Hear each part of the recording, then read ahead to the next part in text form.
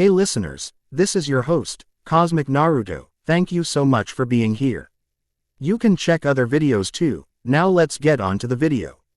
After his fight with Pain, Naruto was now standing still inside the tree where he had his conversation with him. Please fulfill our wish, Naruto Uzumaki.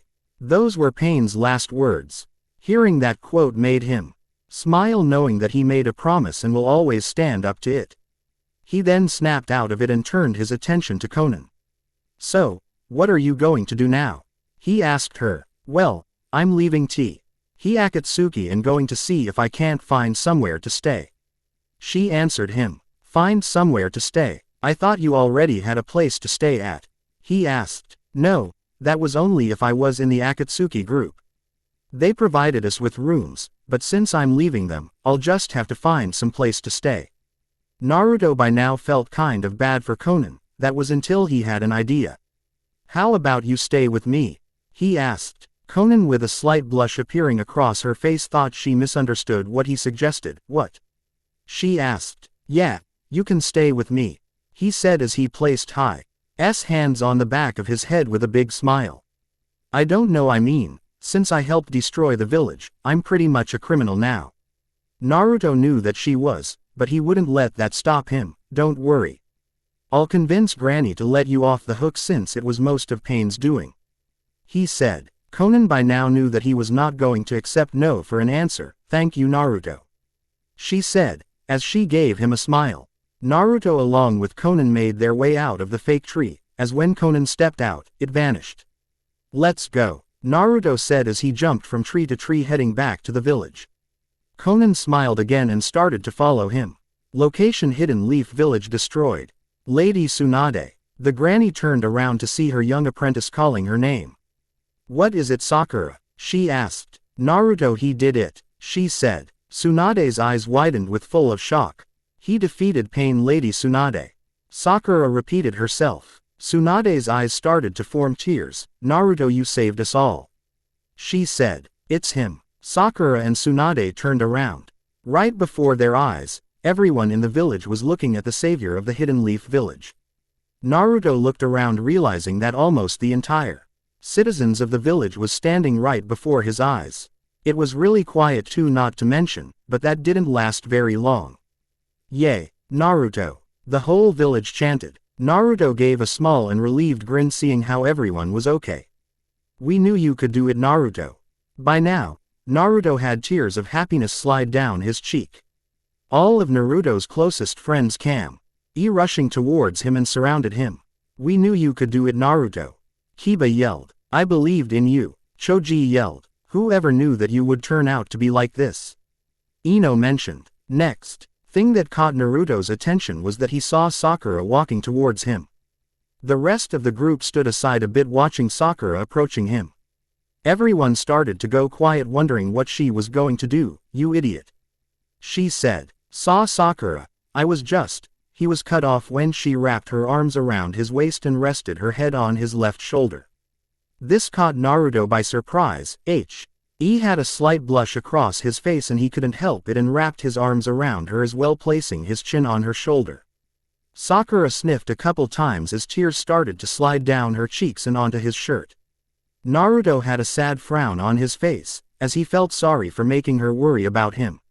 Naruto pulled away a bit and lifted his hand up, whipping the tears off her face. It's okay, Sakura, he said. Sakura looked up at him. Emerald eyes met his blue ones with tears still sliding down her cheeks, but Naruto once again whipped the tears off her face. Sakura wrapped her arms around his waist again, embracing him in another hug.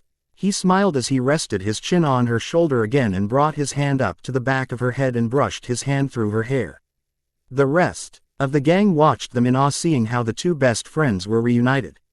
Sakura finally started to ease down slightly and backed away a bit as she gave him a smile. Another thing that caught him by surprise was that all of his friends grabbed him again and started tossing him into the air.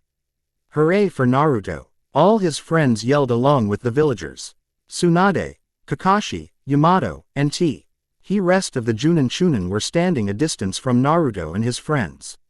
They all stood there with smiles on their faces and realized how far Naruto has come. Iruka, standing by Konohamaru's side, was so proud of Naruto. He went from being his student to something bigger. He was now looking at a hero. If only you were here, third Hokage, you would be so proud to see how much Naruto has changed. Iruka said. Iruka closed his eyes, letting out a big smile as tears of happiness slid down his cheeks. Naruto, you're the hero of the village. He said. To think that out of all the people in this village, Naruto Uzumaki turned out to save every single one of us. Kakashi said. Whoever thought that kid would be able to save this entire village? Anko said. Way to go, kid. That was all Tsunade could think of to say in her mind. She was just too proud of Naruto and couldn't think of anything else. From afar, Konan was standing behind a pile of destroyed building particles and was watching Naruto and his celebration. Pain, I think we both believe and know that Naruto can bring peace to this world, she said, as she looked up at the sky. Naruto was enjoying all the attention and all. That was until he remembered of what he had to do. Can you all let me down, please? He asked his friends. They all respected his wish and let him down as they started clapping and cheering for him with the rest of the villagers. Naruto made his way to Tsunade, which caught her attention. Everyone watched him as he stopped in front of her. I have a request, Granny, he said. Oh, what is that? She asked. Naruto turned his attention back to where Konan was hiding and gave her the signal. She vanished and reappeared next to Naruto. All of Naruto's friends went from happy and cheerful to being well on guard and cautious. Granny, there's nothing to worry about, she's harmless. A vein popped on Konan's forehead hearing that she was harmless. My request is that you allow her to live in the village, Naruto said. Tsunade started to think about it. She looked at Konan, then to Naruto. She blinked a couple times and then crossed her arms. Naruto, he paid attention carefully now and was hoping to hear what he wanted to. Konan was hoping the same and not becoming a target to the village. I accept your request, Tsunade stated. Naruto let out a big smile. As for Konan, she felt rel. Ievden knew she had a lot of talking to do later on. Thank you, Granny, he said. Tsunade couldn't help it but smile as well as seeing him happy. Naruto felt hands grabbing him by his arms, pulling him back. As he turned his head to the side, seeing that it was his friends, they once again started to toss him in the air. Hooray, Naruto! The entire village chanted. From that time on, they all enjoyed the celebration they threw for Naruto. Cheers, laughter, and all that jazz were going on for quite some time now as they continued his celebration. Time skip a month later. It's been a month after the destruction of the Hidden Leaf Village, but with the time that has passed by, they managed to bring the village back to its original look. It was back to its peaceful village as the villagers were roaming down the roads, shopping, training, school, and everything else there was to do. Seeing how everyone was enjoying the peace, well, for the hero of the village, he was only enjoying his sleep in his apartment. He was sleeping on the couch ever since Tsunade allowed Konan to stay in the village, which Naruto offered her to stay with him, in which she did. Konan opened her eyes as the sun beamed through the window. She realized it was late morning and decided to get up out of bed.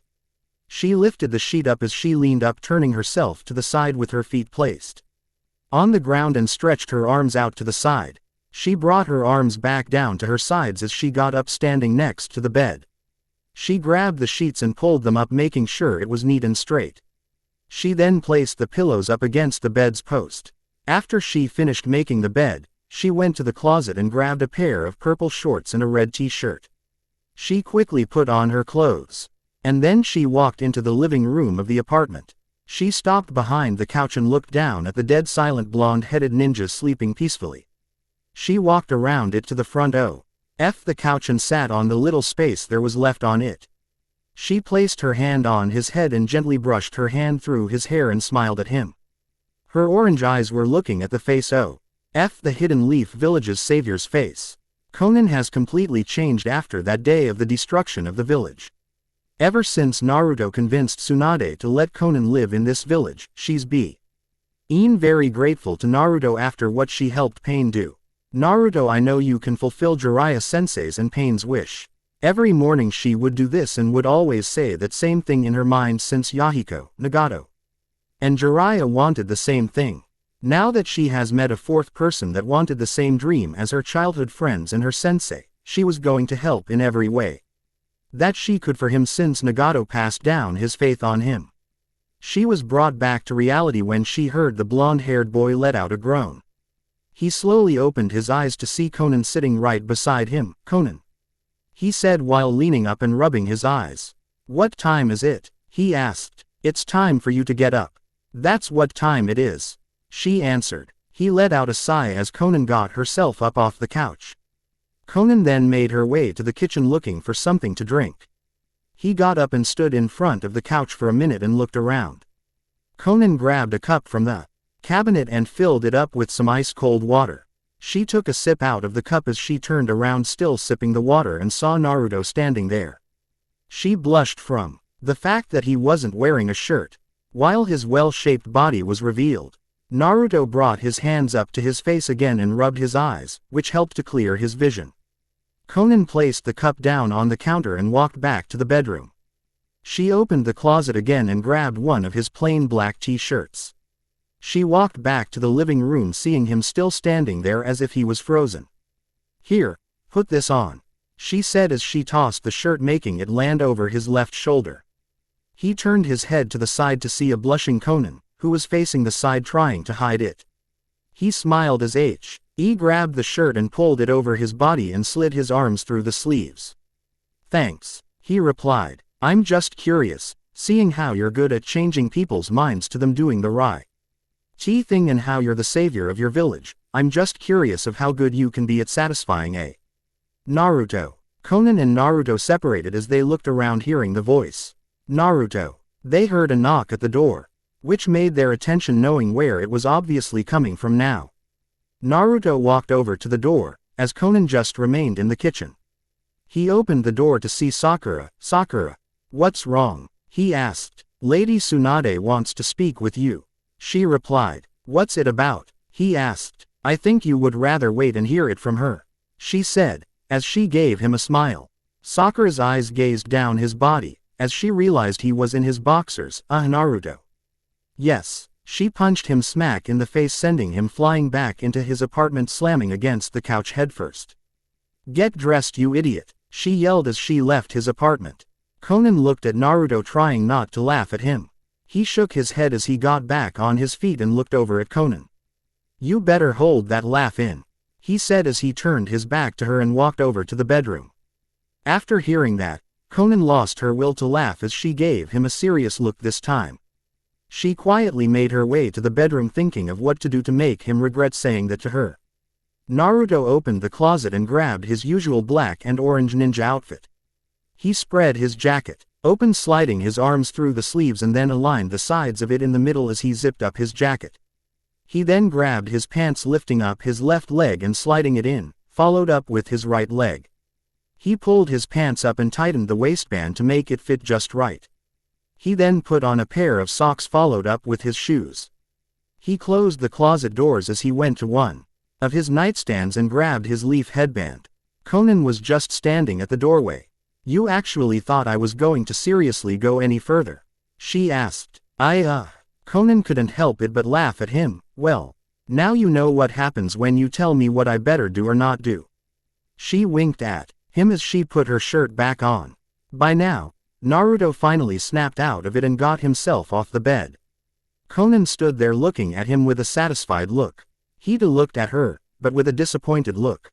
They both just stood there giving each other looks, Konan giving him a satisfied look. As for him, he was giving her a disappointed one. Konan raised an eyebrow. "Don't you have to go see Tsunade?" she asked. Naruto snapped out of the little staring contest they were having as he ran to the front door. "Darn you Konan, you've got to stop distracting me," he said, as he opened the door and ran out the door. Konan just kept her attention on the door as she grinned at hearing what he last said. Location: Hokage's office. "What's taking him so long?" Tsunade asked. Well, seeing how it is Naruto we're talking about, he'll obviously run a little late." Shizune replied. "Well, he needs to." The door slammed open. "Sorry I'm late Granny," Naruto said. "Well it's about time runt.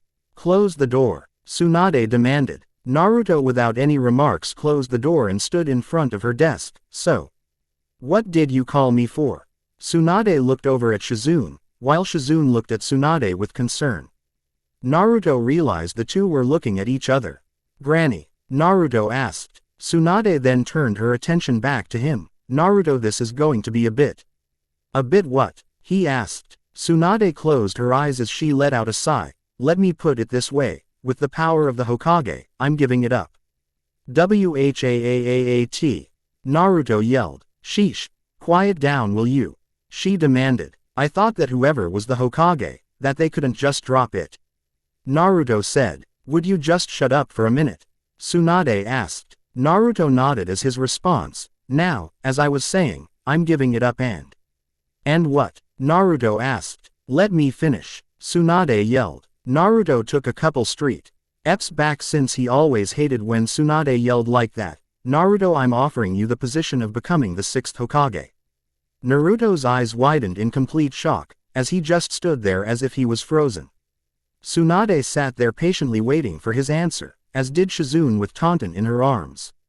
Naruto finally snapped out of it. Let me hear this correctly, you want me to become the 6th Hokage? He asked. Yes, Tsunade answered. Naruto realized she was being serious as he was starting to feel a little lightheaded now. Tsunade rolled her eyes knowing what was about to happen. Naruto dropped to the floor, passed out, still not believing what she told him. Naruto, Shizune said as she went to his side. He'll be fine, Shizune, he just passed out is all. Tsunade said. Little did he know that someone was watching them from a nearby building. A strange large Venus flytrap came out of the wall. We should report this to Madara. Zetsu said. Well, let's hurry the freak up. The other side of Zetsu mentioned. With that said, Zetsu disappeared back into the wall, making his way to the hideout. Time skipped 3 hours. A pair of eyes opened ever so slowly, blurring their vision. He leaned up, realizing he was in his apartment lying in his bed. He rubbed the back of his head, remembering what occurred just a few hours ago. Naruto, I'm offering you the position of becoming the 6th Hokage. His eyes widened, remembering what Tsunade had offered him. Me, the 6th Hokage? He asked himself. He held out his hands as he looked down at them. Why me though? He asked himself. Naruto. He snapped out of it as he heard someone at his door. He got up out of bed and made his way to the front door. Naruto. The person yelled as they kept knocking on the door. As he approached the door, he unlocked it and opened it to see that it was Sakura. He left the door opened as he went back inside and decided to plop himself onto the couch. Sakura gave him a worried look, wondering what was going through his head after Tsunade's offer. She walked into the apartment, as she closed the door behind her and locked it. Naruto was just sitting there on the couch staring down at the floor. Sakura's eyes softened, while she walked to the couch and sat down next to him. Naruto, I know it's a tough decision, but I know it is. I just never expected it to happen like this. I mean, if you think about it, Sakura. As you know, we all know, I have the 9 tails in me, and if I were to become Hokage, that's just going to make me become the center of attention to a lot of criminals. Sakura knew what he meant and couldn't think of anything to say, not to mention, even the Akatsuki will find some way to bring me down. No doubt that they will either, not to mention Sasuke might plan something too. He said. Sakura looked at him with a serious look. Naruto, do you remember what you would always announce to everyone years ago when we were students in the academy? She asked. By now, Naruto knew where she was going with this. Yes, he answered. You would always tell everyone that you would become the Hokage of this village someday. You always stand up to your words, you always protect everyone. And you even managed to save the entire village. You trained with Jiraiya for years just so you would become stronger and get closer to becoming Hokage. Didn't you make a promise to Jiraiya and Pain? She asked. Naruto instantly shot up and gave a serious look as well. How do you know that? He asked. Konan told me, she answered. But apart from that, didn't you promise them that you would find peace to this world? Naruto went back to looking down at the ground. Yes. You made a promise, and like you always do, you need to stick with your words and make that happen. Seeing how all these years that you dreamed of becoming Hokage you were all excited, and now you seem like you regret announcing that. Well, you told everyone that you would become Hokage and yet, you have that ability right now. Yet, you're not sticking with your words. Naruto, today's the day you become the 6th Hokage, something you've always dreamed of is coming true. After hearing Sakura's little speech, he was starting to feel better. Naruto shot up standing in front of the couch, which caught Sakura by surprise as she looked up at him. You're right, Sakura, I did make a promise and I also did announce to the entire village. Now, I just have to make it happen and fulfill it. He reached his hands to the back of his head and tightened his headband. Sakura stood up next to him, while looking at him with a proud look. Naruto ran to the front door and opened it. Sakura smiled as she walked over to him. They both walked out of his apartment as he closed the door and locked it. He remained facing the doorknob as Sakura looked at him with a smile. Sakura. Yes, she asked. Thank you, he said, which this caused her to blush slightly.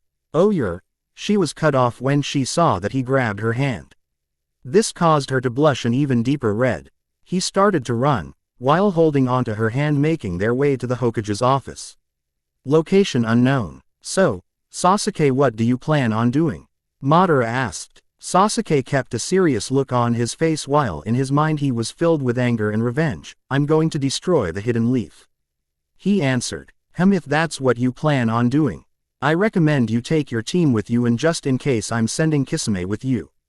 Madara said. Sasuke ignored him as he was planning something out of how to approach the village. Madara. They both turned their attention to what was behind them.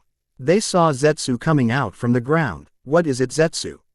Madara asked. I have some very shocking news that you may want to hear. Oh, this also caught Sasuke's attention as they both looked at Zetsu. Tsunade, one of the legendary Sanins and the current Hokage of the Leaf Village, has given up on being the Hokage. Both Madara and Sasuke's eyes widened, finding it very shocking. What was her reason of that? Madara asked. Well, here's the real shocker of the news. The Nine-Tails Jinchuriki, Naruto Uzumaki, has become the 6th Hokage. Zetsu announced. Once again, both Madara and Sasuke's eyes widened in shock. Are you joking? The Nine-Tails a Hokage? Madara yelled. So Naruto, looks like you've gotten a lot stronger than our last encounter. Sasuke thought. I see. In that case, Sasuke, Madara said as he turned around facing him. When exactly do you plan on attacking the village?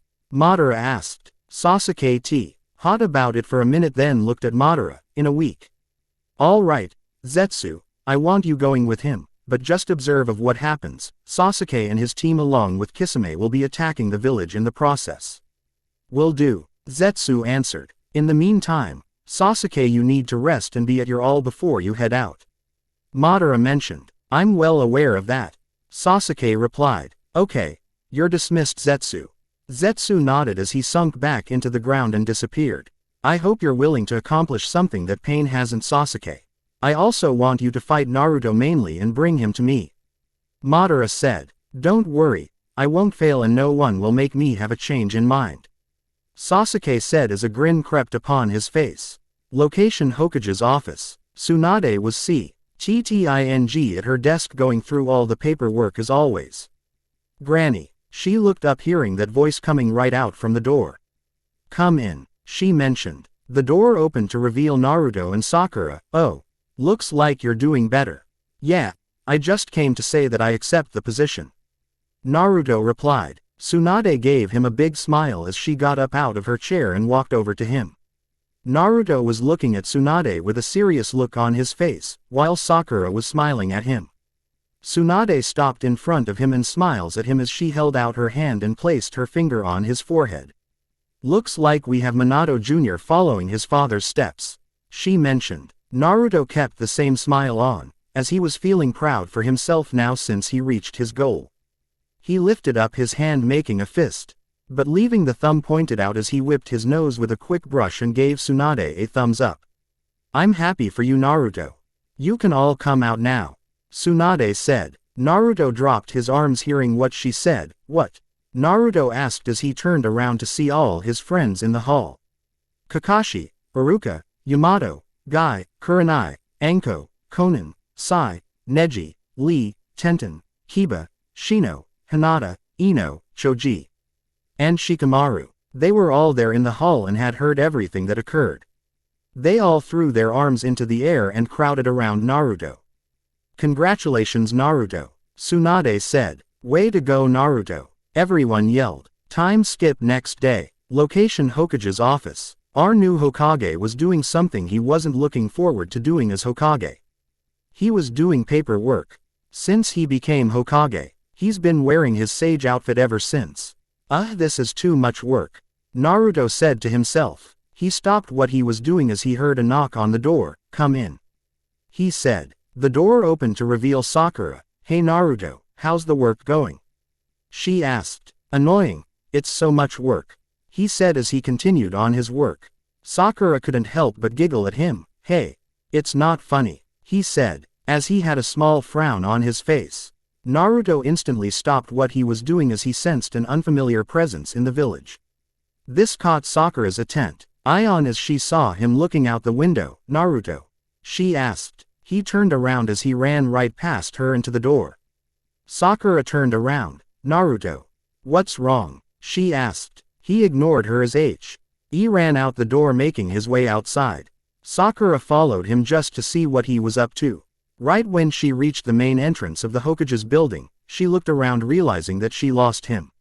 Elsewhere within the village, there was a tall figure that wore a black cloak with red clouds on them along with a straw hat to cover their face, and with a large sword that was wrapped on his back. He also had a partner next to him. He was rather a bit shorter, and he also wore the same clothing and hat. Instead, he had a sword tied to the side of his waist. It looks like the village is back to its original look after that destruction, Kisame thought. They continued walking as he passed several shops and citizens. "The Hidden Leaf Village, it sure hasn't changed a bit ever since I left." They continued walking. That was until they stopped right in front of Ichiraku's ramen. They turned their attention to the bar. As they approached to it, they walked in and took a seat. "Hello and welcome to Ichi." Chuki stopped what he was about to say as he realized the cloaks on the two. What are you two doing here?" Chuki asked. "We just want to know where Naruto Uzumaki is. Have any ideas?" Kisame asked. "I would never tell you anything," Chuki answered. "Hey Dad, is there something?" Ayame stopped as well, seeing the two figures wearing the cloaks. Kisami's partner realized he are in the back as he jumped over the counter and appeared behind her. He pulled out his sword and held it up to her neck. Chuki turned around to see her. "Ayame!" he yelled. Now, don't worry, shush. He won't die unless you tell us where Naruto Uzumaki is," Kisame stated. Chuki didn't want to tell out where Naruto was, as he had no choice seeing that he knew they would kill his daughter. Chuki sighed seeing that he had no choice. "He's at the Hokage's building," he answered. Kisame gave him a huge smile. "Now, was that so hard?" Kisame asked. Chuki didn't say a word to that as he was focused on one thing. "Now let my daughter go." "I told you where he is," he demanded. Kisame sighed. "Kill her," he said. "No." The other member held up his sword as he brought it closer to Ayame's neck. Me just screamed to the top of her lungs knowing this would be it. Just when he was inches of making impact to her neck, he was stopped. "I knew I sensed you too," Naruto said. "Naruto!" Chuki and Ayame yelled, feeling relieved. He kicked the guy, sending him against the wall. "What are you two doing here?" Naruto asked. "Let me answer that for you," Kisame said. Naruto turned around hearing his voice. "We came to negotiate with you." Kisame gave him a grin. "I see, let's not talk about that here then," Naruto said, as he grabbed the other Akatsuki member by the collar and vanished out of the bar with Kisame following. Location Training Grounds. Naruto along with the two Akatsuki members appeared onto the training ground. Naruto just tossed the guy toward Kisame. "Okay, let's hear it," he demanded. "I'll just make it quick. You hand yourself over to us. If you deny, then you'll witness another destruction to the Hidden Leaf Village, and I will promise you that we won't fail like Pain did," Kisame said. Naruto's eyes widened knowing that this was a tough decision. He had just become Hokage yesterday, and now he has to deal with this, another threat to the Hidden Leaf Village. It was either hand himself over or have everyone in the village die.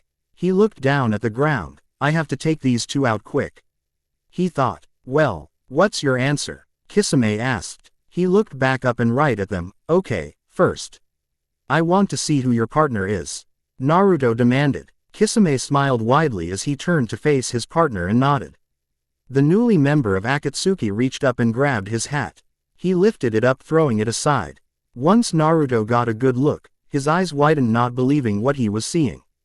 Kisame looked back at Naruto. Well, have anything to say? He asked. Sasuke. He stuttered. Surprised to see me, Baka? Sasuke asked. Naruto couldn't think of anything to say. I'm starting to lose my patience. Kisame said. Naruto on the other hand just stood there acting like he was frozen. Sasuke. Kisame called out. Yeah, take him out and we'll bring him in by force. I'd thought you never asked. He said as he charged a Chidori all around his right arm. He held up his right arm aiming right at Naruto, Chidori spear. He said as a long string of lightning shot toward Naruto. He didn't budge at all, seeing how he wasn't focused on the attack that Sasuke made. Cha! Sasuke jumped back a bit, avoiding Sakura's attack, which caused his attack to disappear. As Sakura's fist made impact with the ground, it caused the ground to lift up. Wasn't she your other partner back then? Kisame asked. Sasuke gave Sakura a death glare. Yes. He answered. Sasuke, why are you doing this? She asked. He ignored her. Sasuke, why are you even with the Akatsuki? She asked. Once again, he ignored her. Sasuke, why? She was cut off to see that he was now behind her. You're still annoying, he said as he backhanded her, causing her to fly a few feet ahead and fall to the ground. Naruto finally snapped out of it as he saw Sakura was now here but was lying on the ground. Sakura. He yelled as he ran to her. Sasuke just stood there watching him go over to her. Naruto. You're running out of time, he mentioned. Naruto stopped next to her as he got on one of his knees and held her up to lean her against his arm.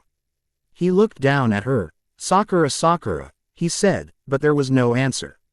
Sasuke closed his eyes. Okay, I'm making the choice for you then, you're coming with us.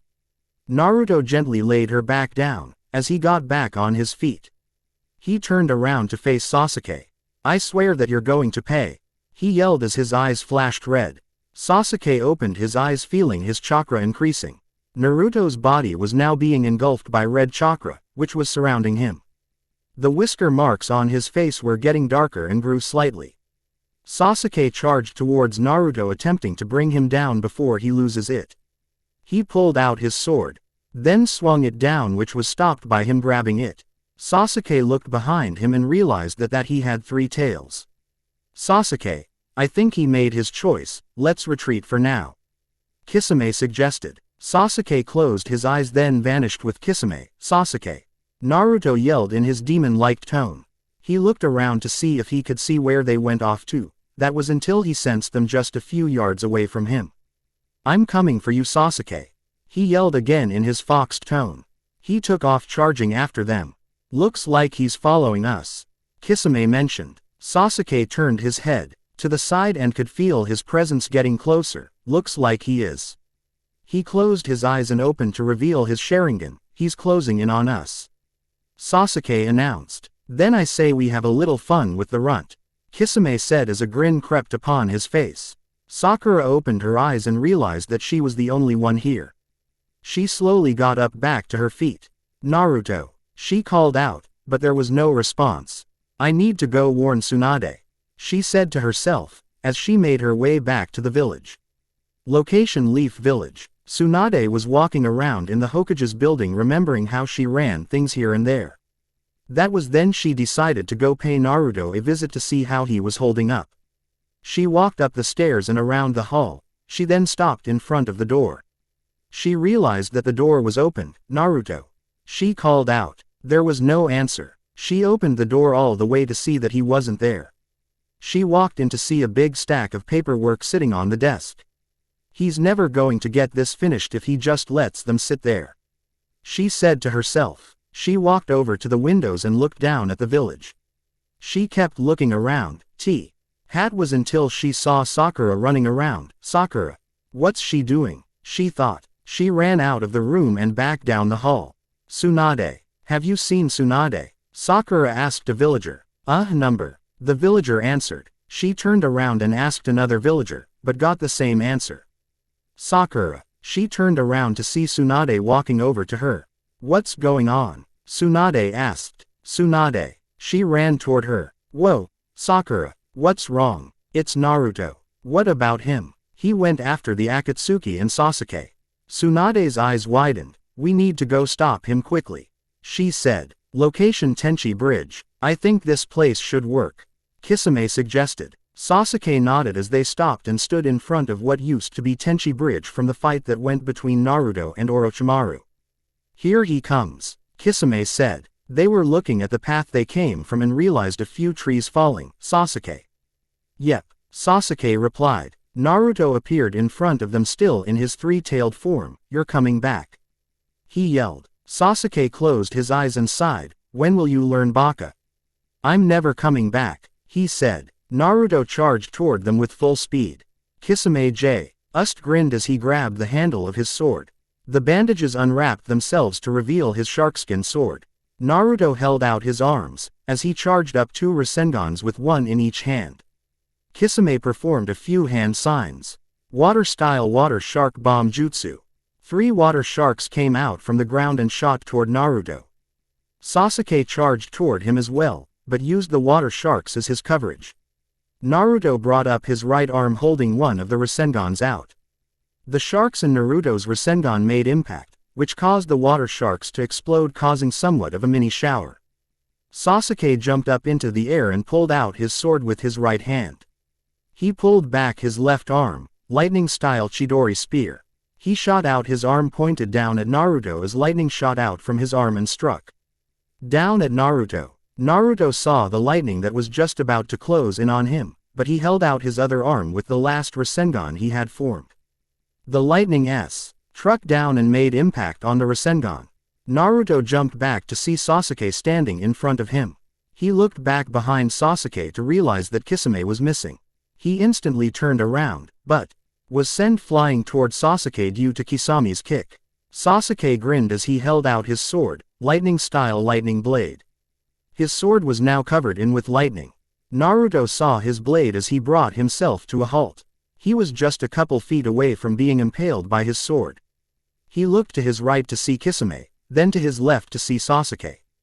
I'll make it quick, Sasuke said as he held up his right arm into the air. Kisame knew what he was about to do. Sasuke, not here, Kisame suggested. Sasuke brought his arm back down to his side to see what Kisame meant. They felt a few people coming towards them that were only a few yards away. We need to retreat for now, Kisame said. Sasuke nodded as him and Kisame vanished. Sasuke, Naruto yelled. The red chakra that was surrounding his body was now being absorbed back into his body. Naruto was now back to his normal look and just stood there and knew that he had failed once again to bring Sasuke back. Naruto. He ignored the voices that were heard close by. Naruto. Sakura yelled as she saw him just standing there. He knew that she wasn't alone and that she brought a team of 5 including herself.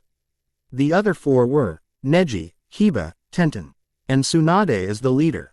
Yo, Naruto. Kiba called out. Once again though, Naruto ignored them. I failed again, he mumbled. What? Neji asked. I failed again. He mumbled once more. Naruto. What are you trying to say? Tenten asked. I said I failed again. He yelled, which caught everyone by surprise to the fact of him yelling. Naruto. It's okay, you don't. No, I am tired of how I always fail of bringing him back. He yelled, cutting Sakura off. Naruto. Please forget about the problem that just took place and come back to the village.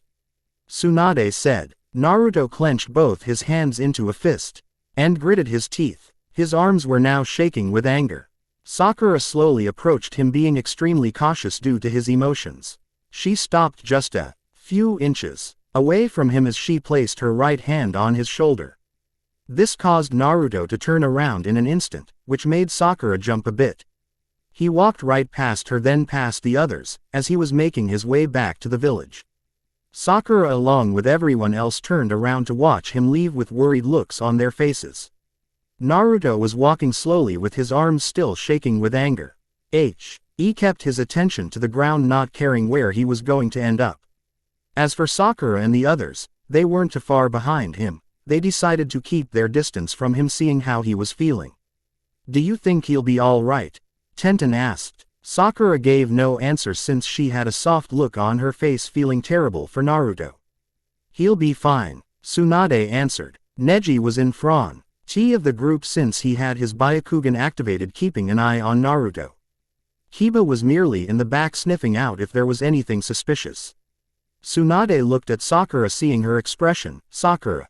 Sakura turned her attention to the side, looking at Tsunade. He'll be fine, she said. She turned her attention back to what was in front of her, thinking about both Naruto and Sasuke. Back to our new Hokage. Naruto by now was back to walking, but he had tears forming in his eyes. Why do you go so far to stop me? Sasuke asked. Because you were the only one I shared a bond with, Naruto answered. Sasuke's eyes widened. Naruto, all the time we had as a team was not wasted. We became best friends, but I'll just have to sever that bond. End flashback. Tears started to fall from his cheeks to the ground. Sasuke. I won't let Orochimaru have you. It's too late, Naruto. I'm not going back and you can't stop me. I'll break every bone in your body if I have to and drag you back to the village myself, Naruto yelled. Naruto and Sasuke were charging at each other in the sky. Naruto with his Rasengan and Sasuke with his Black Chidori. As they collided, a massive explosion occurred, but later on revealed Naruto lying on the ground unconscious. As for Sasuke, he was standing behind him looking down at him. End of flashback. Naruto stopped by a tree as his tears kept leaking out of his eyes. He then slammed his fist into the tree, causing it to fall over. He brought his arm back and held out his hand in front of him as he looked down at his hand. I will bring you back, Sasuke. No matter what it takes, he thought as he clenched his hand into a fist. After a few minutes, Naruto was approaching the main gate of the village with Sakura and everyone else right behind him. Kotetsu and Azuma were standing guard of the main entrance, as they realized their new Hokage was approaching along with the others. Naruto, where did? Don't speak, Naruto demanded, which cut Azuma off. Naruto walked right past them, leaving Azuma and Kotetsu wide-eyed, wondering what was wrong with him. Sakura and the others stopped by the two. He's having a real bad time right now, Tsunade said. What happened? Kotetsu asked. Well, he's frustrated at how he failed to bring Sasuke back when he had the chance, Tsunade answered. Sasuke, he was here? Azuma asked. Yes, he was in the village at first is what I heard. Then they lured him out of the village, Sakura answered. How come we didn't sense his presence? Azuma asked. Because they probably kept it hidden. Wait, they? Who was the other one? Kotetsu asked. Kisame Hoshigaki, Neji answered. Location unknown. Madara was leaning against a wall waiting for Sasuke and Kisame to return with the news. Madara, Kisame called out as him and Sasuke were approaching him. Ah, I see you both returned safely. So, what happened? He asked. He refused, Kisame answered. I figured he would. Anyway, we have a newcomer that would like to help us, Madara mentioned as he held out his arm to call out the person. Sasuke and Kisame turned their attention, seeing someone approaching them from behind Madara. The Meister IOUS figure was wearing a cloak with the hood over his head. He had a tail that looked like a snake. He grabbed his hood as he pulled it off his head. Sasuke's eyes widened. It's nice to see you again, Sasuke. Kabuto, Sasuke said. Kabuto's skin was all scaly looking. He looked as if he was turning to look like Orochimaru. What are you doing here, Kabuto? Sasuke asked. I figured I should join forces in order to fulfill your goal, he answered. I see. So, a traitor of the Akatsuki joins us once again? Kisame asked. Yes, Madara replied. And don't underestimate him either. I've seen what he was capable of, Madara mentioned. Oh, care to show us? Kisame asked. Kabuto grinned as he performed a few hand signs. He then placed his hand onto the ground as 5 crates came out of the ground. The lids of the crates came loose to reveal Sasori, Deidara, Zabuza, Haku, and Itachi. Sasuke's eyes widened as he was mainly focused on seeing his older brother. This caught Kisame's attention as well, which shocked him by surprise to once again see his former partner. That's not all I can bring back, but I think this would be enough to show, Kabuto said. Well, I'm impressed, Kisame said. However, Sasuke didn't say anything since he was still focused on seeing his brother. Kabuto realized his reaction since he brought him back. That's right, Itachi here was the one you killed and realized when you did that it was a mistake of doing so. Kabuto said. Sasuke was starting to get frustrated as he wished that he had never killed his older brother. He clenched his hands into a pair of fists. I swear, Kisame, Madara. And Kabuto looked over at Sasuke wondering what he had to say. I will avenge my brother and crush the Leaf Village, he said. Kisame grinned as did Kabuto, but Madara simply smiled, and Sasuke. We will be there to help make that happen, Kisame said. Good, because the destruction of the Leaf Village will not fail. He yelled. Location Hokage's office. Naruto W. As sitting at his desk still feeling sad since he failed of bringing Sasuke back. You're one of the ones I want to fight the most. Naruto remembered what Sasuke had said to him once they became Team 7. His thoughts were lost, as he heard a knock on the door. Come in, he said. The door opened to reveal Kakashi. Kakashi-sensei, Naruto asked. Naruto, I heard what happened, he said. Naruto's eyes softened, not wanting to talk about it. Listen Naruto, Sasuke, stop. I don't want to talk about this. Naruto, just listen, Kakashi said. Naruto didn't say anything, allowing Kakashi to speak. Naruto, Sasuke isn't who we all thought he was. He's changed and is no longer what he used to be. He left the village for his reasons. I know that you've tried to change his mind, but apparently it hasn't helped. I think it's best that we stop trying since he has fallen into the darkness. Naruto kept his attention focused on the desk, not making eye contact with Kakashi. And I know it hurts Naruto. You and Sakura both, you were Team 7 and you all became close. But, that's gone now. Sasuke had a change in heart. Right now, you need to try and focus. There's no telling when they will attack the village. You're worried about Sasuke and yet, you don't see that the entire village is at risk. Everyone's lives are at stake due to the threat.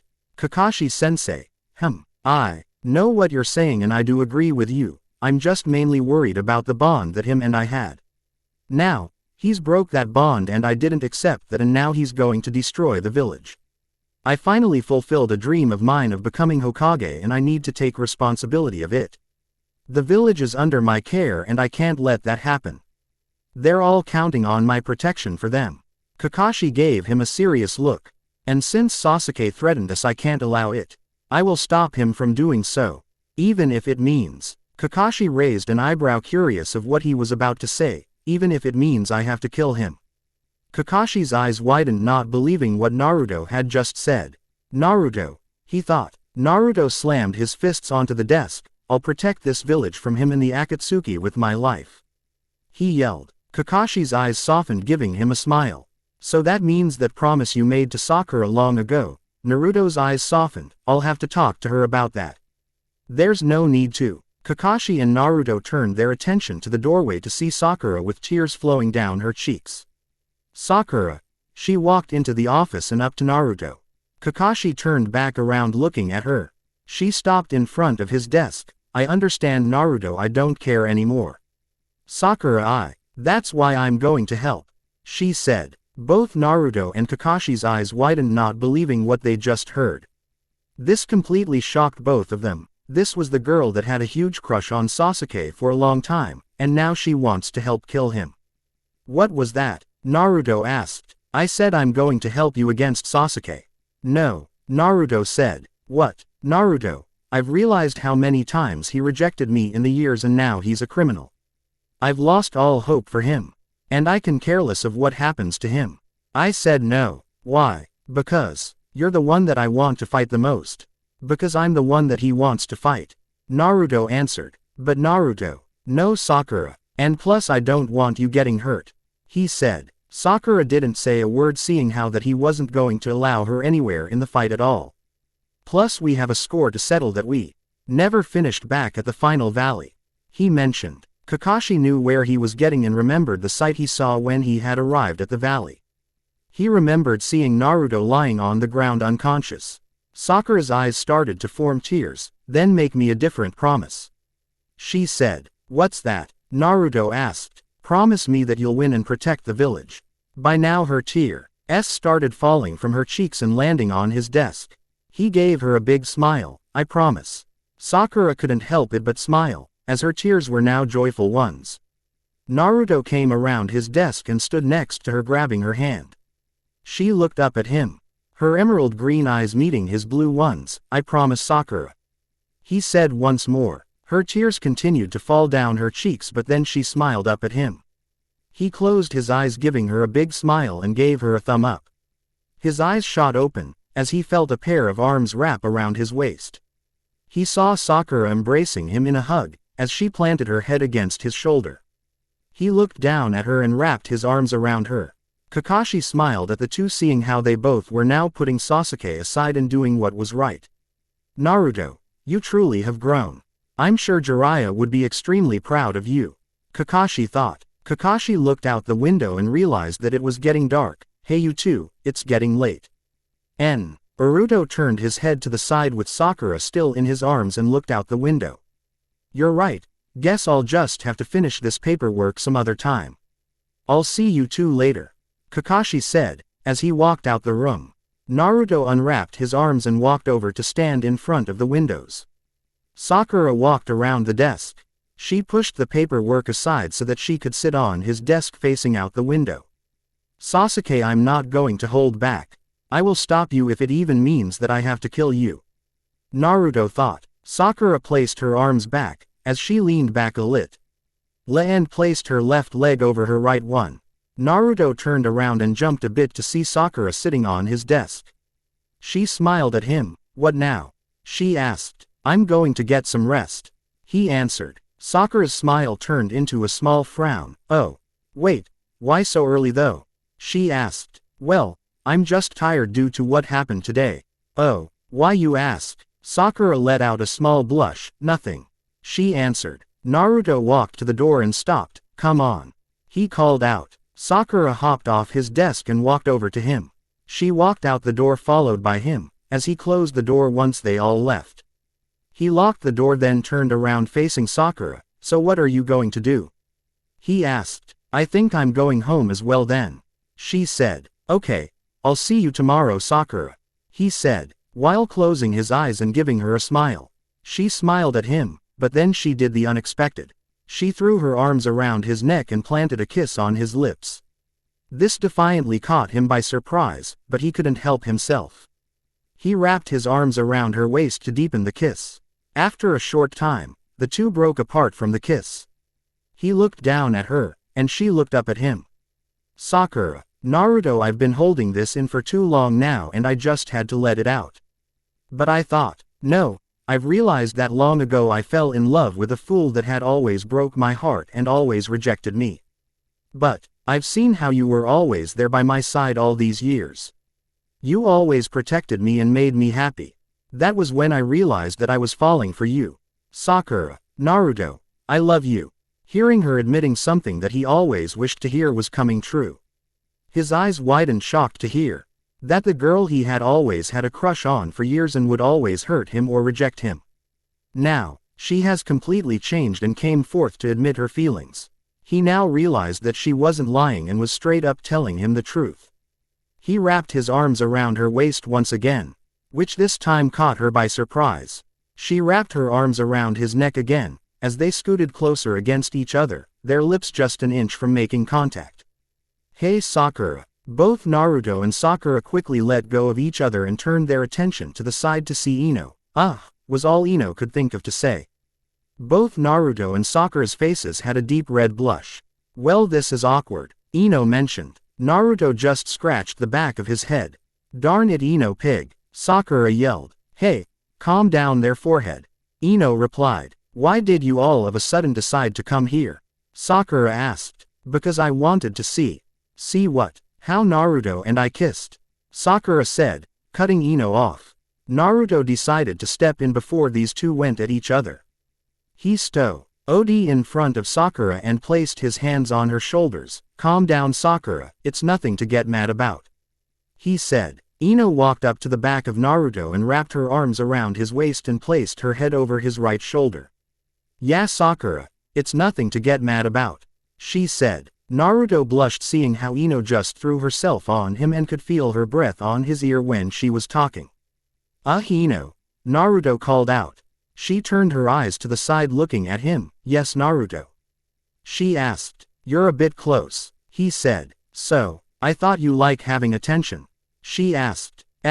Akira was starting to get frustrated seeing how her childhood friend was making a move on the man that she just admitted her love to. Ino's hands started sliding down his body as they made their way to the waistband of his pants. Naruto grabbed her hands and pulled them away before she got what she was looking for. I'm going to get some sleep. I'll see you two tomorrow, he said as he walked off leaving the two girls alone. What the heck do you think you were doing, Ino pig? Sakura was trying to keep herself from landing a hit on her best friend. What, is it wrong for me to flirt around with him? Yes, I don't see anything wrong with it. I think he was actually enjoying it if you ask me. A seductive grin crept upon Ino's face. Besides, he's just what I'm looking for. What, looking for? What do you mean? That he would satisfy me in every need.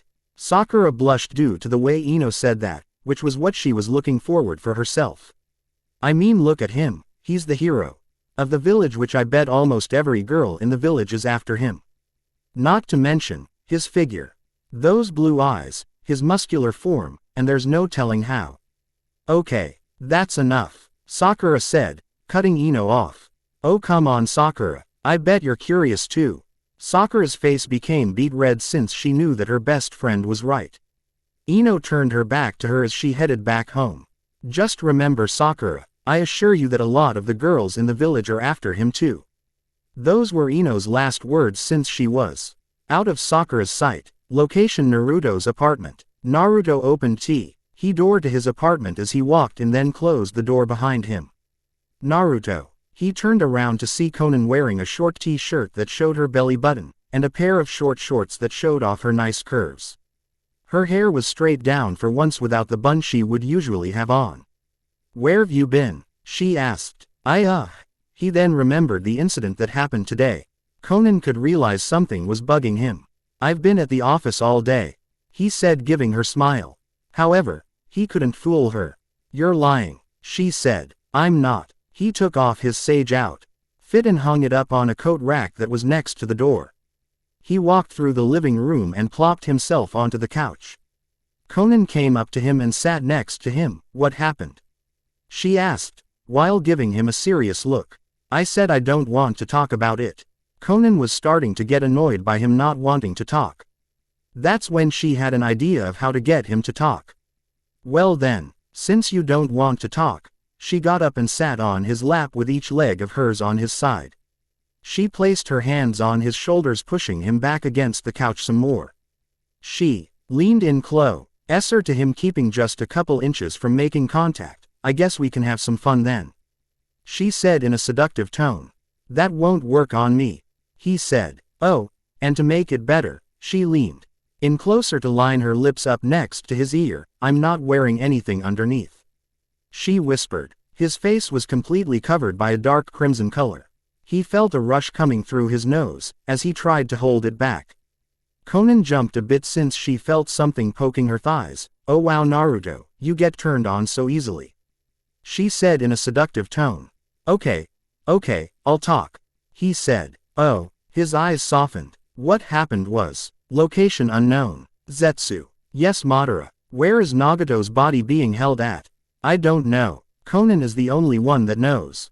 Did you not spy on them when Naruto was fighting pain? I did, but I left after Naruto left the sixth path of pains behind. Darn it, this is going to rather be harder than I thought. I need to find out where she hid him and take back what's mine. Zetsu. Yes. Quote, I want you to go to the Leaf Village and try to overhear any conversations that Konan has and see if she talks about Nagato. I'll try, but what if I get caught? I mean, it is a big village after all, and since the Nine Tails has developed some new tricks, I'm pretty sure he can sense me out. Madara. Both Madara and Zetsu turned around to see Sasuke coming towards them. What is it, Sasuke? Madara asked. I was just thinking, if Zetsu's spying fails and when we attack the village, I'll just force her to talk. When she tells me, I can get Zetsu to N form you wear it is so that you can go reclaim what's yours and join in to support us for the destruction of the leaf. I agree with Sasuke, Kabuto said as he joined in the conversation. Fine, we'll go with your plan. But that's if Zetsu fails to get any information. In the meantime, rest up. Fine by me, Sasuke said, while making his exit from the conversation. He kept walking down the hall till he was out of their sight. Sasuke. He heard that voice, which was coming further within the hall. Itachi? He asked since he couldn't quite see him. Itachi came out of the darkness of the hall to where his little brother could see him. I'm just going to tell you this. When we attack the leaf, I will do my best to protect you. Even though it's too late for me, but due to Kabuto I was given a second chance. Since you got my powers in you and yet due to the resurrection, I still have my power in me. Itachi. What is it?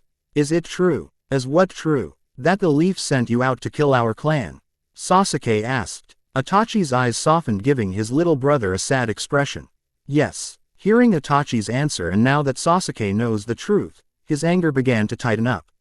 His arms were shaking as he gritted his teeth. Itachi walked closer to his brother and wrapped his arms around his little brother's waist. Sasuke hugged his long-missed brother as tears started to form in his eyes. Don't worry, brother. We'll take revenge on the leaf together. For our clan and more importantly for mom and dad. Sakura Ino Konan Tenten. Make a vote by leaving it in a review and tell me why. And if you have any suggestions, add that in as well. Okay, thank you for all the comments everyone, and the reason why I didn't add Hinata is because I'm not much of a Naruto's Hinata fan. Sorry. Also, my time working with my stories is going to happen slow again. I just started a new job and it's extremely tough work, and not to mention that it's very tiring. All the hours are mixed up, like for one. I work on Wednesday 4 p.m. to 3 a.m. which is a killer. Mondays are normal times like 8 a.m. to 6 p.m. But enough talk, onto the story. I don't own anything that has to do with Naruto. Now onto the story. Chapter 2. Konan was sitting in shock hearing Naruto's story about what happened earlier today. Naruto, was all she could say. I don't care what happens to me, just as long as I protect this village, then I'm happy. He said. Konan looked at him with a worried look, wondering if he means what she was thinking. Even if you, I will do everything that I can do to protect this village. Even if it means that I die. He said, cutting Konan off. But you won't die, because we'll be here to help and prevent that from happening. No, I don't want anyone interfering. What? Why? This is my problem that I have to handle myself. But, no, he said. She drifted her gaze to the side, keeping herself from looking at him. As for him, he was looking down at the ground, resting against his arms, which were placed on each of his legs. He slightly closed his eyes and his straight face turned into a sad frown. Konan turned her gaze back to him. Fine then, if you wish for that then. Be my guest, and don't talk to me again, she said, as she got up and made her way to the bedroom, leaving him to be alone. He didn't react in any way to what she told him, but instead he knew that he better talk with her again. He let out a sigh, as he got up and made his way to the bedroom. Konan was sitting on the bed holding a pillow against her stomach and had some terrible thoughts going on.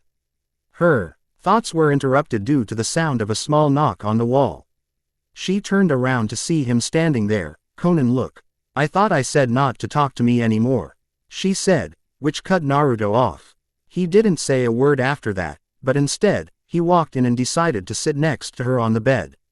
Konan, however, turned herself facing away from him. Konan, I just came to. She instantly turned around and gave him a serious look. What did I say? She asked. But stop talking. If you want to talk, then go somewhere else, because I'm not listening. Naruto was starting to get annoyed seeing that she was just going to tell him that over and over. Konan, just let me. No, I said not to. Naruto by now had about enough of this.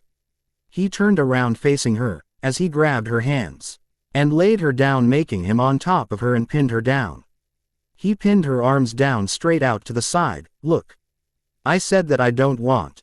She did. She flipped each other over, making her be on top on him this time, and placed each of her legs on his sides. She leaned up, sitting on his lap, as she grabbed the waistband of his pants. She decided to slide it down slowly, but once his pants were aligned with his knees, she quickly removed it, making it land next to the door. She looked down at him again and realized that there was just one more thing that had to be gone, which was his boxers. She jumped a bit, as she felt a pair of hands squeeze her butt. She looked down at him and realized the grin that he was giving her. She turned her head to the side facing him. "Well, now I know how the hero of the leaf is in bed now," she said, giving him a smile. "Well, at least you went all the way this time and didn't tease me like you usually do," he said. She giggled slightly, as she laid her head on his chest. "Conan, yes, I will never leave you." Hearing those words made her smile, as her heart was beating at a fast pace. She closed her eyes, as she fell into a deep sleep. As for Naruto, he was staring up at the ceiling, but then closed his eyes, falling into a sleep as well. Time skip. Next day morning. Location unknown. Sasuke was walking around the hall's loo, king for his brother wanting to talk with him again. Sasuke. He turned around to see the only person he wanted to speak with, and that was none other than Itachi. "Itachi, I need to talk to you. I'm aware of that, brother." Sasuke looked at his brother with a serious expression. "Brother, when you were assigned to kill our entire clan, what was the reason they had for you to do that?" "The reason was because they were planning on to destroy the hidden leaf." Sasuke's eyes widened but then reverted back to his usual serious look. "I see. In that case, I'm going to the hidden leaf to make an announcement. I'll go with you to make sure nothing happens." "Let's go then," Sasuke said, as both him and his older brother vanished. Location: Hidden Leaf Village. The sun's light shot through the window of Naruto's apartment, which shined down on his face. He slowly opened his eyes, but instantly shut them since the sun's light made contact on his eyes. He turned his head to the side and opened his eyes again. He was looking at a peaceful Conan who was still completely asleep. He removed the sheets off of him, as he got up out of bed. He walked around the bed picking up the clothes that were lying on the ground and threw them in a basket. He walked over to the closet and opened it, as he grabbed a fresh pair of his usual clothes. After he put every last clothing on, he turned around to see that she was still sleeping. He smiled at her, remembering what happened last night. He walked out of the bedroom and made his way to the door, but before he left, he grabbed his sage outfit from the coat rack and put it on. Just as he was about to open the door and leave, he felt a pair of arms wrapped around him. "Where do you think you're going?" she asked. "So, did you enjoy last night?" she asked. Yes," he said. She smiled up at him, as she kissed him, in which he returned it. He wrapped his arms around her waist to deepen the kiss. She pulled away from him slightly and looked at him. "Then how about another go?" she asked. His face was completely flushed red hearing her ask that. Her hands started to travel down his body. "Come on, I promise I won't bite." Her hands stopped at his pants, as she slid one of her hands down his pants. Conan, we can't," he said, as he grabbed her by the arms and pulled them up. "Although I'm very tempted to have another go, I am staring at a perfect body that's right in front of my eyes.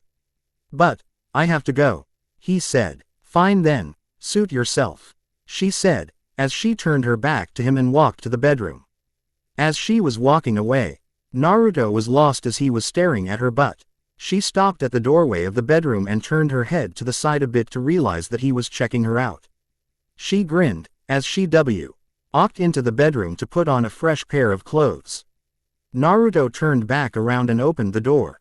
He walked out, but once again was stopped. He let out a sigh, as he turned around. "What is it, Conan?"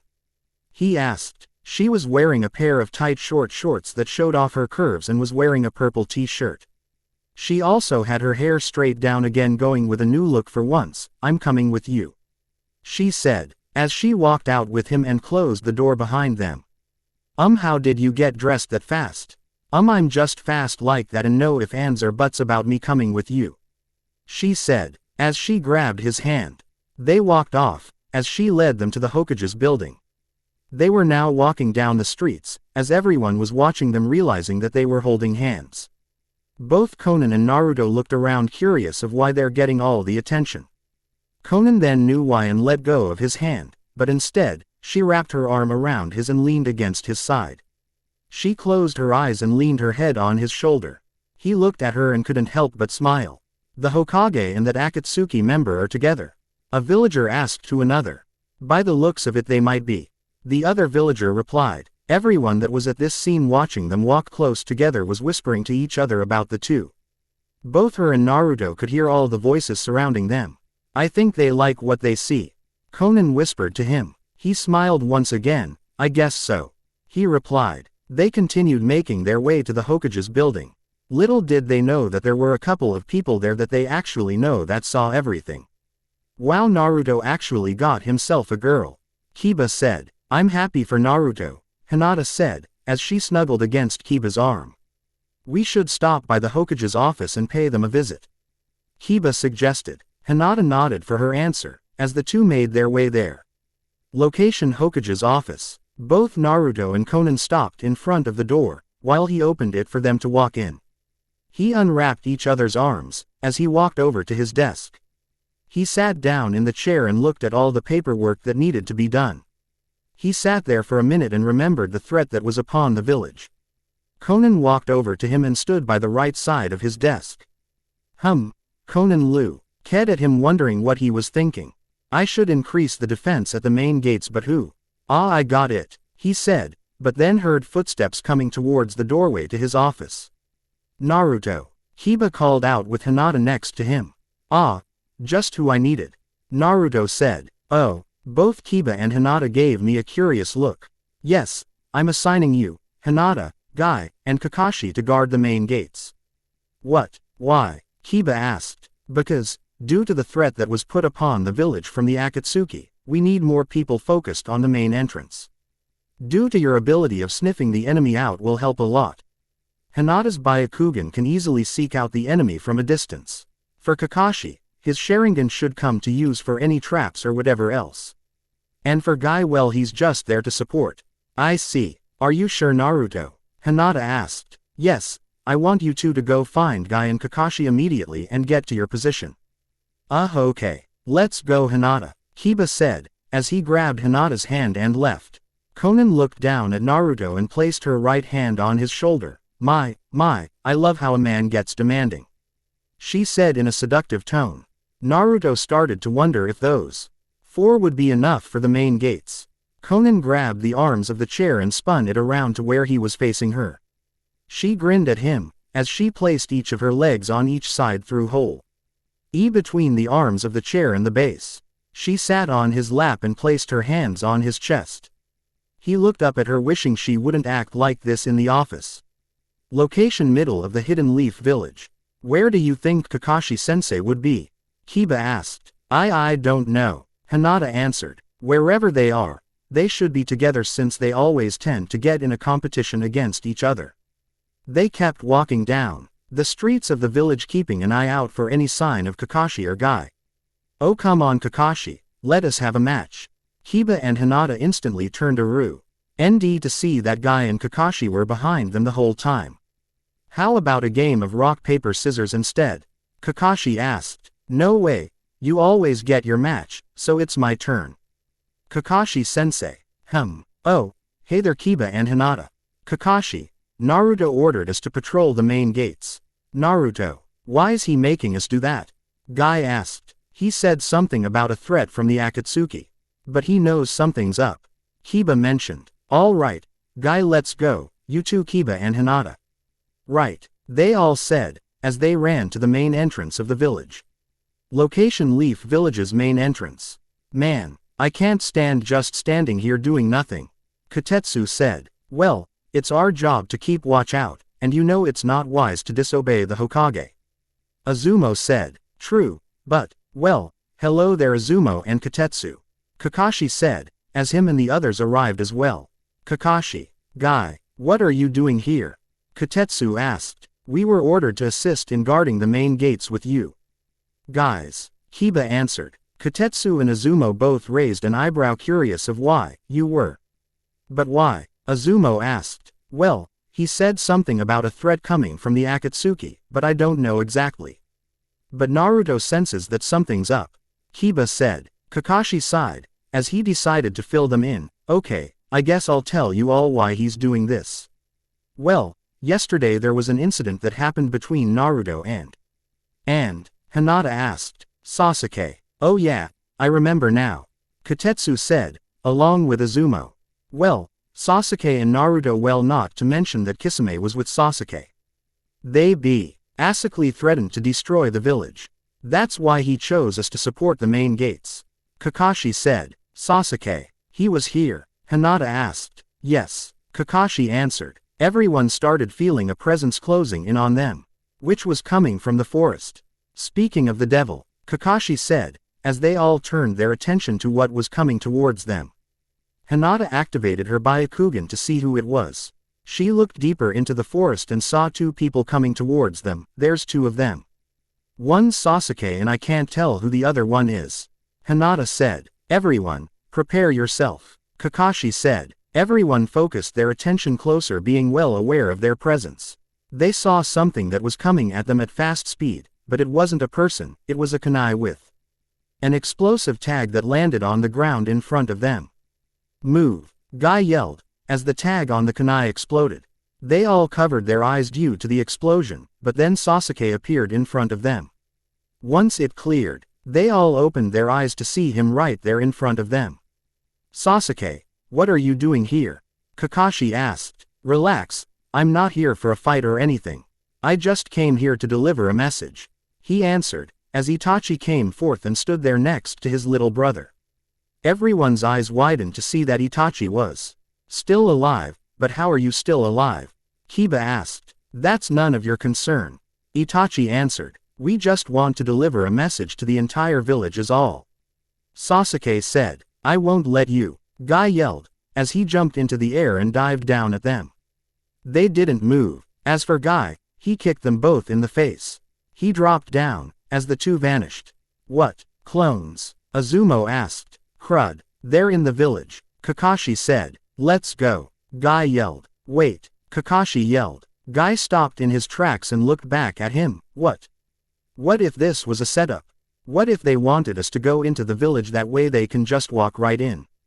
Kakashi asked. Kakashi-sensei's right, Kiba said. It's best we just stay here and keep an eye out. Izumo said. Guy sighed and knew they were right. Location Hokage's office. Konan. Please. Naruto couldn't finish due to Konan, who was still sitting on his lap and kissing him wildly. She ignored him though. Naruto stopped what he was about to say, as he felt a presence on top of the Hokage building. Konan stopped since she felt it as well. She got off him, while he got up out of his chair and ran out the office. Nothing here has changed at all, Itachi said, as they stood on the rooftop on the Hokage's building. They looked down at the village to see everyone just walking around. Sasuke did a few hand signs, fire-style fireball jutsu. He yelled, as he shot a giant fireball into the sky. All the villagers looked up at the sky to see it, but then gazed their attention lower to see where it came from. Everyone's eyes widened to see Itachi up there with his brother. Sasuke grinned and realized that all the villagers were looking up at him. Listen, people of the Leaf. Years ago, your village made my brother kill my entire clan, and for that, let's just say the destruction of the Leaf will happen. Sasuke yelled. And it, Sasuke. Both Itachi and Sasuke turned around to see Naruto charging at them. Ah, well, it's about time you showed up. Sasuke yelled as he charged at him. Konan stood behind away from them, but she turned her gaze to see Itachi. Her eyes widened, not believing that he was still alive. Naruto pulled back his arm, as did Sasuke. Itachi sighed, as he appeared in front of both of them and grabbed their fists to stop them from going any further. I thought we came here to deliver a message. Not to fight, Itachi asked. Naruto's eyes widened to see Itachi again. Sasuke sighed since his brother was right.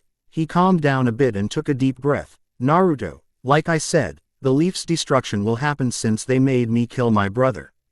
Naruto looked at Itachi, then back at Sasuke. Sasuke, there isn't going to be another destruction to this village. As long as I'm Hokage, I will prevent that from happening. He then turned his attention back to Itachi. How are you still alive? He asked. It's none of your concern. He answered. Naruto then looked back at Sasuke. Just so you know, Sasuke, that bond we had, I know. You broke that and I couldn't accept that. Sasuke just grinned at him. But that won't stop me now this time, because I will stop you from doing so even if that means. Sasuke raised an eyebrow, curious of what he was going to say. Even if it means what? He asked. That I have to kill you. Sasuke's eyes widened hearing his answer, but then he smiled widely and laughed extremely loud. Naruto and Konan looked at him with serious expressions. You kill me. Naruto, I'm afraid it's going to happen the other way around. I will be the one to kill you. He replied. Sasuke, you forget that you and I are equally powered. None of us would win, meaning that we would both die. Naruto said. Sasuke once again laughed at his words. I'll just have to fix that then. He grabbed the hilt of his sword and pulled it out slightly. Sasuke, no. Itachi said. Let me kill him here and now. Itachi shook his head. No, Sasuke, the time will come, and don't forget that Madara is waiting on something. Oh yeah, I forgot about that. He said, as he slid his sword back in. Let's go then, Itachi said, as he vanished. Sasuke turned his back to Naruto and leaned his head to the side a bit. Naruto, I will be the one to kill you in the end. Those were Sasuke's last words, as he disappeared to head back to base. Konan looked at Naruto with a look of concern. Naruto tightened his fist. Konan. She looked at the back of his head. Yes.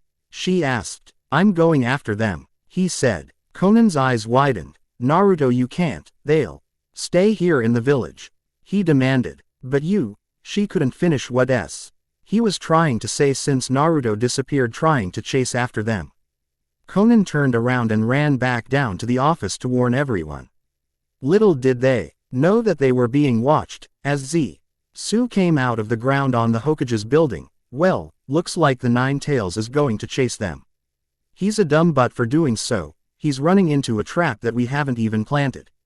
The other half of him said. We better let Madara know, that way we can capture him with ease. Location unknown. I wonder what's taking Sasuke and Itachi so long. Kabuto thought. They're not too far, Madara said. They just stood there outside of their base waiting for the two brothers. Madara felt another presence and turned around to see Zetsu coming out from the ground. Madara, we have some news. What is it? The Nine Tails is following them. Madara's eyes widened and then let out a grin. Looks like we'll be capturing the Jinchuriki earlier than expected. Here's a warning though, don't let him use any summoning techniques and everything will work with ease. Madara mentioned. Kabuto looked out, as he saw Itachi and Sasuke approaching. Well, it's about time you two. Madara and Zetsu turned around to see the brothers finally arrived. Sasuke, you know that. Yeah, I know, he's right behind us, Sasuke said, cutting Kabuto off. Sasuke sighed, as he turned back around and threw a kunai back at the path they took to get here. Naruto was just a few yards away from getting where they were at, but he then saw a kunai coming right at him. He pulled out one of his own and blocked it with his. He jumped off the last tree and landed on the ground. His eyes widened to see practically the rest of the Akatsuki standing right in front of him. Well, it's about time, Kabuto said. Sasuke grabbed the hilt of his sword and pulled it out. What's going on out? Oh, if it isn't the Nine Tails, Kisame said, while he came walking out the base. He grabbed the handle of his sword, as the bandages unwrapped themselves off the sword to reveal his sharkskin sword. Madara grinned behind his mask, as he activated his Sharingan. Get him, he ordered. Kabuto charged at him, as his hands were glowing blue. Naruto was aware of that move, remembering the fight he had with him back when Tsunade fell to that move. Kabuto pulled back his arm and aimed down for his leg. Naruto jumped up quickly and landed a kick to his back. However, his snake tail came out from his cloak and grabbed Naruto by his ankle and slammed him into the ground. He grabbed a kunai and stabbed his tail, which caused it to let go of him. He looked up to see Sasuke coming down at him with his sword aiming straight down at him. He jumped to the side a bit, but saw Kisame coming at him from the side as well. Kisame slashed his sword down at him, but Naruto slid around him and kicked Kisame in the back, sending him up in the air a bit, as he collided against Sasuke. Naruto looked to his left to see Kabuto, Sasuke, and Kisame standing there. He then looked to his right to see Madara and Itachi. Well, Naruto, what are you going to do now? Madara asked. Naruto gave a serious look to every one of them. I'm going to protect the village. As the 6th Hokage, Naruto Uzumaki will put my life on the line for the village. Madara couldn't help it but laugh behind his mask. Good then, there's nothing you can really do anyway. Naruto threw his kunai toward Kabuto and the other two, while he charged at Madara full of anger. I'll kill you first. Naruto yelled. Madara just stood there with a grin behind his mask and just looked at him coming after him. Location: Leaf Village. Konan was running around the village looking for someone that Naruto knew. She was ignoring the fact that most of the guys in the village were staring at her butt due to her curves being shown. Konan? Sakura asked, as she saw her running by. Konan stopped and looked over at Sakura. Sakura, Naruto went after Sasuke. Again. Sakura's eyes widened. Why? She asked. I don't know, he just told me to stay in the village and not go after him. We need to get some help and then we'll go after him. Right, Konan replied, as EY went around the village to get some help. Location unknown. Naruto was sent back and slammed against a tree from the punch he received from Madara. He coughed up some blood due to how hard the contact was. Madara walked over to him. When will you learn, Naruto? You can't hopefully win, and even if you beat me, somehow, you still got them to handle. Red chakra started to leak out of Naruto and form all around him. Here it comes, Madara said. Naruto got up and was showing that he had 3 tails out. Naruto swung his fist at Madara, but was stopped. He was just an inch away from landing a hit on him. It's over, Madara said, as the red chakra reverted back into Naruto's body. Naruto was just standing there, wanting to know what the heck just happened, but Madara grabbed him by the neck and held him in the air. Finally, the 9 tails is ours, Madara said. Naruto grabbed his arm with both his hands trying to break free, but it was no use. Mangekyo Sharingan. Madara looked right at Naruto's eyes. Naruto was now in a different world. He was pinned up against a wall and saw Madara standing there in front of him. But you thought that Itachi was the only one who could do this. Well, you're wrong, Madara said, as he pulled out a sword and stabbed it into him. Then after that, several more appeared and also stabbed their swords into him as well. Madara threw Naruto over his shoulder, which he was completely out. Looks like he's done for, Kisame said. Let's get him too. Stop. They all turned around except for Madara to see their former Akatsuki member Konan Sakura and some of Naruto's closest friends. Oh my, it looks as if we're outnumbered, Kisame said. Let Naruto go, Kakashi demanded. Madara just stood there with Naruto over his shoulder. I'm afraid I can't, he said, as he turned around and looked over at Konan. If it isn't the traitor, Madara called out. Konan looked at him with a disgusted look. I'll tell you what, we'll hand Naruto over if you tell me where you hid Nagato at, Madara offered. Konan gave him a frustrated look. Never, she yelled. Fine then. He turned his back to them. Konan placed her hand over her mouth thinking it over. Madara started to walk off. Let's go, he demanded. I was wanting to have a little fun, Kisame said. Kakashi appeared in front of Madara blocking his path. You're not going anywhere, he said. Guy and the rest of Team 9 appeared by Kakashi's side supporting him. We're not going to allow you to take Naruto, Tenten said. Tenten's right. You will not walk out of here with our friend Naruto, Lee said. Friend? Madara asked, but then he started laughing insanely. The 9 tails a friend? When will you all learn? The 9 tails can't have friends, and to see how you all became his friends out of all these years is too funny. You should just let this go by because Jinchurikis don't deserve to have friends. They're a threat to everyone, they're monsters, Madara stated. He's not a monster, Sakura yelled. Madara turned his attention a bit to the side. He has the 9 tails inside of him, which makes him a monster, Madara said. No, he isn't. He's everyone's friend. He's the hero of the Leaf Village. He's the new Hokage, and he's the one I love, Sakura said, as she looked at him with a serious expression. Everyone including the Akatsuki looked at Sakura with looks of concern. Love? Madara laughed once again insanely, not believing what she said. Sakura's serious expression turned into a sad and soft one, not liking what Madara was doing. That's too funny. Let's go everyone, Madara said, as him and the rest of Akatsuki turned around to see Kakashi and Team 9 still blocking their path. Move. Madara demanded. Did you already forget what I said earlier? Kakashi asked. Madara let out a sigh. If you want to live, you'll move.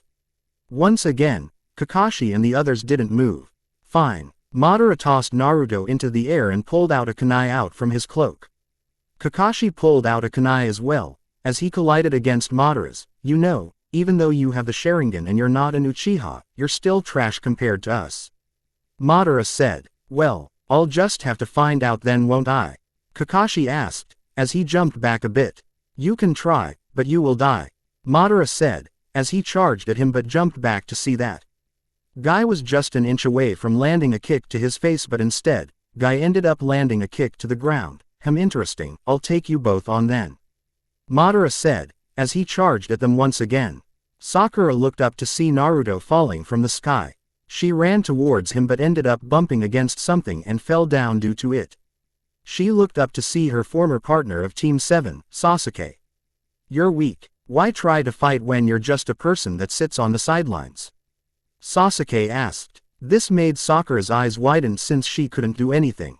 Sasuke sighed, as he pulled out his sword. I'll just put an end to you here, he said, as he swung his sword. Sakura closed her eyes sitting there hopelessly, but she didn't feel anything. She opened her eyes to see Lee stopping him. Sasuke. What do you think you're doing? Lee asked. Ah, so if it isn't you. If I remember right, back then during the Chunin exams, you humiliated me in front of everyone. I never got to get my revenge on you since. But I guess the time has come. Sasuke said. He jumped back and performed a few hand signs, fire-style dragon flame bomb. Sasuke said, as he shot out a massive fire, which took form of a dragon and shot towards Lee and Sakura. Lee grabbed Sakura and jumped up high to avoid from being hit. Lee looked down to see that Sasuke was gone, and then he realized where his preza NCE was at now and looked up to see him diving down at him. Sasuke shot his arm down, punching Lee smack on the face, which caused him to crash down to the ground with Sakura still in his grasp. He okayed his head and looked back up to see Sasuke diving down at him again. It's over, he said, as he crashed down on them, which made a crater underneath them. Now this is where the fun is, Kisame yelled, as he charged at Neji and Tenten. Kisame jumped up and dived down toward Neji. Rotation, he yelled, which caused him to get pushed back a bit. He landed on his feet standing just a few feet away from him. Since last time I failed to kill you too, I'll just make that happen now. He performed a few hand signs, water-style water shark bomb jutsu. 3 water sharks came out from the ground and shot towards Neji and Tenten. They both jumped into the air a bit, while Tenten pulled out one of her scrolls and summoned a sword from it. She dived back down and swung her sword at the sharks, which made them disappear. Neji landed next to her. We'll just have to put an end to you here, Neji said, as they both charged toward Kisame. Kisame grinned and charged right after them as well. What should we do? Kiba asked. We need to find out how to get Naruto out of here while we got the chance since everyone's fighting. Shino mentioned. Shino's right, Hinata said. Oh, trying to think of a plan are we? Team 8 turned around to see Kabuto standing there. Were you just thinking of how to get Naruto out of here? He asked. Darn it, Kiba said. I'm afraid I can't allow any of you to get him out of here. Kabuto said. Fang over Fang, Kiba yelled, as him and Akamaru spun rapidly towards him. Kabuto grinned, as his tail came up in front of him to stop them in their path. He wrapped his tail around them both and tossed them back to his team. He called his tail back, but felt something was off. He looked at his tail to see bugs covering it up. He grinned as he leaked some of his chakra to his tail, which caused the bugs to drop dead off his tail. He turned back around to see Hinata right in front of him, 8 trigrams 64 palms. She said, as she started striking on him. She delivered the final strike, which made him slide back a bit.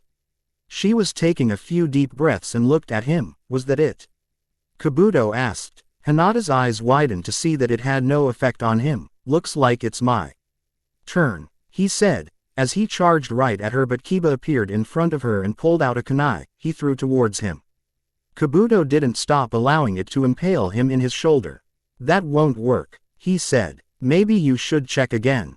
Kiba suggested. Kabuto stopped and looked at the kunai, his eyes widened to see an explosive tag on it.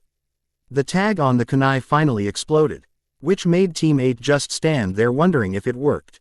Once the smoke cleared, they saw that he wasn't there. Where did he go? Kiba asked, as they all looked around. Why don't you look above you? Kabuto suggested. They all looked up and saw his snake tail just an inch from them. It's over. Kabuto said. Itachi was standing from a distance watching everyone fight. Well, it looks like your friends really do care about you, right? Naruto. He kept looking at the battlefield with Naruto in his arm. He turned around and left the battlefield with Naruto still in his arm. Itachi. He stopped in his tracks and turned around to see Konan. Let him go, Itachi. Konan demanded. Why would I do that? Didn't you and Nagato want peace in this world? He asked. Konan knew he was right. Yes. But not like this. Oh, think about it though. Once we absorb the Jinchuriki out of Naruto, this world will have peace. No, it won't, because Madara's just planning to use it as a weapon, not for peace. He's planning to use it and make everyone bow to him and obey him. Itachi decided to listen some more. Ever since you died, Madara's been using your brother to gain what he wants. Sasuke. Yes, he's just using everyone so he could rule this world. I'm still not convinced, Itachi said. Naruto defeated Pain and he promised him something. Itachi listened carefully. He promised to fulfill our wishes of bringing peace to this world. So Naruto ended up defeating Pain, huh? He looked down at Naruto. There's also one other thing that has happened, Konan said. Itachi looked back up at her. He became the 6th Hokage. Itachi's eyes widened. So his dream came true. I see. Not only did he defeat Pain, but he became the 6th Hokage and promised to bring peace to this world. I see. Itachi let go of Naruto and laid him on the ground. Konan looked at Naruto's unconscious body, then back at Itachi. She ran over to Naruto's side to protect him from anything. She leaned him up against her chest and placed her hand in his hair. Konan. Yes. Make me a promise, will you? What is it? I want you to always be by his side. Make sure nothing happens to him. Also, make sure he fulfills that promise he made. What are you planning? She asked. Itachi didn't say anything and walked back to the battlefield. Itachi. She called out. He kept walking back, toward the middle of the battlefield and looked around for Sasuke. Itachi. Sasuke called out. Itachi turned around to see his brother. Sasuke, we need to talk before. Before what? I disappear. Sasuke's eyes widened. No. I don't want you to leave. I finally get to see you again and now you're leaving me. Don't worry, little brother, but we need to talk real quick. Sasuke and Itachi left the battlefield and went back to where Konan and Naruto are. Konan realized the two appeared, but didn't do or say anything. Sasuke, I need you to leave the Akatsuki and forget about destroying the hidden leaf. What? No way. Sasuke, look, you left the village for power, right? Yes. Well, you got that power and you used that power to defeat me, which you did. Now after you found out about the truth of why I killed the entire clan, you wanted to seek out revenge. That's not going to help but cause a massive war and eventually, you'll end up dying. Me die? Madara told me he would make sure that won't happen. That's what he wants you to think. Just like Konan here told me, he's going to use all the Jinchurikis he gathered to use as a weapon. He's going to use that to rule the world and make everyone obey his will. He could care less about his comrades. Sasuke's eyes widened. But he said, he lied to you, brother, he's just using you. That's why I want you to leave Akatsuki and forget about getting revenge. I even realized my mistakes that I've made in the past. Sasuke looked down at the ground and saw Konan holding onto Naruto, then looked back up at his brother. I can't. Sasuke, you have to stop this. Itachi placed a hand on his brother's shoulder. You have to forget about me and just move on. Is something wrong over here? Sasuke along with Itachi and KONAN turned their attention to the side to see Madara.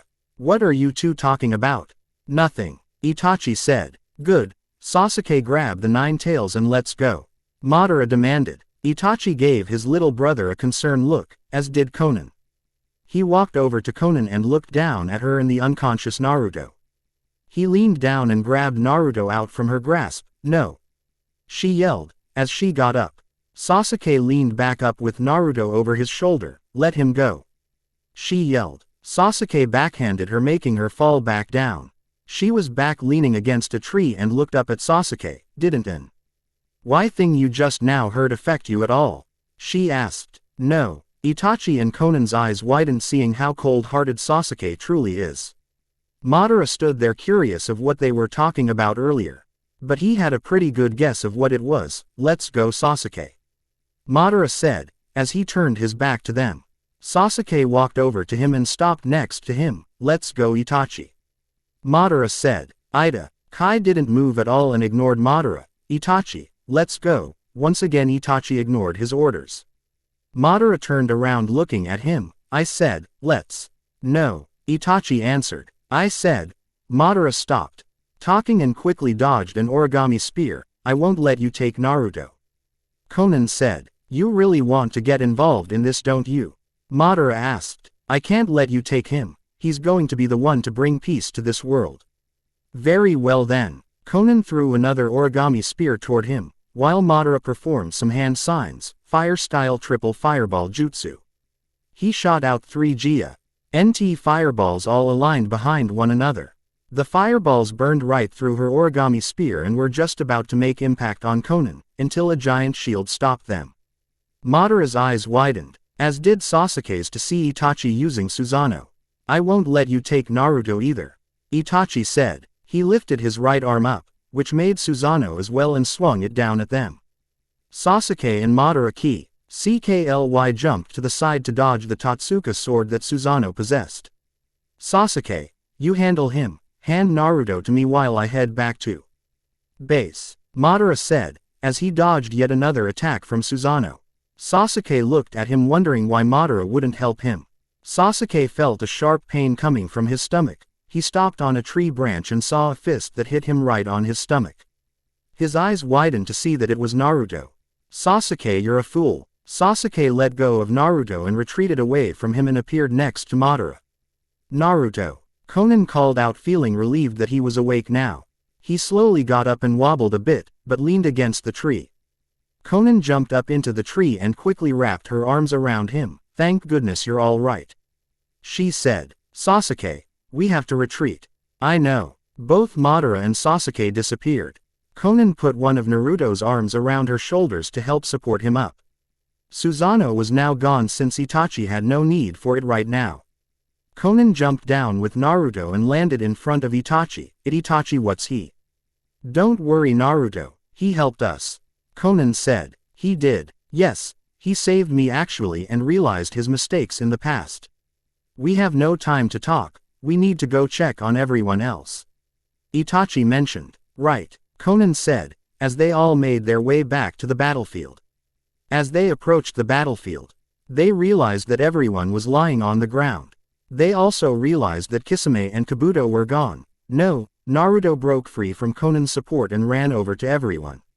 Itachi and Konan stood back feeling bad for what happened and just watched him. Naruto looked around to find Sakura, as he rushed over to her side. He fell to his knees and looked down at her. He saw a wound that was on her right hip. Who did this to her? Naruto turned around and called out to Itachi and Konan. Sass Sasuke. He instantly turned back around, hearing her voice, which was quiet and faint. Sakura, don't worry. We're taking you and everyone else to the hospital, he said, as he picked her up bridal style and jumped from tree to tree, making his way back to the village. We should get everyone else back to the leaf as well, Itachi mentioned. Yeah, Konan replied, as she shot out several pieces of paper and took form of a giant bird. The bird swooped everyone else up onto its back, while Itachi and Konan jumped aboard. The giant origami bird flew up into the sky and flew toward the Leaf Village. Location: Konoha Hospital. Time skip 3 hours later. Naruto was sitting next to the bed that Sakura was laying in, feeling terrible that a lot of his closest friends were badly injured from the fight against the Akatsuki. Sakura, why did you have to come and help? You should have just stayed here where you would have been safe. He was talking amongst himself since Sakura was asleep. Anger started to flow through his system, as he punched the wall, remembering who did this to her. Sasuke, you've gone too far. You attacked your partner from Team 7 and almost killed her. I'll never forgive you for that. He came back to his senses since he heard a knock on the door. He got up and walked over to the door and opened it to see KONAN. "KONAN, how's she doing?" she asked, as she walked in and closed the door behind her. "She's doing okay," he replied, as he went back and sat next to her. KONAN walked over next to him and leaned over the back of his chair. "That's good. How about everyone else?" he asked. "They're recovering just fine," she answered. Naruto let out a sigh of relief, still feeling terrible still since everyone got involved. "Why, KONAN?" She tilted her head a bit to the side and looked down at him. "Why, what? Why did you come after me? I didn't want you to leave. I couldn't bear it if you did." He turned his attention to the ground and closed his eyes. "I understand, but I said not to come after me." KONAN raised an eyebrow and leaned up off the chair and placed her hands on her hips. "I don't care what you say, and I'm not letting you do everything alone. KONAN, I'm tired of you telling us not to help you." "Naruto." He looked at Sakura, who was slightly waking up. "Sakura, you're all right, thank goodness, but she's right," she said. "Sakura, you need to keep resting, you haven't fully recovered. Quit trying to change the subject. KONAN's right. You have to stop telling us not to help you. We wanted to help because we all care for you." "Sakura, see, she even agrees with me," KONAN said. Naruto sighed in defeat and then showed a small smile. "I guess you two are right." Quote, KONAN and Sakura smiled in victory, while KONAN leaned back down over the chair. "About time you realize that people want to be there for you," KONAN said. "Yeah, I'm sorry. It's cute when he apologizes," KONAN said, as she wrapped her arms around his neck. Naruto closed his eyes. "I still don't want anyone getting involved in this, and this is something I have to handle. Which means I have to find a way for you all to not follow." Sakura leaned up, removing the covers off her. She turned around, placing her feet on the ground, and stood up. Naruto opened his eyes to see Sakura standing in front of him. "Sakura, you need to rest," he said. "I'm fine, I feel better."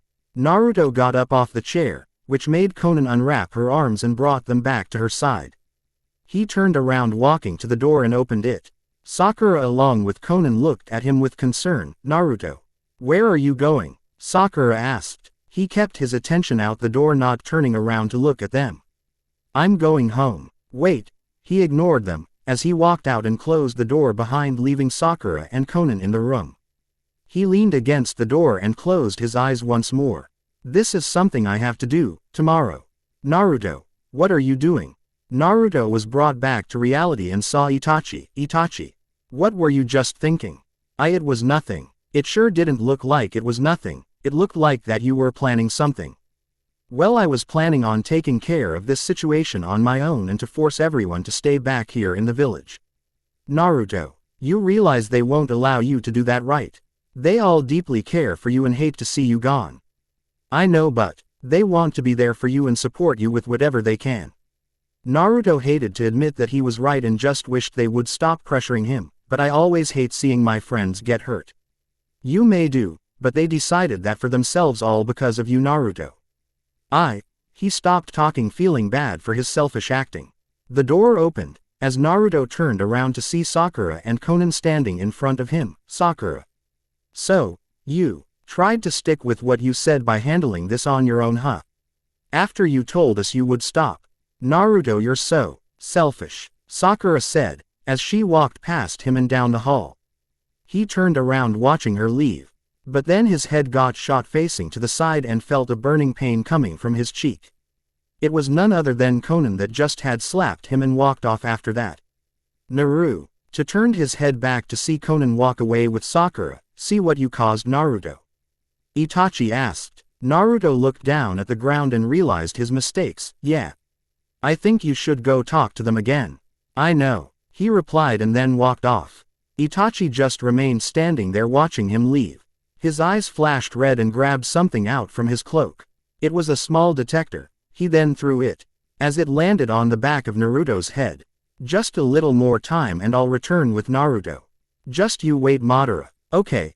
I don't see how a few people got confused with the scene with Itachi and Naruto at the end. If you've kept up with the manga, you'll know. Anyway, when his eyes flash red, it wasn't his doing. That's all I'm going to say, don't want to give it away so easily.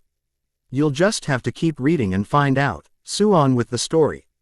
Sakura, Konan, Naruto kept calling out their names, as he kept walking down the streets of the village, while the sun started to set.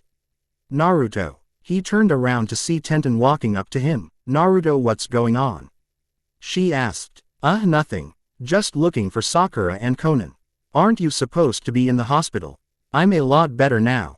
Oh, and Naruto. Yes, I was just wondering if you and I could do a little sparring. Tenten gave him a puppy dog face to help make him answer quicker. He looked at her and of course he couldn't bear it. Sure, but when? He asked. Tenten shrieked a bit, as she jumped a bit like a little schoolgirl. How about tomorrow late morning at the 3rd training grounds?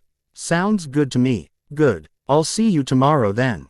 She smiled at him, as she walked off. He shook his head and turned back around to continue his search for the two. After a few minutes of searching through the village, he was beginning to think of one last place, and that place was his apartment. Location: Naruto's apartment. I can't believe he would still say that behind our backs and lie to us. Sakura said. Well, if he wants to be selfish, then let him be. I'm not going to take it anymore. Konan replied. Yeah, but Konan. Yes. Do you think he'll get mad that we locked him out of his own apartment? No doubt. I don't care if he does or not. He really made me upset and now I'm taking action. Sakura was interrupted due to a loud knock coming from the door. Hey, I know you two are in there. Naruto yelled. Konan and Sakura ignored him. Hey, let me in. This is my apartment after all. He kept knocking on the door and still got no answer from any of them. Come on, let me in, he yelled, as he knocked for one last time. That didn't change a thing since he still got no answer. He let out a sigh, as he turned his back to the door and leaned against it. He slid down the door and sat down leaning against it. He couldn't believe that he was kicked out of his own apartment. He thought of only one solution to this, as he slid his hand into his pocket. He knew that his only solution wouldn't work, seeing how the key he had was gone. After a while, Naruto got up off the ground and walked away from his apartment and into the streets. I think he's gone, Konan said. He is. I don't hear him knocking or talking anymore. Sakura replied. In that case, I'm going to get some sleep. Okay, I'm going home then. All right. Try not to run into any problems with him if you see him out there. I won't, Sakura said, as she walked to the door and unlocked it. She opened the door and saw that he was really gone. Good night, Konan. Night, Sakura, she replied. Sakura walked out and closed the door, while Konan walked to the door and locked it. She walked down the stairs and out of the complex, as she was now walking down the streets. She kept looking down the streets until she saw Itachi just up ahead of her. Itachi. He turned around to face her. Oh, evening, Sakura. What are you doing out so late? She asked. I'm just looking for someone, he answered. She then looked at his hand to see some sort of device he had. What's that? She asked, as she pointed to what was in his hand. He looked down at his hand. It's nothing. She looked closely, and realized a blinking red dot coming from it. It sure doesn't look like nothing. She's onto me. There's no doubt that she'll find out here sooner or later. Oh, there he is, Itachi said, as he pointed at what was behind her. She turned around to see that there was nothing. There's nothing. Itachi appeared behind her and knocked her upside the head, which caused her to pass out and fall to the ground. I can't allow you to get in the way, he said, as he turned back around to follow where the tracker indicated where Naruto was. Location: Yamanaka Flower Shop. Thank you. Please do come again, Ino said, as she waved to the customer goodbye. She leaned over the counter seeing how there was no one else here and just looked out the door. She then leaned back up to grab the watering YL from behind the counter and walked around the shop to water the flowers. Just a few more minutes and then I'll be able to go home. She looked out the door once more and saw Naruto walking by. She tilted her head a bit to the side, curious of why he was still out this late. Naruto, she mumbled quietly. As he walked past the shop, Ino saw someone else on his tail. He was wearing a black cloak with red clouds on them. Itachi. She shook her head and ran to the door. Naruto. He turned around to see Ino at the door of the flower shop.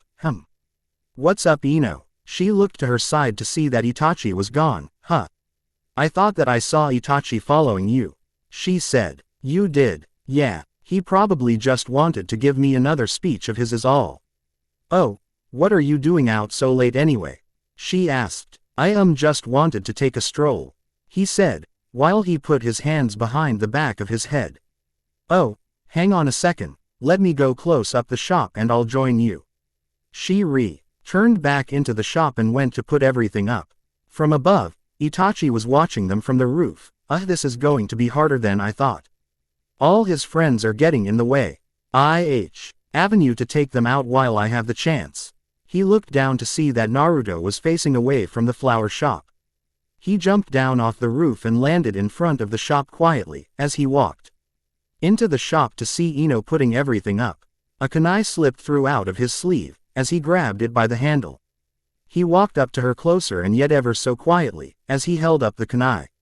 All right, it looks like everything's done here, she said to herself. She felt a sudden chill coming from behind and turned around to see that it was nothing other than the wind coming from outside. She walked to the entrance of the shop, but just as she stood outside a bit, she was instantly pulled back in. She turned around to see Itachi standing in front of her. Itachi.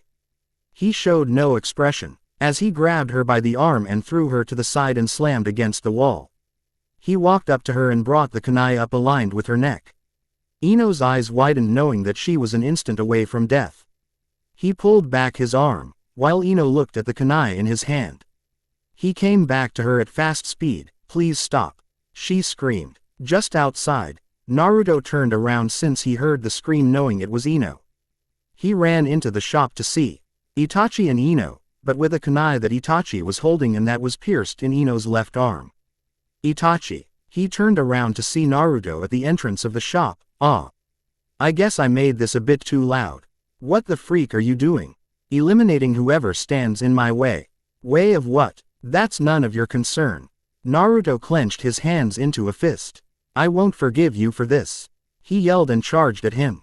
Itachi smoothly slid around and appeared outside the shop. You're too slow, Naruto. He turned around to see that Itachi was running away. You're not getting away. He ran out the shop and chased him down. Location: Leaf Village's main entrance. Itachi stopped right outside of the entrance knowing that he was going to wait for him to catch up. This should be a good spot, knowing that I'll make this quick before any of the other villagers get here on time. Naruto appeared in front of Itachi. I'm not going to let you run this time. Itachi stood there waiting on his move, Shadow Clone Jutsu. Poof of smokes appeared around him to show a dozen clones of Naruto. They all charged towards him. Why? Itachi just grinned and performed a few hand signs, fire-style fireball jutsu. He took a deep breath and then shot out a giant fireball towards the clones. Only about a couple of the clones avoided the fireball, while the others vanished due to the hit they received. The clones looked down but saw that Itachi was right in front of them. He pulled out a sword from his cloak and slashed the clones, making them disappear. Naruto just stood there, while Itachi landed on his feet, but he was closer to Naruto this time. I guess I have no choice, Naruto said, as he pulled the giant scroll off from his sage outfit. He opened it up and placed his hand in the middle, which a poof of smoke blocked Itachi's vision. Just as it cleared, Itachi saw that it was a clone of Naruto, but then it disappeared. What are you? Itachi stopped to see that Naruto was different looking. His eyes were toad-looking with yellow irises, horizontal bar-like pupils, and the reddish-orange pigment mark of a true sage on each eye. So I see you've picked up a new technique since we've last met, Itachi said. Naruto just stood there with his arms folded, giving him a death glare. Very well, Itachi said, as he charged after Naruto. Location: Naruto's apartment. Konan was standing in the kitchen enjoying a nice cold cup of water and was looking forward to getting some sleep afterwards. Maybe I'm going a bit overboard on him, locking him out of his own apartment. The way I slapped him in the hospital, I think I'm getting way out of my head. She looked out the window and then realized a massive explosion coming from the main entrance. What's going on over there? She asked herself. That's when it hit her. She felt Naruto's chakra coming from there. She instantly ran to the door, unlocked it, and opened it. She walked out, closing the door behind her, and ran down the stairs. Just outside the complex, she saw that Sakura was lying on the ground. Sakura. She ran over to her and leaned her up too. Realized that she was just now waking up. Konan. Sakura. What happened? I don't. Wait, Itachi. Itachi. Yeah, I remember him in front of me and we were talking. Then next thing I know he tricked me and knocked me out. What for? He had some kind of device in his hand saying that he was looking for someone, which means Naruto. Konan said. Yeah, we have to go find them. I know where they are. Konan helped Sakura up and started making their way to the main entrance. Location: Yamanaka Flower Shop. Ino was slowly walking out of the shop and leaned against the wall. Where did they go? She felt a sharp pain coming from her arm, as she placed her right hand on the wound. She looked around and heard footsteps coming closer to her position. Let's hurry. I know, Sakura. We can't get there any faster. Sakura. Konan. They kept running but saw that Ino was out. Ino. Sakura said, as they stopped in front of her. What happened? Konan asked. Well, I was closing the shop down, and so I could join Naruto since he was taking a stroll through the village. But Itachi appeared out of nowhere and attacked me. And after that, he ran away but Naruto chased him down. Sakura and Konan's eyes widened. So that means he's fighting Itachi at the main entrance. We better hurry and get to him. Konan said. Sakura looked at Ino's arm and saw the wound. Konan, it's best you go. I need to stay here with Ino and heal her wound. No need. Apparently you forgot that I know medical ninjutsu as well. Plus, it's not that bad of a wound. Her right hand started to glow green chakra, which was starting to heal her wound. All right then, we should go quickly. Sakura said. I'm coming too. Ino said. Fine. Sakura said, as the three girls ran toward the main entrance. Location: Leaf Village main entrance. Itachi was blown back and slammed against a tree from receiving a fierce punch from Naruto. He shook his head and looked back out to see Naruto closing in on him. Luckily, Itachi barely dodged on time from receiving another blow. Naruto turned around to face Itachi. Okay Naruto, enough fun and games. Itachi's body was starting to be surrounded by a massive amount of red chakra. Naruto's eyes widened to see that the chakra was growing. A massive shield appeared on Itachi's left side, as a sword appeared on his right side. The chakra took form of a warrior that had Itachi protected inside of it. This is Susanoo, Itachi said. Susanoo. Yes, it's an excellent protector which keeps me inside of it safely. I see. Then I'll have to match it then. Naruto brought his hand up to his face and bit his thumb. He did a few hand signs and then slammed his palm to the ground, summoning jutsu. A giant poof of smoke appeared in front of Naruto, while Itachi knew what it was going to be. Ah, long time no see Naruto. Gamabunta said. No time Toad, I need your help. What are we dealing with here? Gamabunta asked, while looking at Itachi. That warrior that's made of chakra is called Susanoo. I don't know its abilities but I could use your assistance. Gamabunta let out a loud sigh and pulled out its sword. I see. Gamabunta leapt into the air and dove down at Susanoo. He slammed his sword down but Susanoo blocked it with its shield. Gamabunta added more pressure trying to break through the shield, but it was no good. Susanoo pushed its shield out causing the giant Toad to get pushed back. It's no good kid. We need a different plan since I can't grab it anyhow. Naruto placed his hand over his head but then thought of something better. Toad. Do you remember what we did to fight Gaara a few years ago? No wait yes. Naruto grinned and performed a few hand signs. Let's try it then. Transformation Jutsu. He slammed his hand on the back of Mabunta's neck as its body was now covered in smoke. Itachi stood there waiting for the smoke to clear to see what he was planning to do. A tail came out of the smoke and swung at Susanoo, which caused it to get pushed back a bit. Another tail came out of the smoke and swung at Susanoo again, making it let its guard down. Itachi wobbled a bit and looked at the smoke, as it started to fade away. Once the smoke faded away, Itachi's eyes widened. Impossible, the nine-tailed fox. Location: Ichiraku's ramen bar. Thank you for the food. Kakashi said happily and left the bar. Ah, wasn't that good Lady Tsunade? He asked. It sure was. Thank you for the treat, Kakashi. You're well. He stopped and raised his head and faced the side to see the nine-tailed fox. No. What's going on? Why's the nine-tailed fox here? Kakashi thought. Tsunade looked at him in confusion, but then looked up at what he was seeing. Her eyes widened, not believing what she was looking at. Kakashi. I need you to warn the village immediately. Tsunade ordered. Yes, Lady Tsunade. Kakashi ran to go warn everyone of the nine-tails' appearance. What's happening? Tsunade thought. Come on, we're almost. Sakura immediately stopped in their tracks. As she was now looking at the nine-tailed fox. Oh no, Naruto's out of control.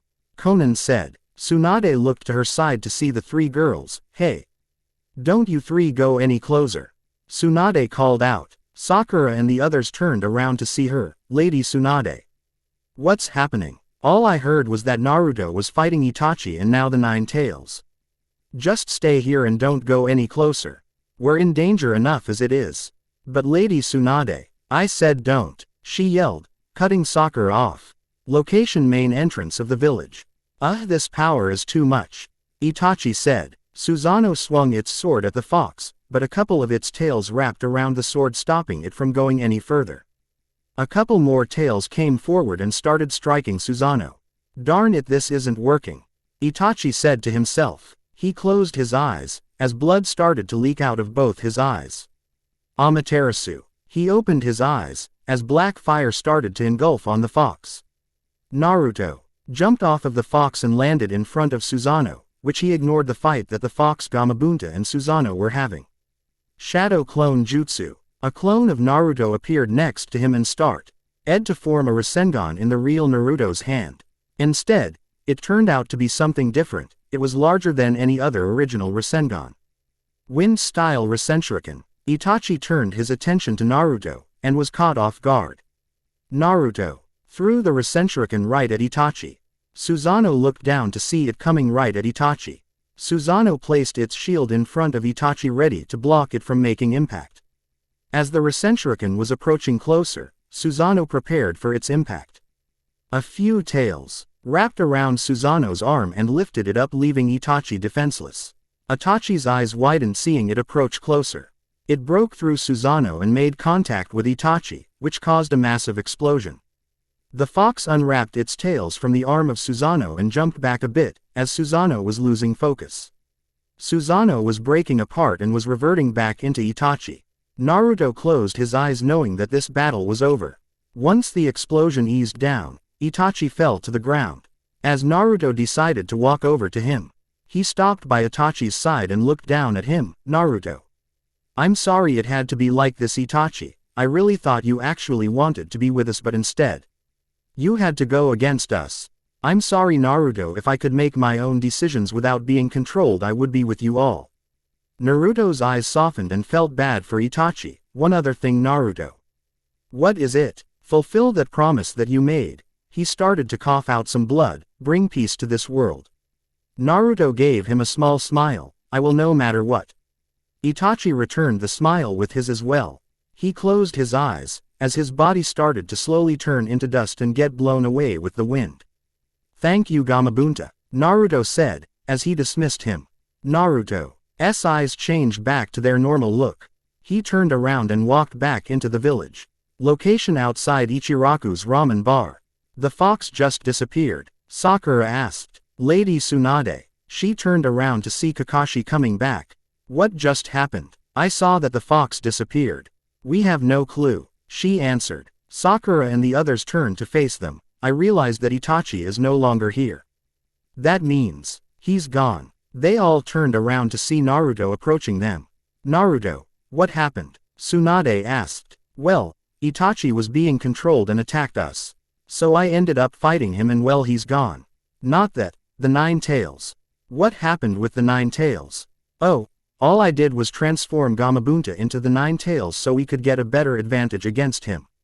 Everyone sighed in relief since they all thought it was completely different. Well, at least you're okay. Ino said. Naruto smiled. Yep, but I have a feeling that Sasuke isn't going to take it too well. Well, don't worry about it. I'm sure you'll define against him anyway. Kakashi said. Naruto smiled seeing how they all had confidence in him. We should all get some sleep, I'm pretty sure you're all tired. Tsunade said. Yeah, Naruto replied. They all decided to leave and head home. Naruto. Konan called out. He turned around facing the three girls. What? Come back to the apartment, we need to talk to you. Ino turned her attention to Konan and Sakura. Not me, I need to get home. Oh okay then, Sakura replied. Ino walked over to Naruto and stopped in front of him as she pped both of his cheeks with her hands and kissed him right on the lips. This caught Konan and Sakura's attention, which caused them to blush in anger. Ino pulled away slowly stopping the kiss. Thanks for saving me Naruto. She said, which Naruto was lost in his mind and disappointed that she stopped the kiss. His lips were trembling, which Ino realized and couldn't help but giggle. She walked around and slowly slid her hand from his collarbone and around his shoulder. I'll see you later. Naruto, she said in a sexy tone, while she drew her hand off him from the back of his shoulder and walked away. He turned around to watch her leave, while Konan and Sakura stood there with a vein popped on their forehead. Who does that Ino pig think she is? Inner Sakura yelled. Both Konan and Sakura's arms were extending straight down their sides and their hands clenched into a fist seeing that Naruto wasn't watching her leave, but rather checking her out. Ino, a good distance away now turned her head a bit to the side and looked back through the corner of her eye to see that he was checking her out. Maybe I may have a shot at him. Naruto realizing that she was gone into the night turned around to see an aggravated Sakura and Konan. Are you two all right? He asked, while scratching the back of his head. Both the girls came at him with fast speed and at the same time, they both punched him on the top of his head causing him to fall, but they grabbed each of his arms and dragged him back to his apartment. Hey! What was that for? He yelled, while struggling to get free. Location unknown. Sasuke was walking down the hall back and forth impatiently for his brother to return. What the heck is taking you so long Itachi? Sasuke. Kabuto called out making his way over to him. What is it Kabuto? I've got some bad news.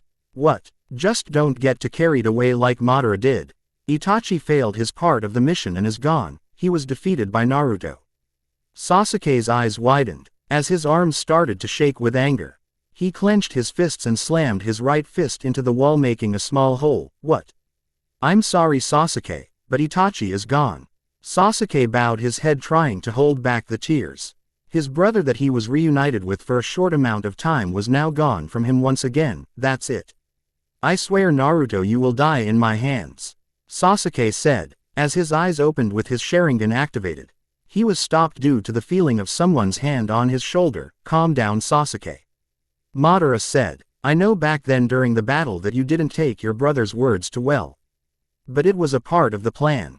But, seeing how he was defeated, we weren't expecting this and don't worry, we'll meaning you and I will both bring down the 9 tails for Itachi. Sasuke swung back at him causing him to let go of him. No. I will be the one to kill him. I've had enough of him and now that he killed my brother I'm not going to let him have a chance at all to lay a hit on me. Madara and Kabuto just kept looking at him. I'm going to make him regret killing my brother, and he'll wish he never came after me after all these years. And after that I'm going to take that 9 tails out of him and use it. After hearing those words, Madara grinned seeing how he was on the same path as him now. He placed his hand back on Sasuke's shoulder. Good. But I'll be there to help you attract the 9 tails out of him. I don't care. I just want to kill him. Calm down Sasuke. You will soon just now isn't the time. Sasuke. They all turned arrow to see the other members of Team Taka coming up to them. I think we'll let you take care of things. Here, Madara said, as him and Kabuto vanished. What is it Jugo? We heard what happened, Suigetsu said. Sasuke raised an eyebrow. Oh really? Yeah, are you okay? Karen asked. Let me see. He grabbed the handle of his sword and pulled it out. He slashed his sword downward at Karen's arm, which a cut appeared from her left shoulder down to her elbow. She fell to her knees covering the cut with her right hand. Sasuke. What the heck? Suigetsu yelled. Sasuke just looked down at terrified Karen and then back up at Suigetsu who was about to lose it. What the freak do you think you're doing Sasuke? Sasuke then appeared behind Suigetsu, while Suigetsu stopped the talking and turned around facing Sasuke with fear in his eyes. "You're annoying," Sasuke said, as he stabbed his sword through his gut. Suigetsu let out a gasp, as he brought both his hands to where Sasuke stabbed him. He looked down at it and then slowly looked back up at him. "Sasuke, what the heck?" he asked in confusion, as Sasuke pulled his sword out, allowing Suigetsu to collapse to the ground. He turned his back to them, while Jugo looked at the injured Karen and Suigetsu. "Jugo, leave them," Sasuke ordered. Jugo looked back and forth between Karen and Suigetsu, then he turned his attention to Sasuke. "What's the meaning of this? Why are you attacking your comrades?" Sasuke turned his head to the side slightly, then looked through the corner of his eye. "Because they're useless to me and not to mention annoying." Jugo looked back down at the two injured comrades, not knowing what to do. "Let's go, Jugo, you're the only one that I find helpful out of them." Jugo's face went from a confused look to a sad one. He stepped over them and stopped next to Sasuke. "Let's go," he ordered again, as he walked off. Jugo did as well, but turned around one last time to see his fellow comrades lying on the ground in pain. Location: Naruto's apartment. Flashback. As the three arrived at Naruto's apartment, Konan unlocked the door as they all walked in. Sakura and Naruto walked over and plopped onto the couch, as Konan locked the door and also went to the couch to join them. "Look, Sakura, Konan, I'm sorry for trying to break my promise I made to you two. We know you don't want anyone interfering and getting hurt and all," Sakura said. "Right, I know you two know what I mean by that. I just wish people would let me handle my own problems. Naruto, we understand and all, but we just don't want to see you die or be taken from us," Konan said. "I understand that, but I just wish you all would respect that and let me handle my own business instead of you jumping in and putting your life on the line. I don't know what I would do if any of you were to die." Sakura and Konan sat there looking at them with sad expressions. "I see, but how do you think we would feel? I know that I would have no clue what I would do without you here, Naruto," Konan said. "She's right, Naruto, I feel the same as well. I would be completely lost in my mind, not believing that the Naruto that I've known for years was dead," Sakura said, trying to hold back the tears. Konan, realizing that Sakura was about to cry, wrapped her left arm around Sakura's shoulder and pulled her closer to lean on her. Naruto just sat there feeling terrible for thinking about this. Sure, he was acting selfish and all, but this may have seemed a bit too much. Konan placed her right hand on the back of Sakura's head, embracing her into a hug, while the tears coming from her eyes were sliding down Konan's shoulder. "Don't you see, Naruto, even the thought of you dead makes her feel torn up inside. She truly loves you, as do I, and none of us can bear to see that happening." Naruto looked at Konan straight in the eyes, his blue ones meeting her orange ones. He took a deep breath, then let out a sigh. "All right." Sakura leaned back up, whipping the tears off her face, and looked at him, as did Konan. "You two are right. I've been acting selfish, wanting to take care of this on my own, and didn't realize that others wanted to help me. Well, more like I didn't want anyone to. For now on, I'll stop this nonsense selfish attitude of mine and prevent anyone from helping me with my problems." That clothes were being tossed around the room. Konan then pushed Naruto onto the bed, as she pulled out some rope from the closet. End of flashback. Still hard. Naruto, I'm surprised to see that you're still hard after all this. First time. Of course it's going to hurt for a bit, but then it's going to. I'm done for the night, he said, but for Konan she was more rather disappointed, wanting to continue this throughout the night. She sighed, as she got up off him and started to untie him from the posts. Once she finished, she collapsed down on his right side. "It sure was." She replied to what Sakura said earlier, as she wrapped her right arm around Naruto's front. Sakura did the same, wrapping her left arm around him and closed her eyes. Naruto lied there and looked at both the girls. He smiled at them, as he wrapped Acess arm around them and closed his eyes, drifting into a sleep. Morning. Naruto opened his eyes to realize that the sun was beaming through his window. He looked to his sides to see that the girls were gone. He leaned up and stretched his arms along with a deep yawn. After that, "Man, I wonder what crud. Tenten." He quickly shot out of bed and ran to his closet to put on a fresh pair of his clothes. which were his casual ninja outfit he always wore. He tried to pull his pants up and run to the front door at the same time. Shortly after a couple attempts, he tripped and fell. He let out a sigh as he pulled his pants up first and then ran to the door. He grabbed his sage robes off the rack and quickly put it on over his clothing. He opened the door and walked out while locking it before he took off. Location 3rd Training Grounds. Tenten was just walking around impatiently. Where is he? She thought, as she let out a sigh. She was wearing her usual clothing, a long-sleeved height blouse with a high collar and red fastener and edges paired with similar colored puffy pants that look like an hakama with the exposed parts of her legs near the waist covered in bandages. She also wore brown fingerless gloves, with her forehead protector having switched to the same color and open slippers. She also held a giant tool summoning scroll on her back. She started to tap her foot on the ground. As she started to think that he forgot about her, she raised her head up and turned to face what was coming towards her from behind. Naruto. She asked, which it was. Sorry I'm late, Tenten, he said. About time, Naruto. You took forever. Sorry, but how've you been? Other than from being exhausted with all the training that Guy-sensei's giving us, I'm doing good. How are you and Neji doing? She didn't want to answer that because she was trying to hide something from Naruto, so without even thinking, she had only one way out of this: we're no longer together.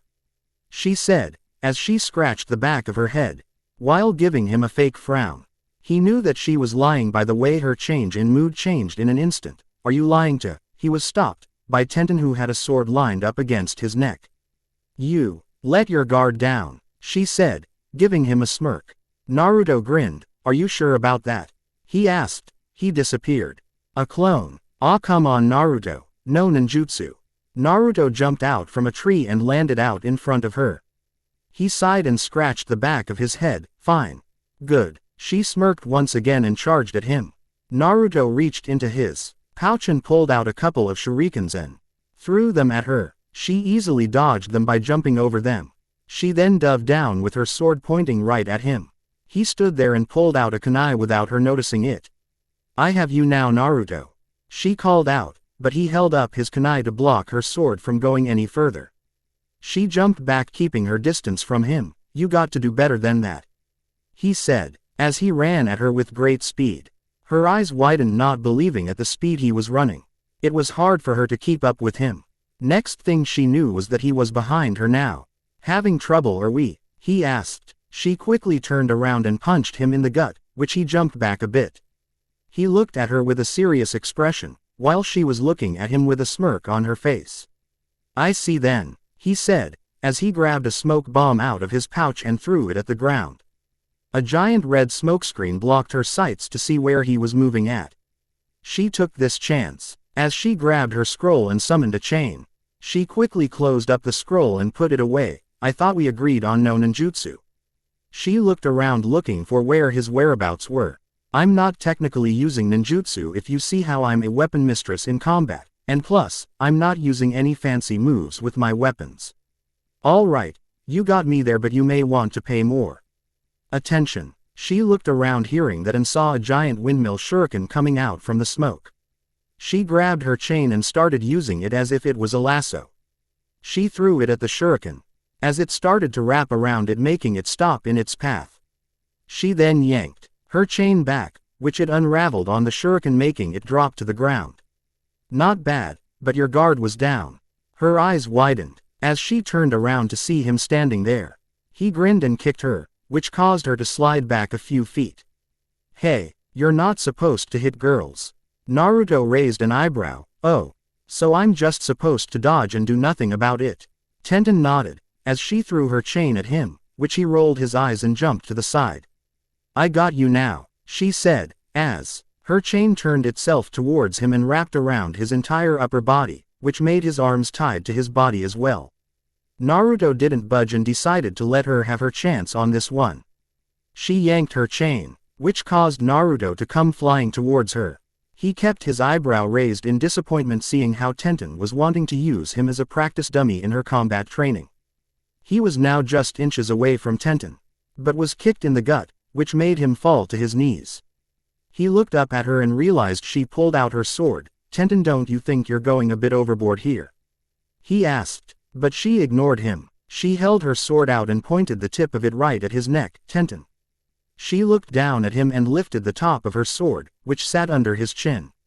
Naruto started to struggle trying to break free from the chains, but it was no good. Tenten. Stop. Tenten threw her sword back away and looked down at him and giggled. Ah, did I scare the sixth Hokage? She asked. As for Naruto, he was actually scared when he didn't see her do anything earlier. Tenten raised an eyebrow and giggled again. He's so cute when he looks scared. She unraveled the chain and dismissed it. Naruto, thank you for the sparring. She smiled at him. He looked up at her and smiled back. Anytime, Tenten. He replied. But it was more like you using me. He thought. Just when Tenten was about to take her leave, she accidentally tripped and fell down. She placed her hands on the ground with a wide distance between them and pushed herself up. She shook her head and then looked down to see that she was on top of Naruto. They were both blushing since they were just a couple inches away from each other. They remained there just staring at each other. That was until Tenten tilted her head a bit and moved closer. They both closed their eyes, as Naruto leaned his head up slightly.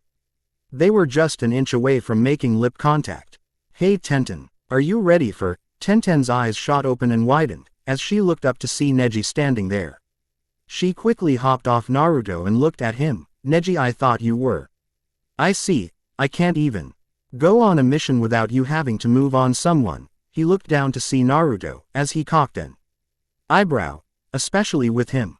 Naruto opened his eyes hearing Neji's voice and got up and stood in the middle of them. But he had his attention on Tenten. Tenten, I can't believe you. Tenten looked down at the ground with a sad expression on her face. Tenten. I thought you said you two were still together. Naruto asked. She kept her attention to the ground, hiding her face from them. Neji looked at Naruto. She told you that we weren't together. Naruto turned his head facing him. Yeah, she told me you two were no longer together anymore.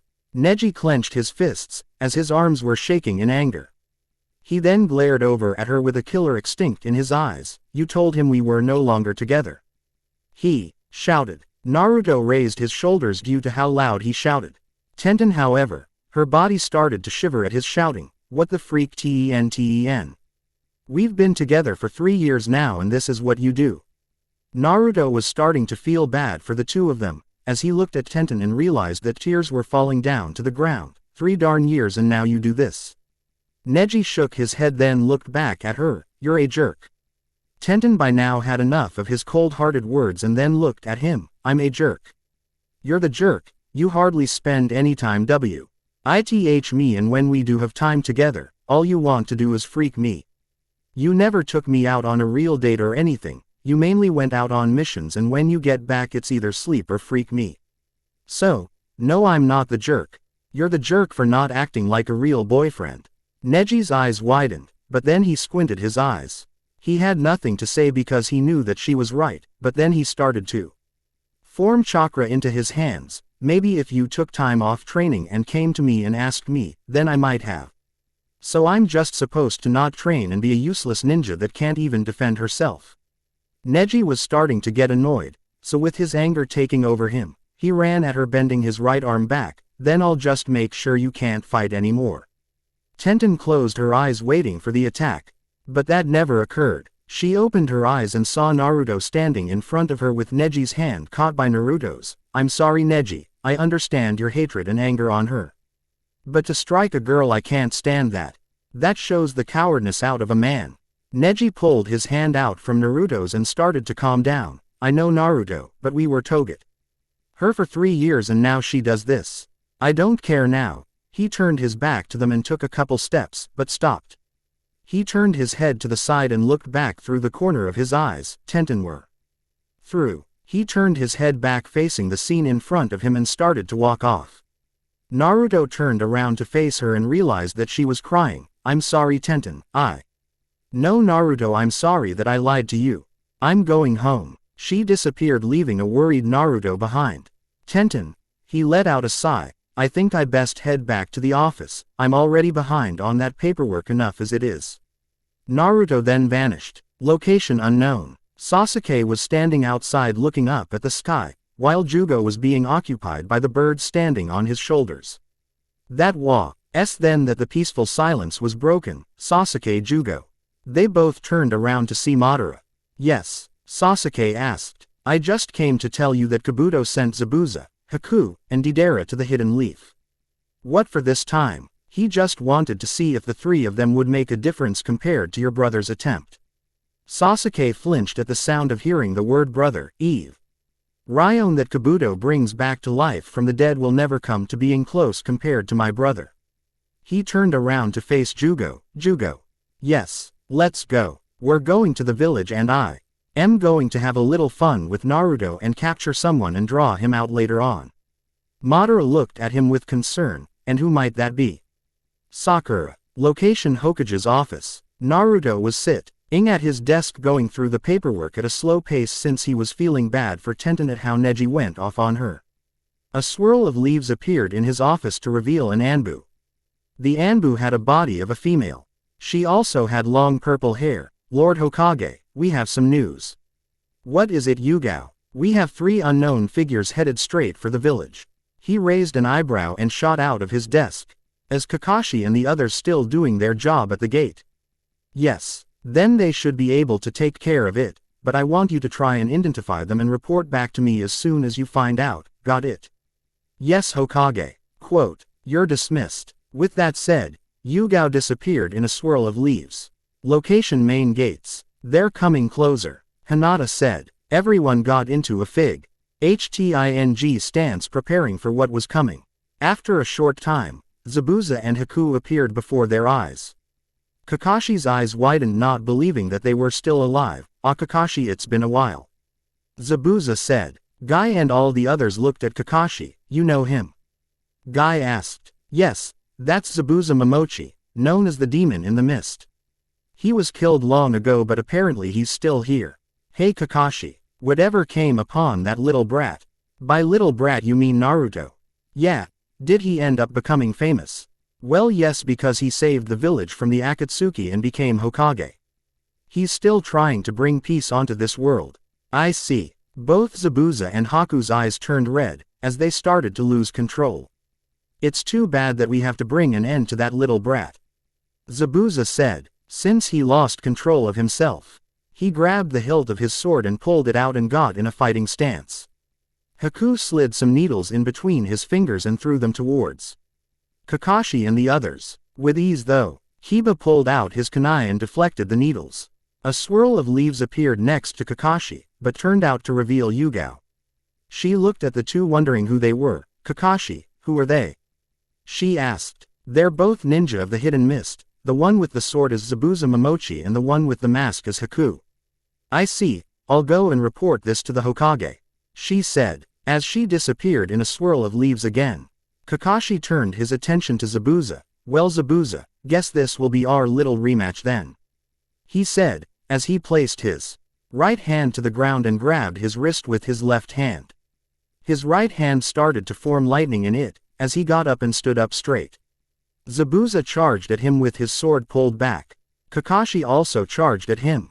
Lightning blade, he said, as him and Zabuza both collided their attacks. Kiba and the others were just standing back watching Kakashi and Zabuza. Should we help him? Azumo asked. I don't think so, because he said that this was their rematch. Kiba answered. You shouldn't be paying attention to them and should be on your guard. They all turned around to see a crystal ice mirror behind them. Short after that, they looked around to see several more crystal ice mirrors that surrounded them. What the heck? Kotetsu said. They all looked at the mirrors around THM and above them to see Haku in every single one of them. You were all focused on those two and had your guard down and now you're trapped. Haku said, as thousands of needles came shooting out of all the mirrors and down on them. Location Hokage's office. Naruto was looking out the window examining the village that was until a swirl of leaves appeared behind him revealing Yugao once again, Lord Hokage. Naruto turned around facing her. Yugao, please stop calling me Lord Hokage and just call me Naruto. Yugao blushed slightly since she was told to call the Hokage by his real name. Yes Naruto. But there are two intruders at the gate, and those two are Zabuza Momochi and Haku from the Hidden Mist. Naruto's eyes widened. So they're still alive. I thought they were both killed. He thought. We also have no track of the third int. A massive explosion came within a few yards from the Hokage's office, which cut Yugao off. Naruto turned back around and looked out the window and saw a giant clay bird flying in the sky. This village will witness my true art. Deidara yelled. Darn it, he's here too. Naruto yelled, which caused Yugao to jump a bit of how loud he was. She just looked at him waiting for his next order. Yugao. Yes. Come with me, we're going to take Deidara out together. Yugao blushed again hearing that she was going to partner up with the Hokage against Deidara. Let's go, he said, as he vanished along with Yugao. Deidara was soaring in the sky on his bird, laughing insanely. My art is the best there is in this world. He yelled, as he kept dropping clay-like spider bombs into the village. However, right below him Naruto grabbed one of the clay spider bombs before it could explode and threw it right back up to him. Deidara looked back down and Didona Ted the spider before it could reach back to him. Well, if it isn't the Nine Tails. HMPH. Wow, I'm surprised to see that you remember me since you cowardly fled from our last encounter. Naruto taunted him. A vein popped on Deidara's forehead. You little brat. I see you became Hokage. This should be interesting. Naruto just remained standing on top of the Hokage's building with Yugao standing a bit behind him. Deidara slipped his hand into his pouch, as his hand ate some of the clay that was in it. Shadow Clone Jutsu. Two clones of Naruto appeared, one on each side. The real Naruto held out both his hands to the side, while the clones formed a Rasengan in both his hands. Deidara turned the little amount of clay into a small bird-shaped bomb. You better hope you're fast. He yelled, as he threw the bird straight down at him. The clones grabbed Naruto by both his legs and launched him into the sky. The clay bird bomb then divided itself, making two more of itself. The clones then grabbed a kunai and threw it up, as it pierced the clay bombs, which made them explode.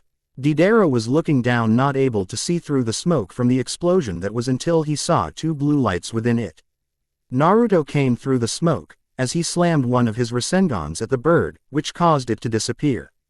Deidara then quickly made another one, but Naruto landed on it as well.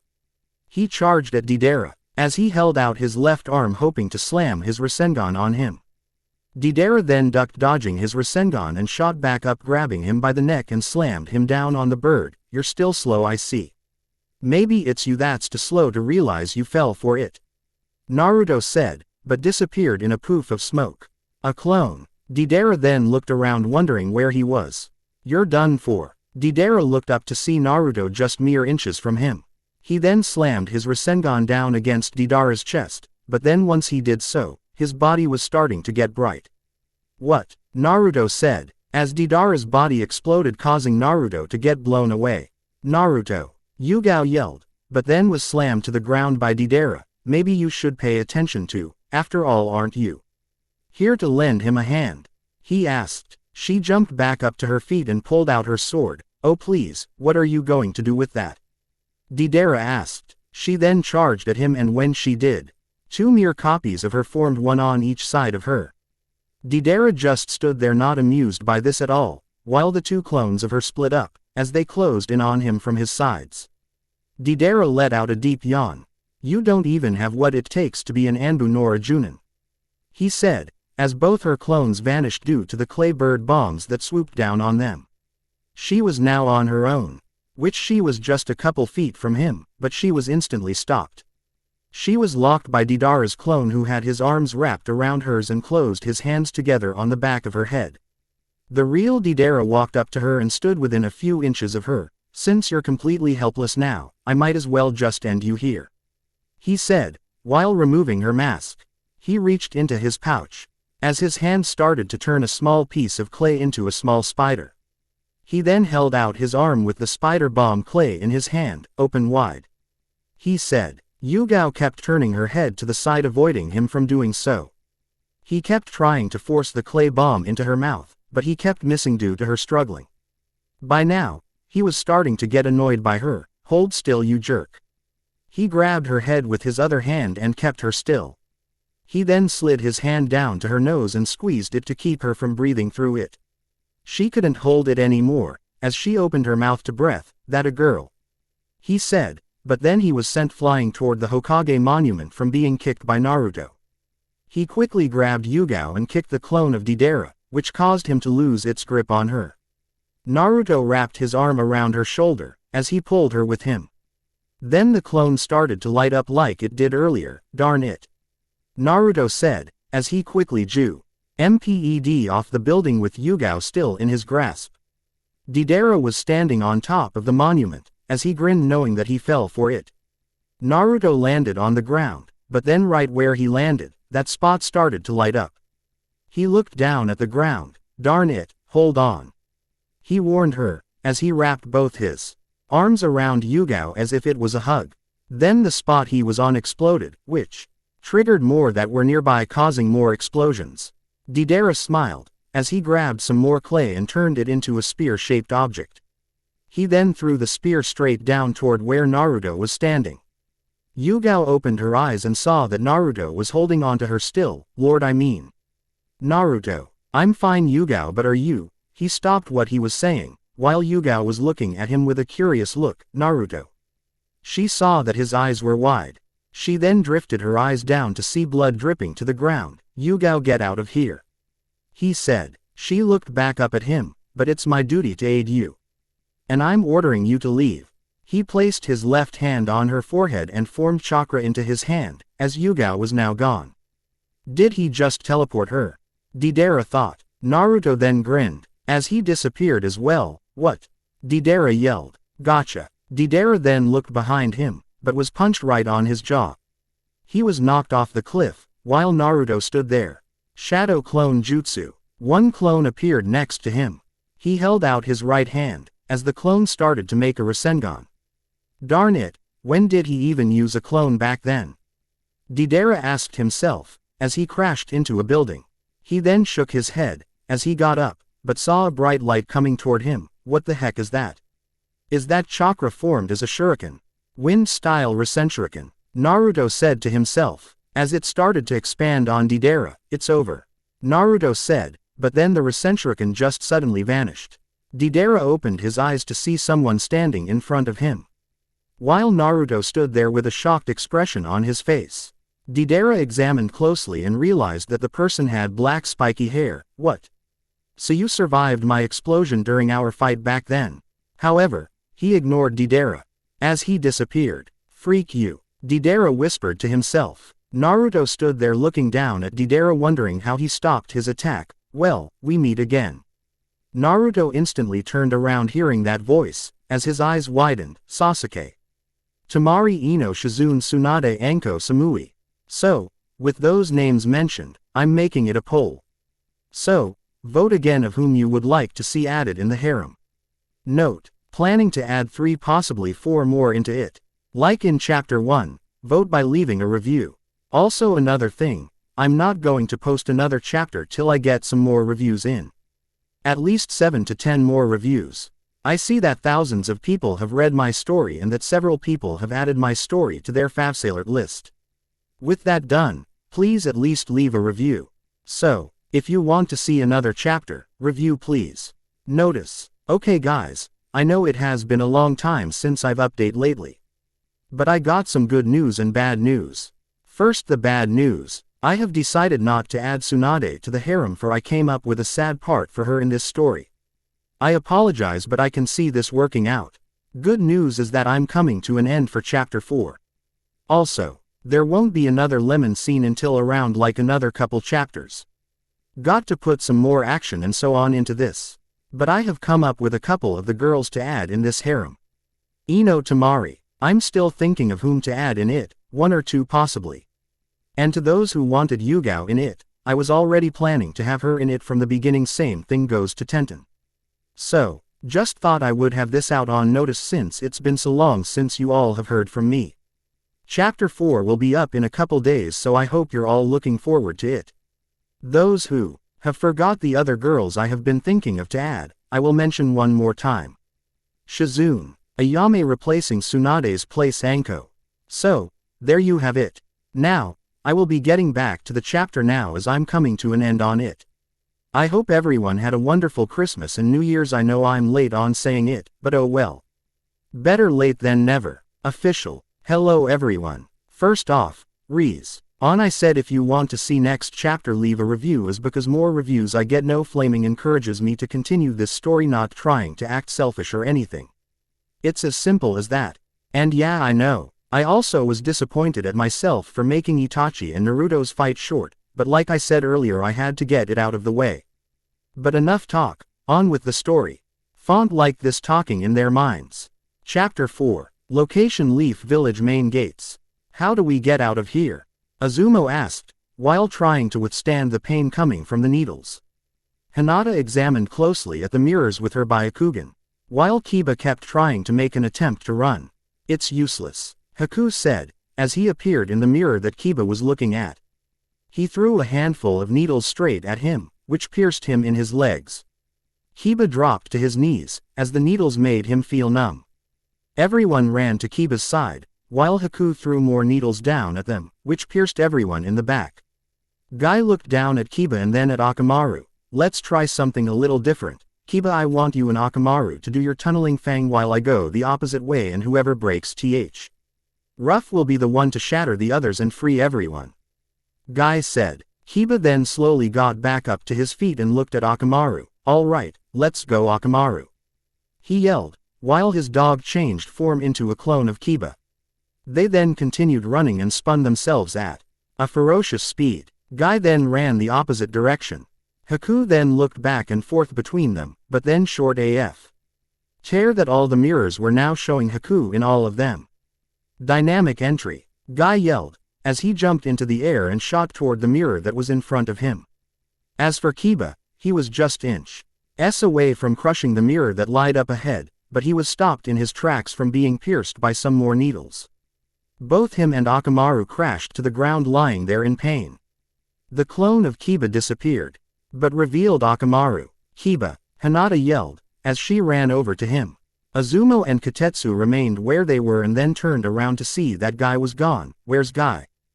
EY all heard laughing coming from outside the mirror prison, as they looked above to see that some of the mirrors were shattering. He did it. He got out. Kiba along with Hinata and Akamaru looked around to see that all the mirrors were shattering into pieces. Haku then appeared a good distance away from everyone, realizing that he was going to lose this fight. Guy then landed back down next to Kiba and the others. I think this fight's about over, Guy said, as he appeared in front of Haku. Guy then leaned down and kicked Haku in the chin, which sent him flying into the sky. Guy then appeared behind Haku in mid-air and wrapped his arms and legs around him. He started to spin fast, as they were diving back down. Primary Lotus. Guy yelled, as he slammed Haku into the ground headfirst. Guy then jumped away from Haku, which was planted in the ground. You did it. Katetsu yelled. Yep, now that just leaves. They all turned around to see Kakashi walking toward them. I see you all took care of him, Kakashi said. They all looked behind Kakashi to see Zabuza lying on the ground. Ah, Kakashi, always handling things so easily. How about we have our duel now then? Guy asked. Kakashi raised an eyebrow. Now. But we're not done. And what if there's more to come? Guy let out a sigh. How about a game of rock paper scissors? Kakashi asked. Oh no, I will not fall for that again. You always win in that. Kiba and all the others looked at the two with a sweat drop on their forehead, as the two rivals kept arguing of which duel to have. So this is what you Leaf Ninja do. Everyone turned around to see a guy with orange spiky hair. Who are you? Azumo asked. My name. Well, my name is Jugo. Jugo, I've never heard of you before. Kiba said. Well, that's because I'm not a ninja in this village. I'm a partner of. They all looked at Jugo cautiously, but then his skin started to turn dark, with black sclera in his eyes. His left arm started to change into a piston-like ram. I'm Sasuke's partner. When they all heard that, they stood there curious of what he was about to do. Jugo held out his left arm, as chakra started to shoot out of his elbow, which shot him right towards them. Location: Hokage Monument. Sasuke, what are you doing here? That's none of your business, Baka. Wait, I see today's that day, isn't it? No, I came here for someone and it's not you. Well, whoever it is, I won't let you take anyone. Try and stop me then. They both glared at each other in the eye. They both slid their left hand into their pouch and grabbed a couple shurikens. They both threw them at each other at the same time, as the shurikens intercepted with one another. Sasuke quickly grabbed the handle of his sword and pulled it out, while Naruto grabbed a kunai out. They both jumped up into the air toward each other, as they both collided their weapons. They then jumped back away from each other, landing back in the spot they once were from the start. They looked in each other's eyes with a death glare once again. Sasuke held out his sword to the side, as lightning started to surround it. He then swung his sword, as lightning shot right at Naruto. Naruto easily dodged it by jumping into the air. He looked down to see that Sasuke was gone, but then he felt a hand on his shoulder. He turned his head to the side to see Sasuke, as he gripped tighter on his shoulder. ND threw him straight down to the ground. Sasuke landed back down on his 2 feet and looked over at Naruto, who was getting back up to his feet. They looked at each other once again, examining one another closely. Naruto walked to his right slowly, as Sasuke walked to his right as well. Short after, Sasuke charged right at Naruto once again, while Naruto did as well. Sasuke then approached close enough, as he started to deliver a serious amount of punches, but Naruto easily dodged them. Once Naruto dodged one of his strikes, he then started to deliver a serious amount of punches as well. However, Sasuke ended up dodging them all with ease. Sasuke ducked, avoiding a strike, as he shot his own arms back, Chidori stream. Lightning started to surround his body, as it shot out, striking Naruto in the process, in which Naruto jumped back a few feet, avoiding from being hit by it again. Naruto fell to one knee, but instantly got back up. You know, Naruto, I'm starting to regret not finishing you off back then. If I did, I could have achieved something that I was clinging for. But, I guess seeing how we're here now, I might as well finish you here. Naruto looked up to realize that clouds started to cover the sun's light. It then started to rain, as lightning bolts were flashing out of the clouds. Sasuke held his arm up, pointing at the clouds. Naruto looked down, realizing that this was Sasuke's doing, Shadow Clone Jutsu. About a dozen of Naruto clones appeared and charged after Sasuke. Seeing that the clones were approaching him, he had no choice but to break the jutsu for now. He UGHT his arm back down and shot his arms back again, Chidori stream. Lightning once again shot out everywhere from his body and struck the clones, causing them to disappear. He looked back to where Naruto was, but realized that he wasn't there. He looked around and couldn't find him anywhere, nor feel his chakra. Then the ground that he was standing on started to open a bit, which he looked down and saw that Naruto came out from below and punched up on his chin. Sasuke was sent into the air, while Naruto jumped up after him. Sasuke turned his head to the side to see Naruto coming towards him. He snapped out of it, stopping himself, and shot back down to the ground, leaving Naruto still in the air. Naruto looked down to see that he held his arm into the sky again. Then lightning started to flash like crazy above them. Naruto prevented himself from going any higher and looked up to see that something was coming out of the clouds. Sasuke. He turned around, but was instantly punched across the face, which sent him flying. Naruto then saw that whatever was trying to come out of the clouds was no longer there. He then finally landed on the ground and saw that Sasuke was lying on the ground.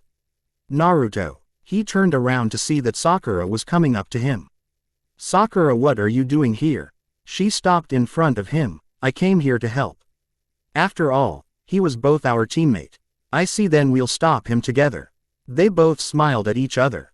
Are you two done? Sasuke asked, as he stood a few feet away from them.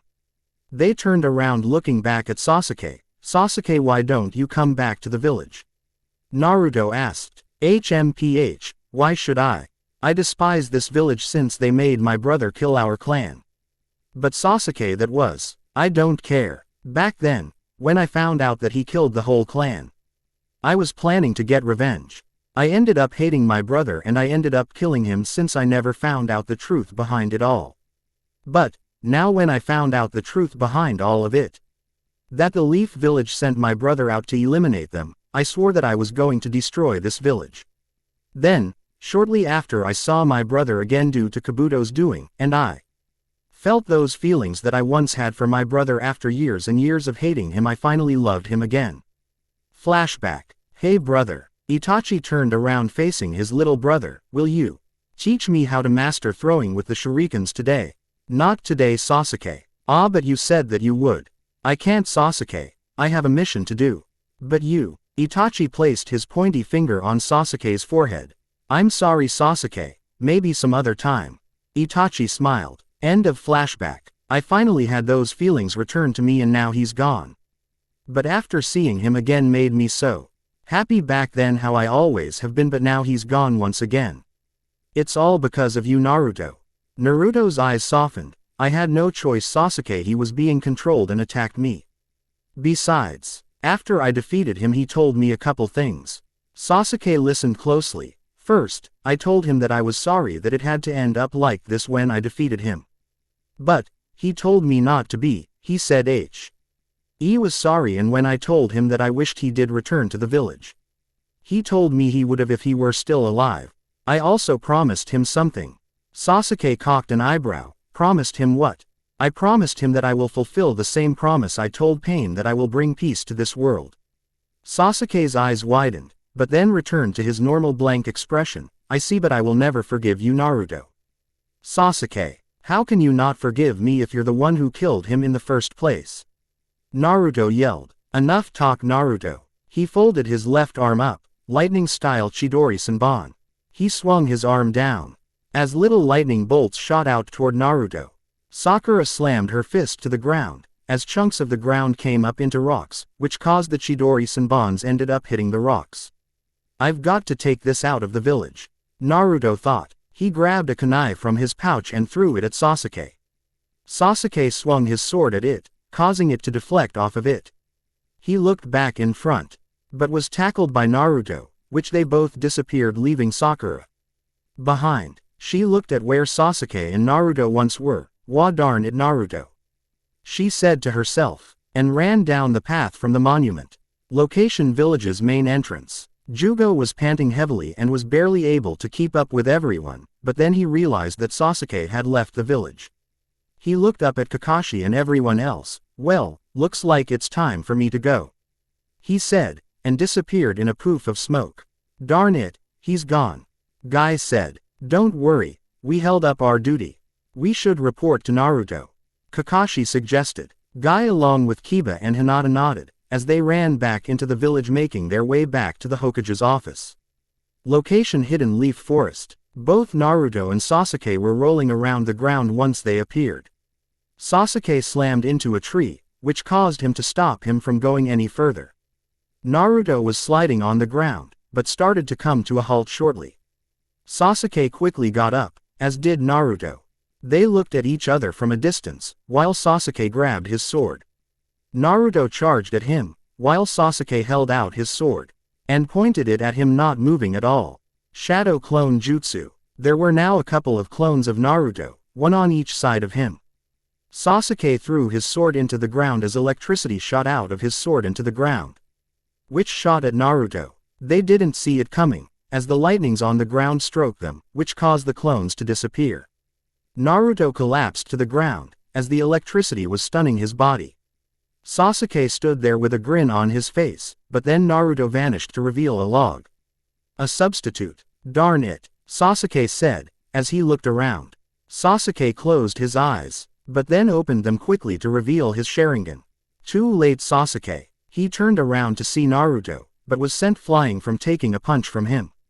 He slammed into a tree, in which prevented him from going any further. He slid down the tree and sat down, as he looked up to see Naruto a few yards from him. Sasuke, why are you doing this? You and I both know that none of us will win. You're wrong, Naruto. Sasuke slowly got back up to his feet and then looked back at Naruto.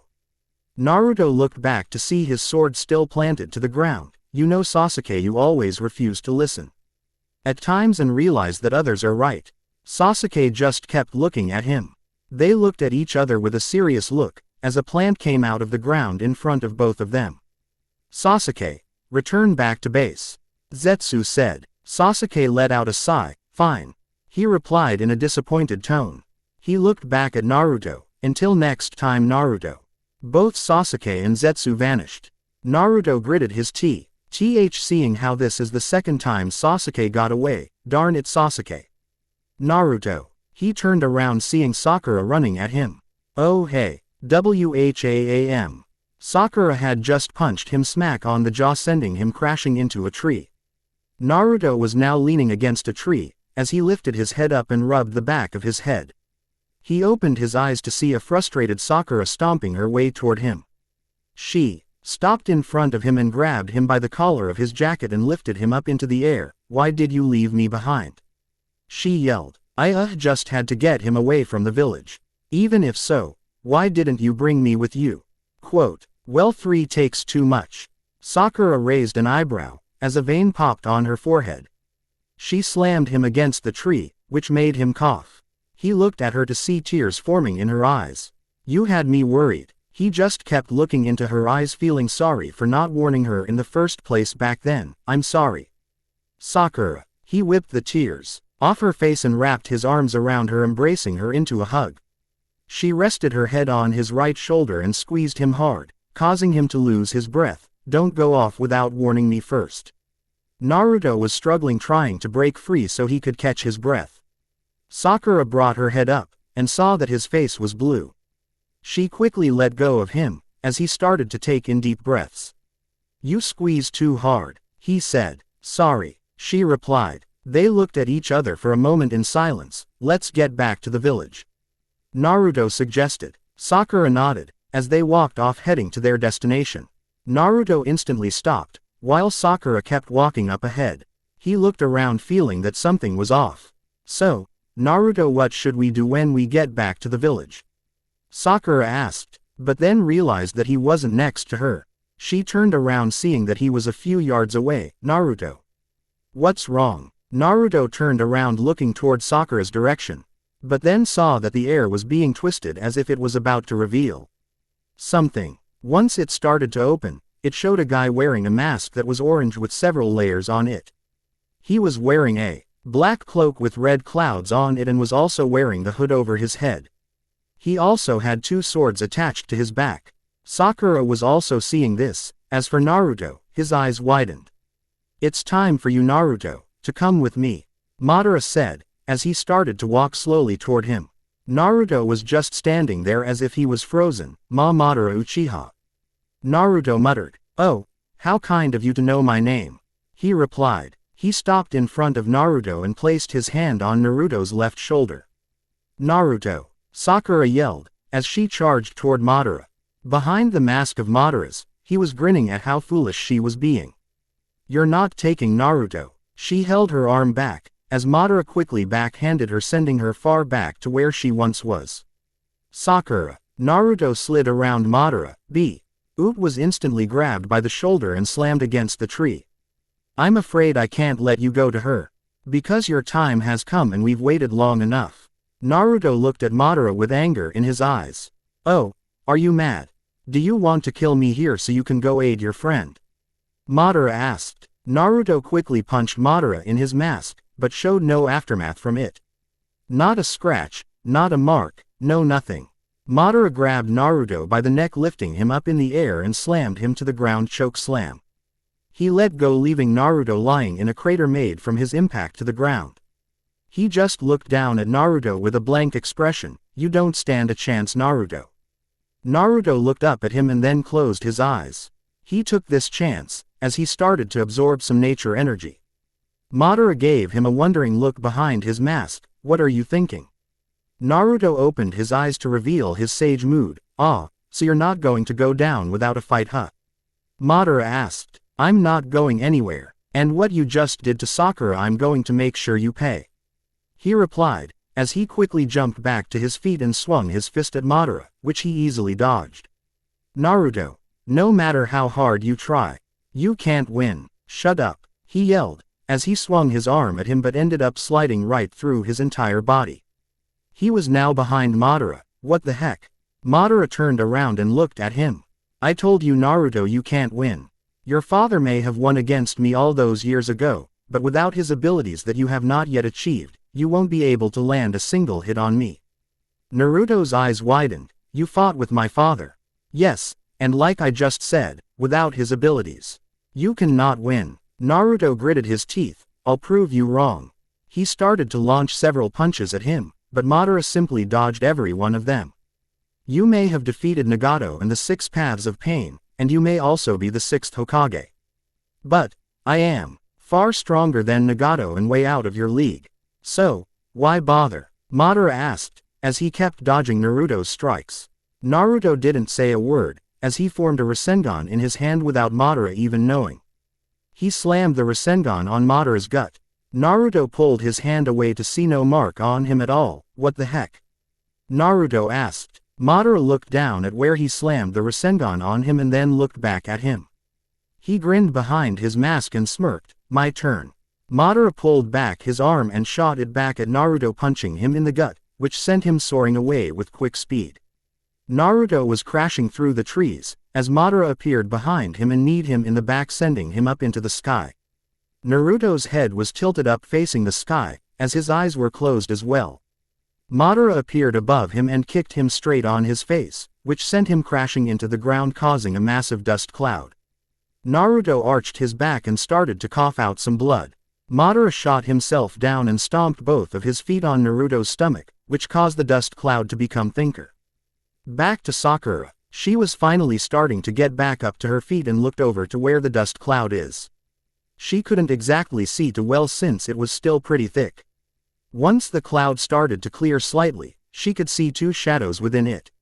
She saw one person standing up with the other person in his hand being held by the neck. Since it was starting to come clear now, her eyes widened seeing that Madara was holding Naruto by the neck.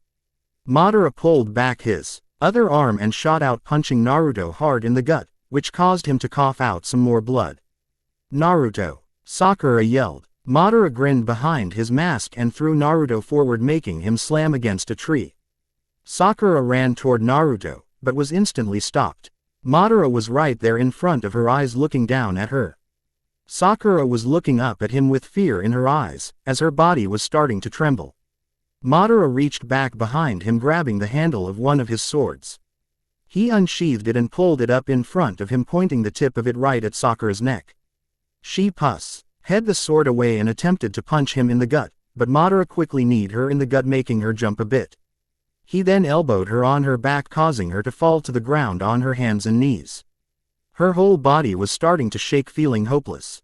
Naruto opened his eyes seeing that Madara was no longer near him, but instead he looked where Sakura was and realized that he was in front of her. He looked closer to see that Madara had his sword in his hand and that Sakura was completely hopeless. Madara held up his hand holding the sword upside to where it was pointing down at her back. Naruto could see what was about to occur. No! Stop! He yelled, but Madara slammed his arm down, making the sword to stab into her back and out from her stomach. Naruto was sitting there with his eyes widened in fear and his body shivering. Madara pulled out his sword and sheathed it back into its holder, as he turned around looking at Naruto just sitting there. Naruto's eyes were shaking, not believing what he just saw. Madara walked slowly back over to Naruto, who was still shaking in his spot. Soon after, Madara stopped in front of him and looked down at him. Now, let's go before I decide to kill all your precious friends. He examined closely and realized that Naruto's eyes were now a crimson color. Red chakra started to flow out of his body and completely surround him. Madara quickly jumped back a bit to avoid from any strike that may have occurred. Naruto's teeth grew bigger and sharper, as his whisker marks grew thicker and darker. By now, Naruto's body was now showing the Nine Tails cloak. But then the chakra from it started to burn right through his skin. Shortly after, his whole body was now covered by the Nine Tails chakra and mixed with his own blood.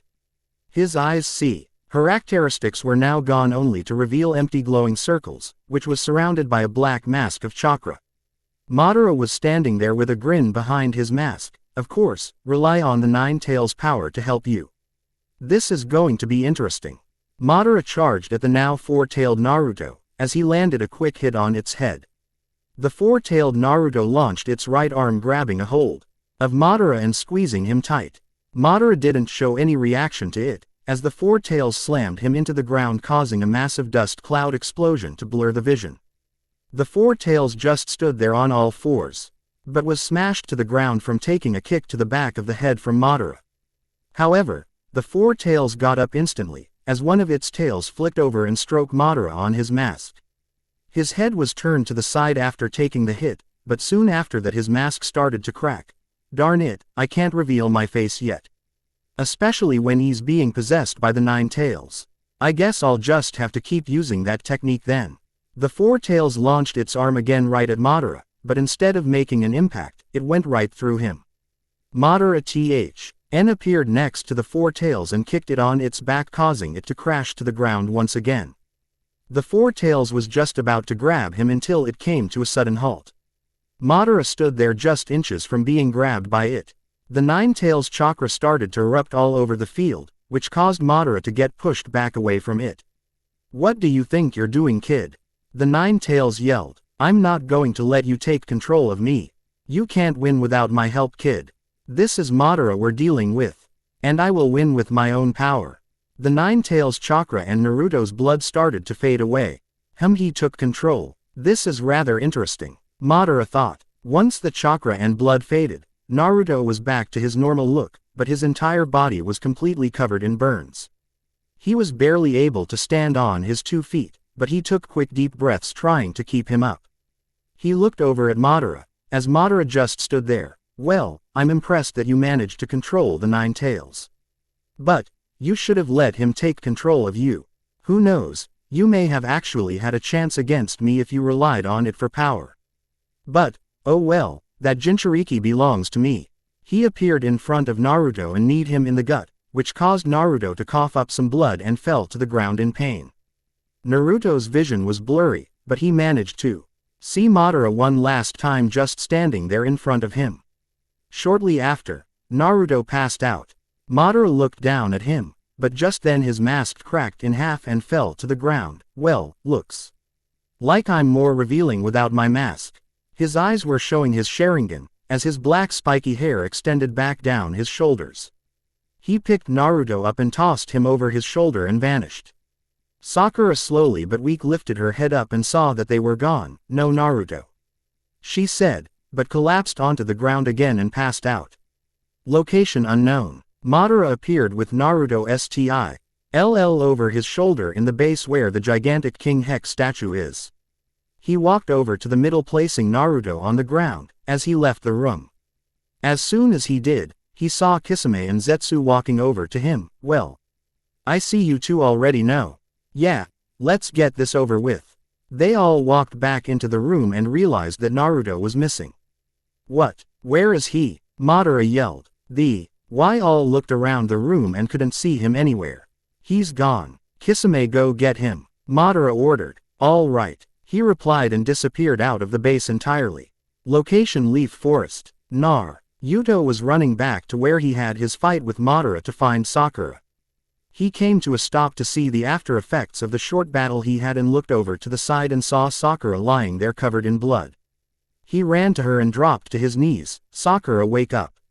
No answer. He looked at all the blood that she had lost. He then tilted his head, placing his ear on her chest. His eyes wide. Ned, since he couldn't hear a beat anywhere. He scooped her up in his arms and jumped up to a tree, as he kept jumping from tree to tree, making his way back to the village. Location Hokage's office. He's not here, Kiba said. Kakashi walked around the room and realized that it was a little off. Guy. Yes, Kakashi. Go to the rooftop and tell me if something looks odd. Will do, he said, as he ran out of the room. Kakashi walked to the desk and looked out the window. He examined the sight from left to right, but then his eyes widened. Kiba and Hinata realized his sudden reaction. Kakashi-sensei. Hinata asked. It's Naruto and he doesn't look too good. We need to get outside quick, he said, as they all ran out of the room.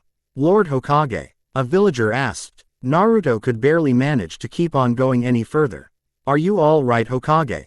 Another villager asked. By now, Naruto's body started to weaken, as all the villagers that were close looked at him. What's going on, Lord Hokage? Is that girl okay? Another villager asked, but referred to Sakura by using the term girl. Naruto couldn't take it anymore. he came to a complete stop. The villagers examined him closely. Naruto's eyes shut, as his legs gave up on him. He lost his grip with Sakura, as they both fell. But, luckily Kakashi appeared in the nick of time and caught Sakura with his arms. Kiba and Hinata grabbed Naruto by his shoulders before he could hit the ground. We need to get them to the hospital, Kakashi said. Kakashi and the others realized that the villagers were in shock. Don't worry everyone, they'll be fine, Kakashi replied. Him along with Kiba and Hinata made their way to the hospital. Hospital. Kakashi slammed the front doors open to make the nurses doctors gasp. We need these two put in an ER room immediately, Kakashi shouted. Kiba and Hinata walked in right behind Kakashi. A couple of doctors came rushing to Kakashi with a stretcher, in which they took Naruto from him and placed him on the stretcher. A couple of other doctors came rushing to Kiba and Hinata with another stretcher and also placed Sakura on the stretcher. The doctors rushed over down the halls taking them to an ER room. What happened? Kakashi, Kiba, and Hinata turned around to see Tsunade behind them. We have no idea, all I saw was Naruto walking around the village with Sakura in his arms. Sakura was covered in blood and Naruto's body was completely covered in wounds. Kakashi said, What? We need to find out what really happened. Well, those wounds on Naruto, I'm assuming it was the Nine Tails doing, Kakashi said. Tsunade's eyes widened, and the wound on Sakura may have killed her, Kakashi mentioned. Tsunade darted down the hallway and looked at the cards next to the door to find which one's Sakura. Kakashi and the others ran after her hoping that what Kakashi said wasn't true. Sakura, you better not be, Tsunade thought. She came to a stop and saw a paper with Naruto's name on it. She looked at the door next to it and saw Sakura's name on it. She slammed the door open and saw Sakura laying dead with blood soaking the sheets. She ran to Sakura's side and placed her hand on her chest to look for a beat. She slid it inch by inch and couldn't find a beat. She started to leak green-colored chakra to her hands trying to heal her, but it was no good. Come on Sakura. She forced more chakra to her hands, speeding up the healing process. Sakura, you. Tsunade felt a hand on her shoulder, which caused her to stop. She turned around to see Kakashi with Kiba and Hinata. Kakashi shook his head, while Tsunade didn't like it. You know she's still young, and she never got to live life to the fullest. Kakashi and the others bowed their head. If Naruto saw her like this, he would completely lose it, Tsunade said. She placed both her hands over Sakura's stomach, as blue-colored chakra surrounded her hands. Kakashi's eyes widened. Lady Tsunade. No, I want to do this. Please wait outside, she ordered. Kakashi and the others nodded, as all their looks softened, feeling sad about this. They walked out the door, as Kakashi closed it. Hurry up and get to the Hokage, he needs some emergency treating, a doctor shouted. Kakashi and the others looked to the side to see 5 doctors rushing over to Naruto's room. They all opened the door and went rushing into the room.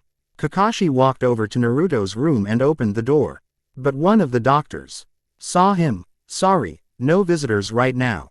Kakashi sighed and closed the door, standing out in the hall with Kiba and Hinata. Time skip 1 hour later. The 3 were still in the hallway, but then Kakashi walked back into Sakura's room to see Tsunade lying on the ground. He bowed his head and walked over to her. He picked her up in his arms and walked out of the room. Hinata and Kiba saw Tsunade in Kakashi's arms. Their eyes started to form tears. Kiba, Hinata, Kakashi, Sensei. They all turned around to see Tenten running toward them. She stopped in front of them and saw Tsunade in Kakashi's arms. Is Lady Tsunade? They all turned their heads to the side with a sad look. She's gone, Tenten. She sacrificed her life for Sakura. Just like Chio did for Gaara back then, Kakashi said. Tenten's eyes softened. I'm sure once Naruto is better, he'll give her a proper funeral, Kakashi mentioned. Tenten's instincts picked up. Naruto. She looked to her right to see a door with a tag on the side of it with Naruto's name on it. She slammed the door open. Wait, Tenten, you're not allowed to go in there, Kiba said. However, she as stopped before she could go in any further by one of the doctors. I'm sorry ma'am, you're not allowed in here, the doctor said. Tenten looked around the doctor to see the other ones surrounding Naruto. She tried to go in, but the doctor held her back. What parts of you're not allowed to come in do you not get, ma'am? But I have to see him. I just have to, she yelled, as she kept trying to push her way through. Hiba, pull her back, will you? Kakashi asked. Hiba nodded and walked up to her, placing his hands on both her shoulders. One of his wounds just opened and he's losing more blood. One of the doctors shouted. Tenten's eyes widened, as did everyone else. She pushed through the doctor and ran to the bed. She looked over one of the doctor's shoulders and saw that the wound on Naruto's stomach opened, as blood started pouring out. Naruto, she screamed. Miss, you have to leave now. One of the doctors said. Tenten took a couple steps back. We need to close his wound now. Enten walked backwards out of the room and closed the door. She remained in front of the door just staring at it. Tenten. Kakashi called out, but she just ignored him and remained looking at the door. Kakashi-sensei. Everyone turned around to see Shikamaru and the rest of Naruto's closest friends. So I take it that you all heard, huh? Kakashi asked. Yeah, is he all right? Shikamaru asked. Quote, well, he's rather in a dangerous position right now. One of his wounds opened is suffering a lot of blood loss. Who was he fighting? Everyone heard a door open and turned their attention to Sakura's door to see that she was out of bed. It was Madara Uchiha, she answered. Sakura, shouldn't you? I'll be fine, thanks to Lady Tsunade. She replied, as tears started to pour down her cheeks. Everyone then realized by what she meant. As they all bowed their heads, Sakura lifted her head up. See, what happened was. Flashback. Sasuke, why don't you come back to the village? Naruto asked. Because. This village is the one that turned me against my brother. They made him kill our entire clan. And now he's gone once again, and it was all because of you, Naruto. Sasuke, I had no choice. He turned on us, and I wish he didn't. I was happy to see how he decided to take sides. But, I bet, if it was the real Itachi, that he would have taken sides with us. Due to Kabuto's control, Kabuto wouldn't allow it. Shut up. I was so happy to see my brother again and you ended up killing him. But Sasuke, why are you accusing me when you were the one who really killed him? Enough talk, Naruto. I'm going to kill you either way. Whether it's today, tomorrow, whenever. I will kill you. Few minutes later, Naruto grabbed Sasuke and disappeared. Darn it, Naruto. Sakura yelled, and ran down the monument. Moments later, Naruto. Sakura shouted. He turned around to see Sakura running at him. Oh hey, he was sent flying into a tree from Sakura's punch. Skip. It's time for you to come with me, Naruto. Madara said. Madara Uchiha. End of flashback. That's basically what happened. But, last I remember was that he attacked me. So, Madara, I should have guessed. And by the looks of it, the wounds on his body are from him and also the Nine Tails taking over him. Kakashi said. Everyone's eyes widened. You mean he turned into that? Kakashi nodded before Lee could finish his statement. The doors opened. As everyone turned their attention to it, the Hokage, everyone gave the doctors a serious look, is going to be all right. Everyone sighed in relief. As for Tenten, she ran into the room again. Everyone just looked at her, that was until the door closed. Tenten stopped as soon as she walked in and looked at Naruto, who was barely even breathing. She slowly walked over to him and stopped by his bedside. She tilted her head ever so slightly to the side, looking down at him. Naruto, thank goodness you're all right. Tears started to escape her eyes and roll down her cheeks. I don't know what I would have done if you were never here. I've had these feelings for you that I never bothered to show. The way you protected me from Neji and stood up for me made me feel even better inside. And, all those times I've seen you with a girl, I see how you treat them. Neji just isn't the guy like you. She looked at him, breathing slowly. What I'm trying to say, Naruto, is that I love you. Her tears started to hand from her cheeks, but didn't last long as they started to fall on his body. She placed her hand on his forehead and brushed it back into his hair. She smiled down at him, as her tears slowly dropped onto him one by one. Outside the room, just one thing, he shouldn't be put in any fighting activity for a couple days. Those burns were extremely terrible, the doctor said, but then he looked to see Tsunade in his arms. What happened to Lady Tsunade? She sacrificed herself to save Sakura. The doctor's look softened. So, are we able to visit Naruto now? Choji asked. The doctor looked around Kakashi to see everyone else. Didn't one of your friends went running in? Yes, Lee answered. Then the doctor nodded, giving them permission to. Everyone quickly went into the room, while Kakashi remained out in the hall. The whole gang was now standing on each side of the bed. Man, to see Naruto like this just makes me feel bad. Shikamaru said. All that youth in Naruto is being drained out of him. Lee said, as his eyes were watering. Everyone looked at Lee with a confused expression. Neji leaned toward Lee, lined up to his ear. Lee, I think now's not the time to talk about youth or whatever else you say, he whispered. Neji then turned his attention to Tenten to see how she was acting toward Naruto. He could see the tears in her eyes and her sad expression on her face. He saw how her eyes were half opened and could realize how she really felt. Naruto, that was all Sakura could think of to say. Shino was his usual self and just stood there quietly, but he truly was actually feeling bad for Naruto. The doctor walked in and cleared his throat to get everyone's attention, in which he did. I think you all should go home, the Hokage will be just fine. Everyone nodded and made their way to the door. It's okay, doctor. Hearing that voice made everyone turn around to see Naruto awake. All their eyes lit up and rushed back over to Naruto. Naruto. Some of his friends yelled. He leaned up and turned himself to where his legs were hanging off the bed. The doctor jumped a bit. Lord Hokage, you shouldn't. I'll be fine, he said, as he lowered his feet to the ground and stood up.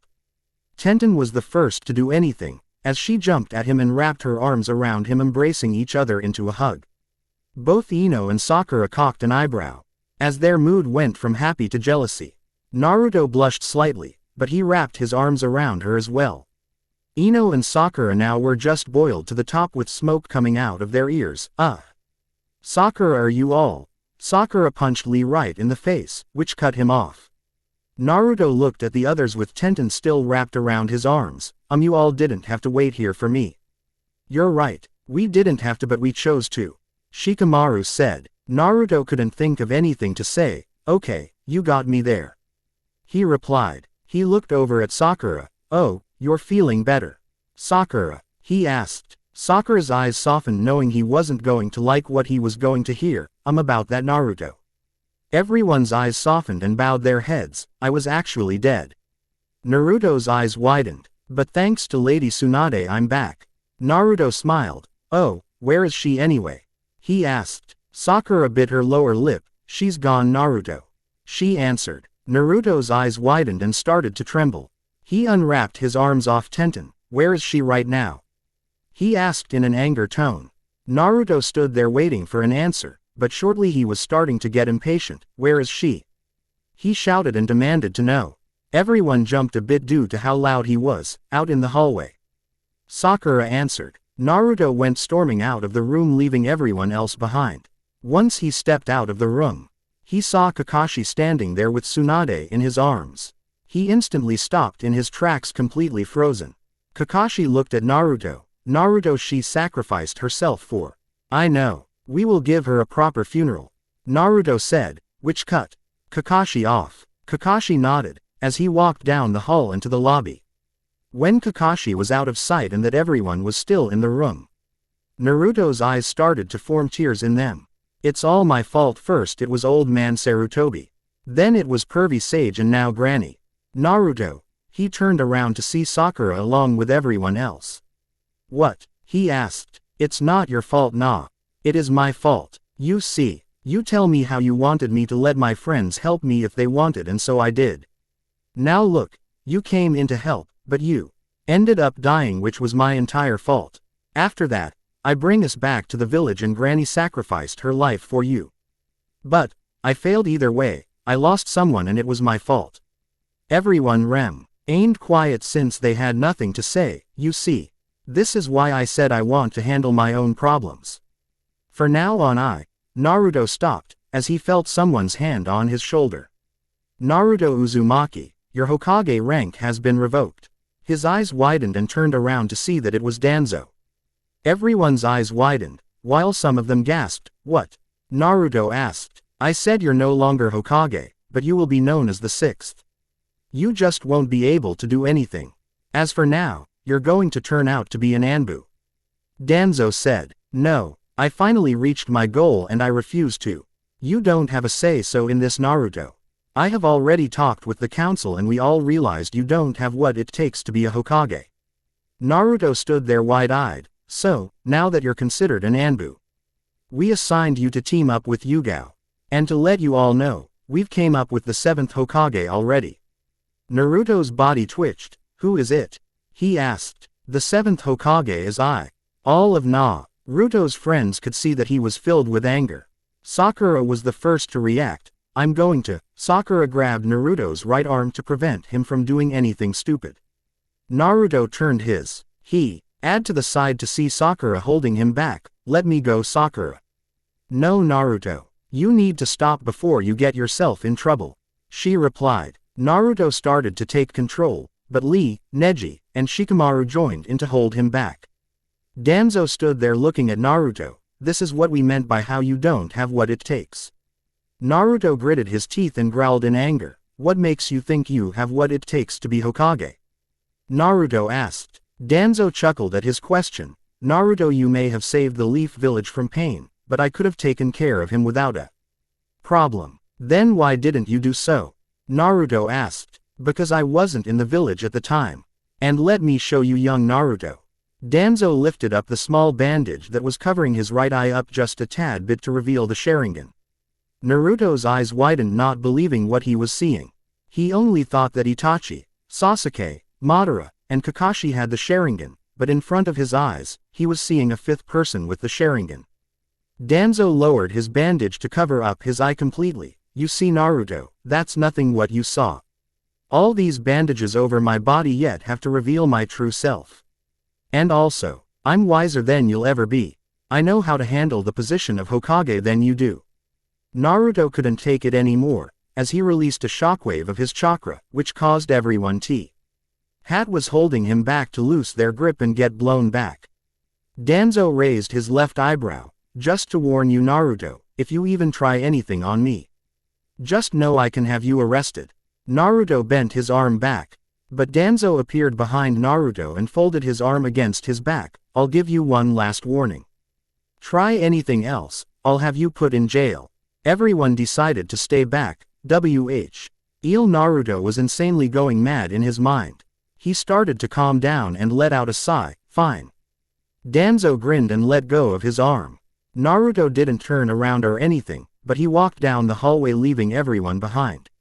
Sakura, Tenten, Ino, Shikamaru, and Lee decided to go after him, as they took off running down the hall. The others that stood behind glared at Danzo, which he realized that they were. He just didn't turn around to look back at them. Naruto was outside the hospital and continued his way farther away. Naruto, Sakura called out. However, Naruto ignored her and started to pick up the pace. Naruto, please wait, Tenten shouted. Once again though, he ignored the calls. Lee by now had a light bulb appear in his mind and started to chase after Naruto with greater speed, leaving the others behind. Naruto could feel Lee catching up to him, as he stopped. However, Lee didn't stop and was just a few feet away from closing in on him. Lee reached out just inches away from getting a hold on him. But Naruto elbowed Lee in the gut, causing him to bend forward, which caused him to lose his breath.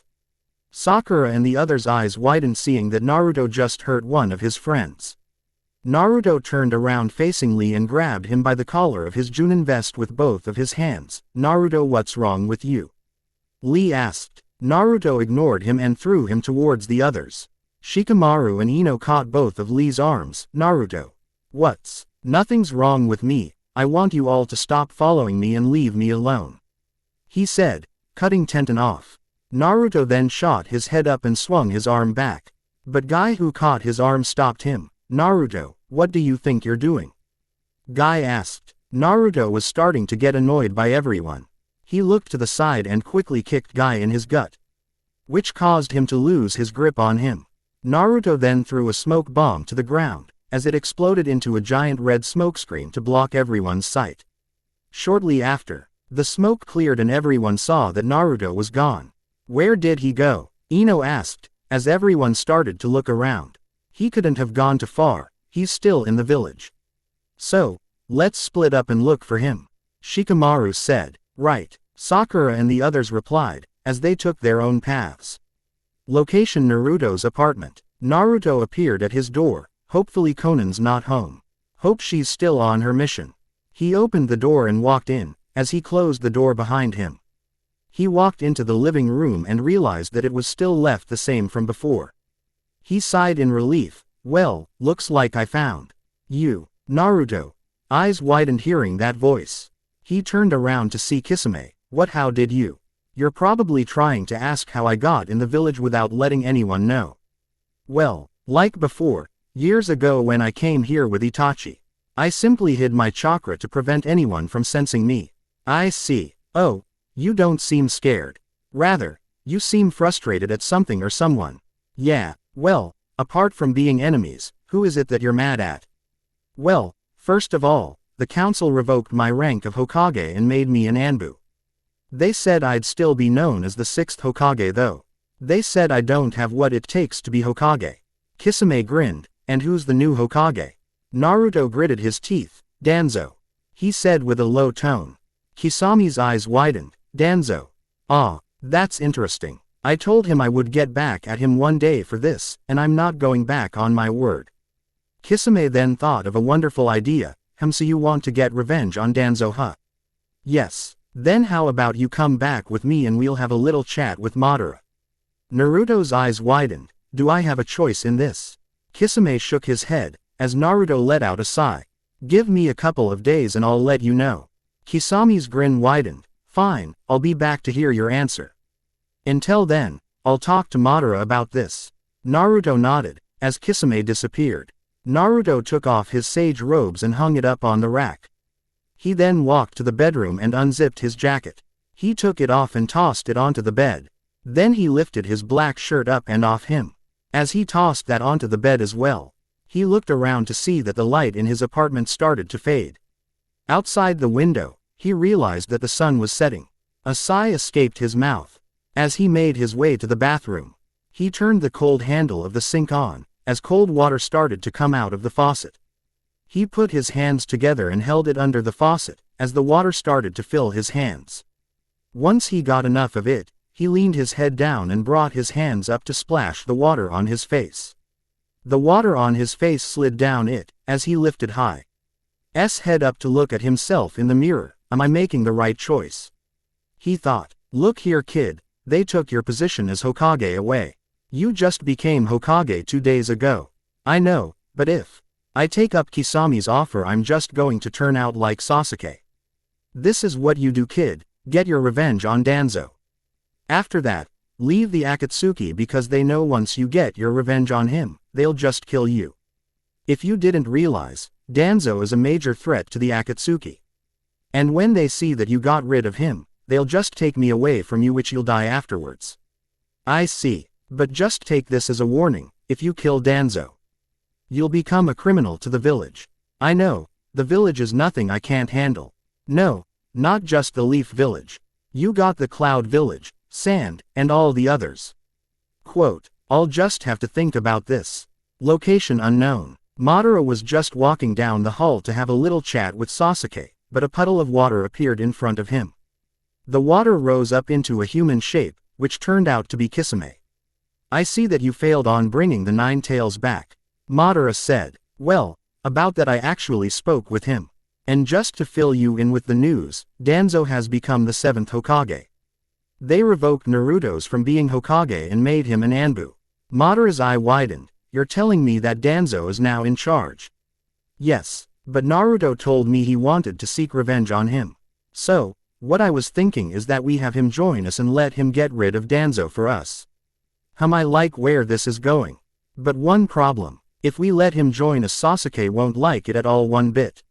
All we have to do is keep them from seeing each other. True. Okay. Here's the plan. We'll let him join us, but as soon as he gets rid of Danzo for us we'll take that chance to get the 9 tails out of him. And once we do, we will be able to take over all the villages since Danzo will be out of the picture. Kisame grinned. All right then. Tomorrow Kisame, I want you to go back to the village and pick up our new member. Kisame smiled widely. Will do. Madara then walked past him continuing his way down the hall. Location Naruto's apartment. The door that lead inside to the apartment opened, It seems that he's home. A feminine voice said. She closed the door and locked it. Back to the bathroom, Naruto lifted his head up to hear that someone was inside. He turned the sink off, and walked out of the restroom. He walked to the living room and saw no one. His hand rose up and scratched the back of his head.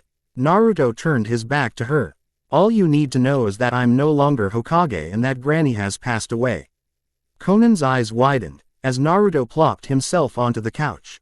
Konan then walked over to the couch and sat down next to him. How did Tsunade sacrificed her life for Sakura? Because I wasn't strong enough to protect Sakura in the first place. When you were out on your mission, I had a fight with Sasuke and soon after that, Madara. What? Madara? Yeah, he ended up killing Sakura and managed to capture me. However, I was able to escape and I went back after Sakura and brought us back to the village. She turned out to be dead and when Tsunade found out, she brought her back to life and in return, it cost her life for it. And after that, Danzo came to me and told me at him and the council revoked my rank as Hokage and made me an Anbu instead. They said I didn't have what it takes to be Hokage. But, they did say that I would be known as the 6th Hokage. Not too long ago, I came home and saw that Kisame was here. We had a little chat and well I was given an opportunity of getting my revenge. So, excuse me, Naruto asked. You're not going to join the Akatsuki and get your revenge. What makes you, Naruto? If you do, you're just going to become a criminal to the entire village and all the other villages too. And also, they won't hold back on you at all. I can promise you that especially Danzo won't. I know a lot about him and he despises the 9 tails, meaning you Naruto. You and I both know, that if he gets his hands on you, he'll just kill you without any hesitation. But, no Naruto, this revenge that you're seeking is very childish. You just need to accept it and let it go. I'm pretty sure you've realized that. Danzo is a major threat to the Akatsuki. And if you joined them and got your revenge, they'll just. Naruto remembered what the 9 tails had told him earlier, end up killing you afterwards. Naruto turned his gaze elsewhere. Please Naruto, don't go to them. But, if you decide to, I'm not going to allow you to go off so easily. Naruto got up off the couch, as Konan looked up at him. He walked away from her, leaving her behind as he walked to the bedroom. He removed his pants and got in bed with just his boxers on. He pulled the sheets up covering him up, as Konan got off the couch and also walked to the bedroom. She removed all her clothing except for her purple bra and Brazilian thong. She got in bed as well and covered herself up. Konan. She let out a sigh. What? She asked, as she turned around but was caught off guard as Naruto kissed her right on the lips. Her eyes widened, but closed right after. She pulled him toward her to bring him on top of her. She wrapped her arms around his neck and gave him a serious look. Promise me Naruto. Quote. He gave her a small smile. I promise. He replied, as Konan pulled him down to go back to another makeout session. Back to the others. Sakura and everyone LSE met back up in the same place once before they took off separately. I'm guessing none of you could find him either. Shikamaru asked. Everyone shook their head, but then Sakura thought of something. There's one other place we haven't checked. Where? Tenten asked. His apartment. Wow, out of all the places we looked at, we never bothered to check his apartment. Shikamaru said. Let's go then. Lee yelled, as he was the first to take off. Everyone had a sweat drop their forehead. Why did we let Lee join us if he's just going to go way ahead of us? Ino asked. I honestly don't know, Tenten answered, as they made their way to his apartment. Back to Naruto's apartment. Lee appeared in front of Naruto's apartment. He could hear some moans coming from inside. His face flushed red hearing all the noises. Lee, Sakura called out, as they finally caught up to him. Lee didn't budge, as he just remained standing there. Lee. What's? Another loud moan came from inside. Everyone's face flushed red hearing that. Sakura, Ino, and Tenten were completely red all over their body. Everyone had a sweat drop down their forehead. We've been looking for you. Shikamaru answered. Yeah, I see that. But, now's not the time for. Who is it Naruto? Konan asked, as she stood behind him wrapping her arms around his neck and rested her chin on his right shoulder. WHAAA. Both Ino, Sakura, and Tenten nearly screamed from the top of their lungs. Konan, Shikamaru asked. Yes, you but Naruto and, yeah, I was making those noises earlier. She said, finishing his statement. She then slid one of her hands down Naruto's body to the rim of his boxers. Everyone's attention was following her hand. Now, if you don't mind, him and I aren't quite finished. She said in a seductive tone and winked at them. She giggled and grabbed both of his shoulders and pulled him back into the apartment and closed the door. Everyone was just standing outside the apartment completely frozen. Lee then grabbed the handle to the door. But Shikamaru snapped out of it and pulled Lee back. What do you think you're doing? He asked. Lee turned around facing Shikamaru, which he saw that Lee was having a nosebleed. I must see the youth within Naruto and see how he's sharing it with Konan. Shikamaru gave Lee a rather confused look, but shook his head to ignore like he didn't just hear it how it sounded.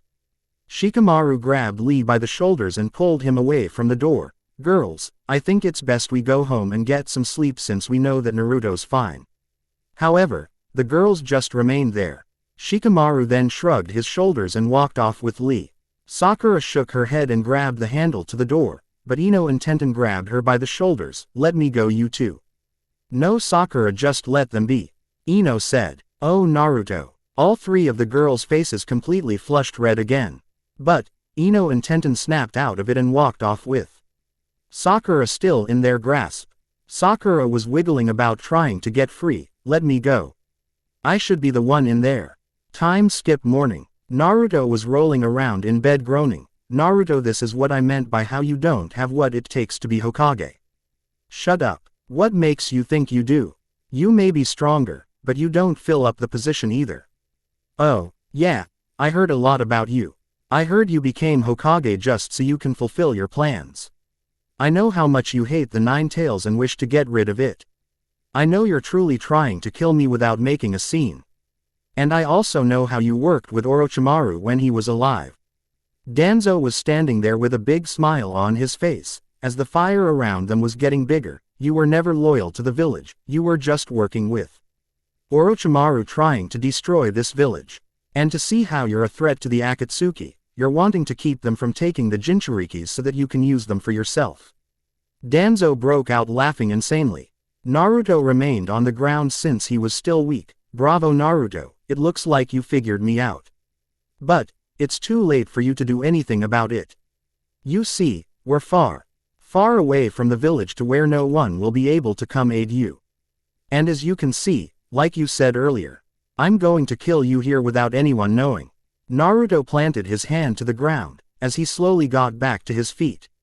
No, Danzo, I'm going to reveal to the village of who you really are.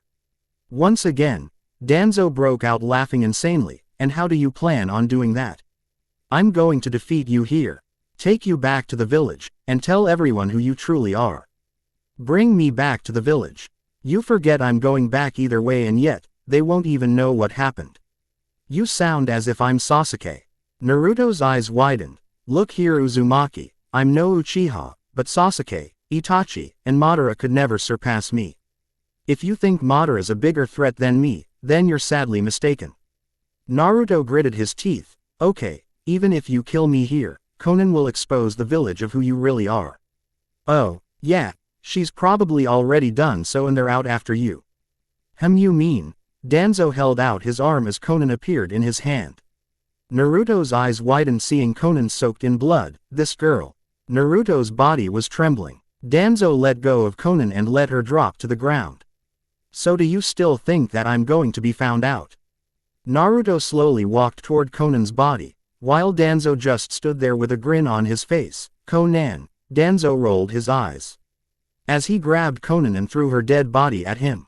Naruto caught her and slowly placed her on the ground, as he sat down on his knees. He examined her body thoroughly and saw nothing but blood all over her.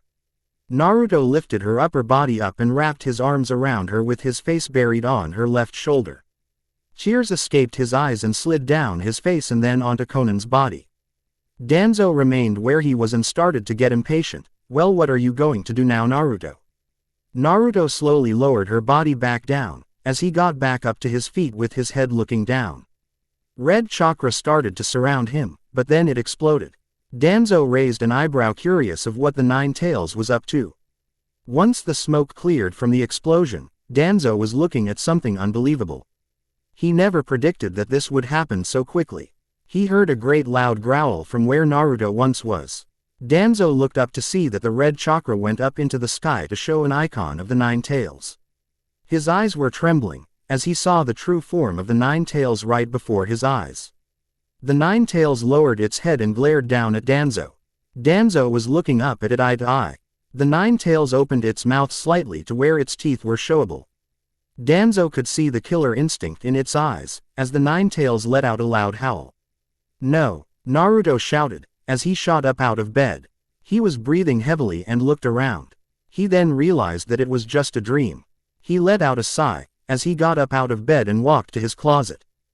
He grabbed a clean pair of clothes. But this time it was different ones. He grabbed a dark blue short-sleeved t-shirt and slid it over his head to lower it, covering his body up. He put on a pair of fresh boxers that were orange and black striped. He then grabbed a pair of black jeans and slid his legs through to pull them up. He buttoned it and pulled the zipper up to cover himself. He closed the closet doors, and walked to the kitchen. He opened one of the cabinets and brought out a cup of ramen.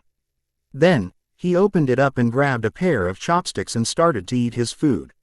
This is what I meant by how you don't have what it takes to be Hokage. He kept eating at his ramen, trying to ignore what he dreamed of.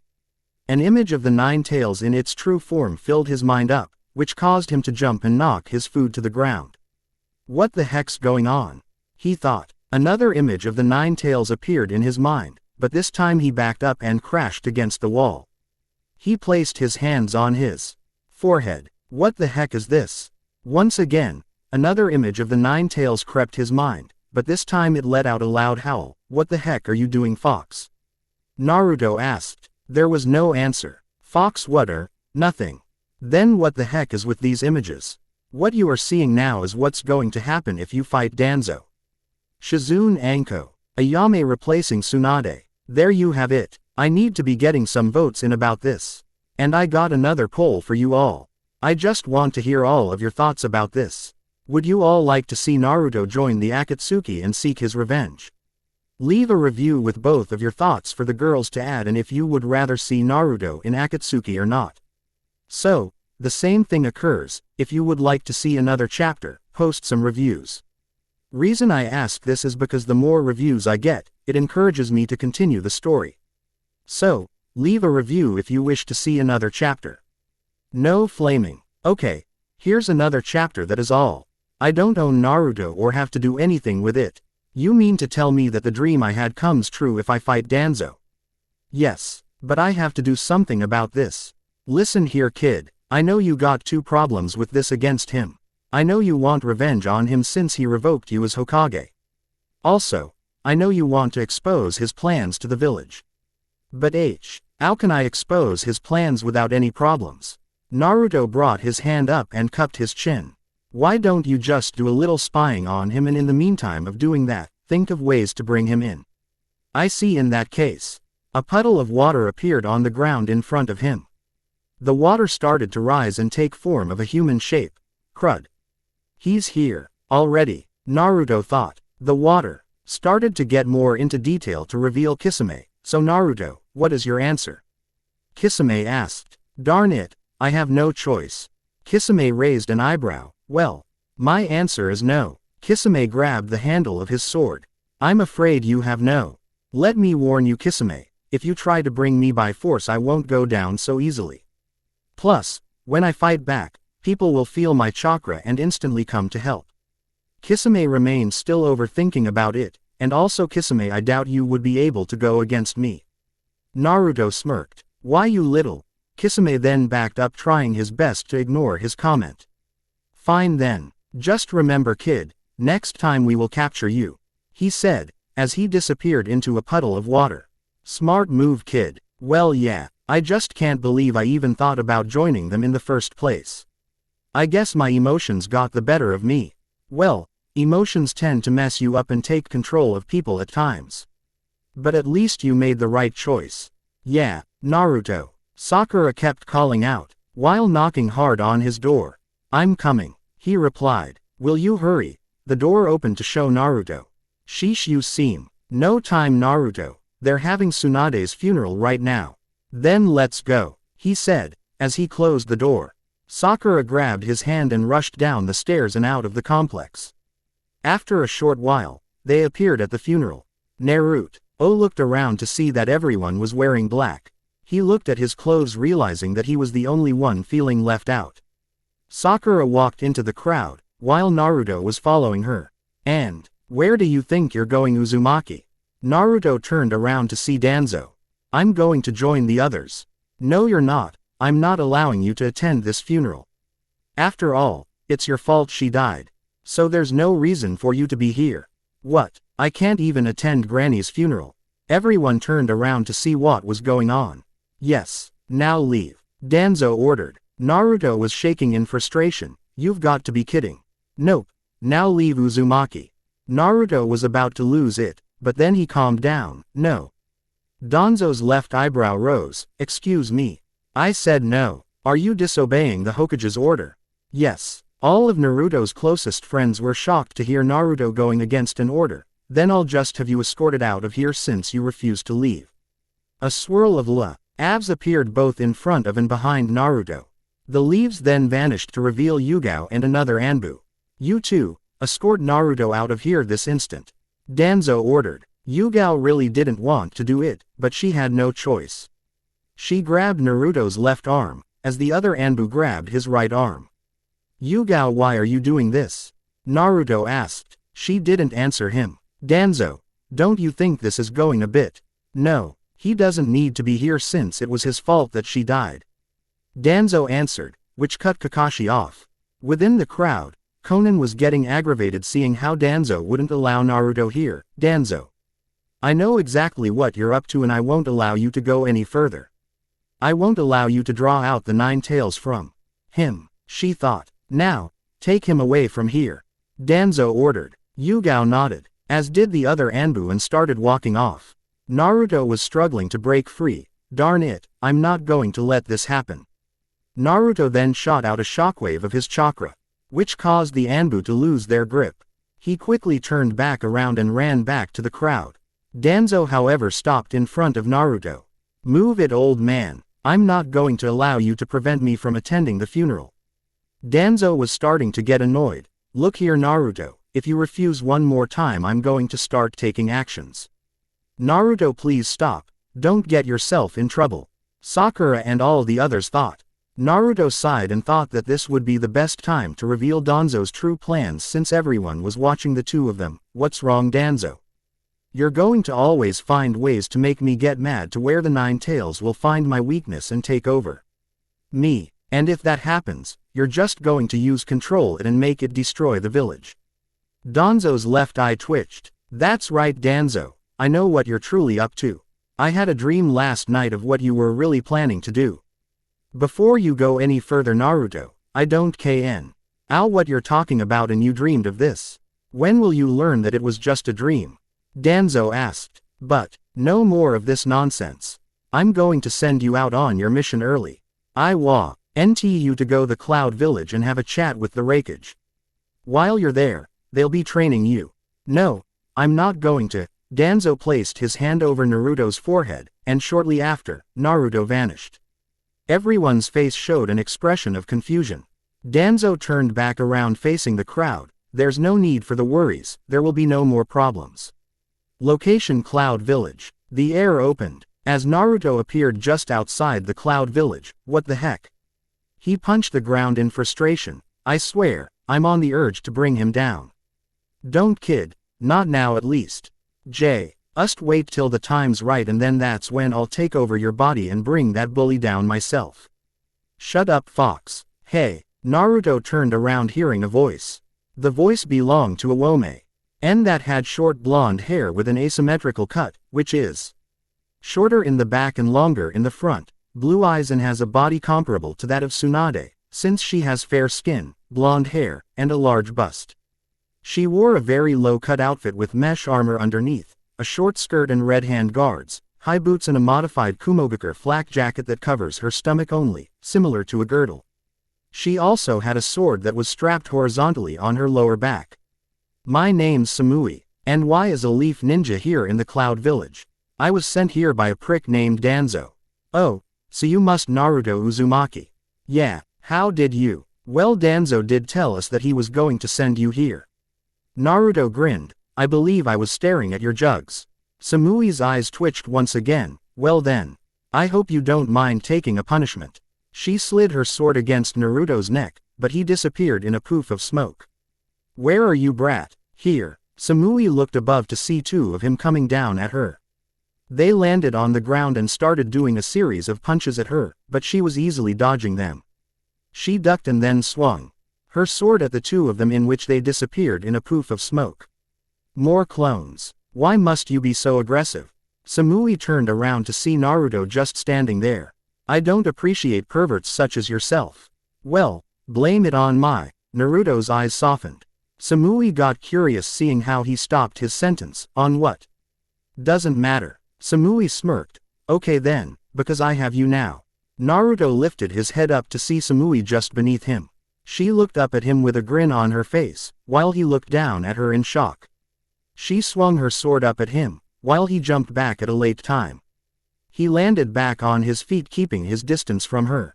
But then his dark blue t-shirt was cut right off of his body.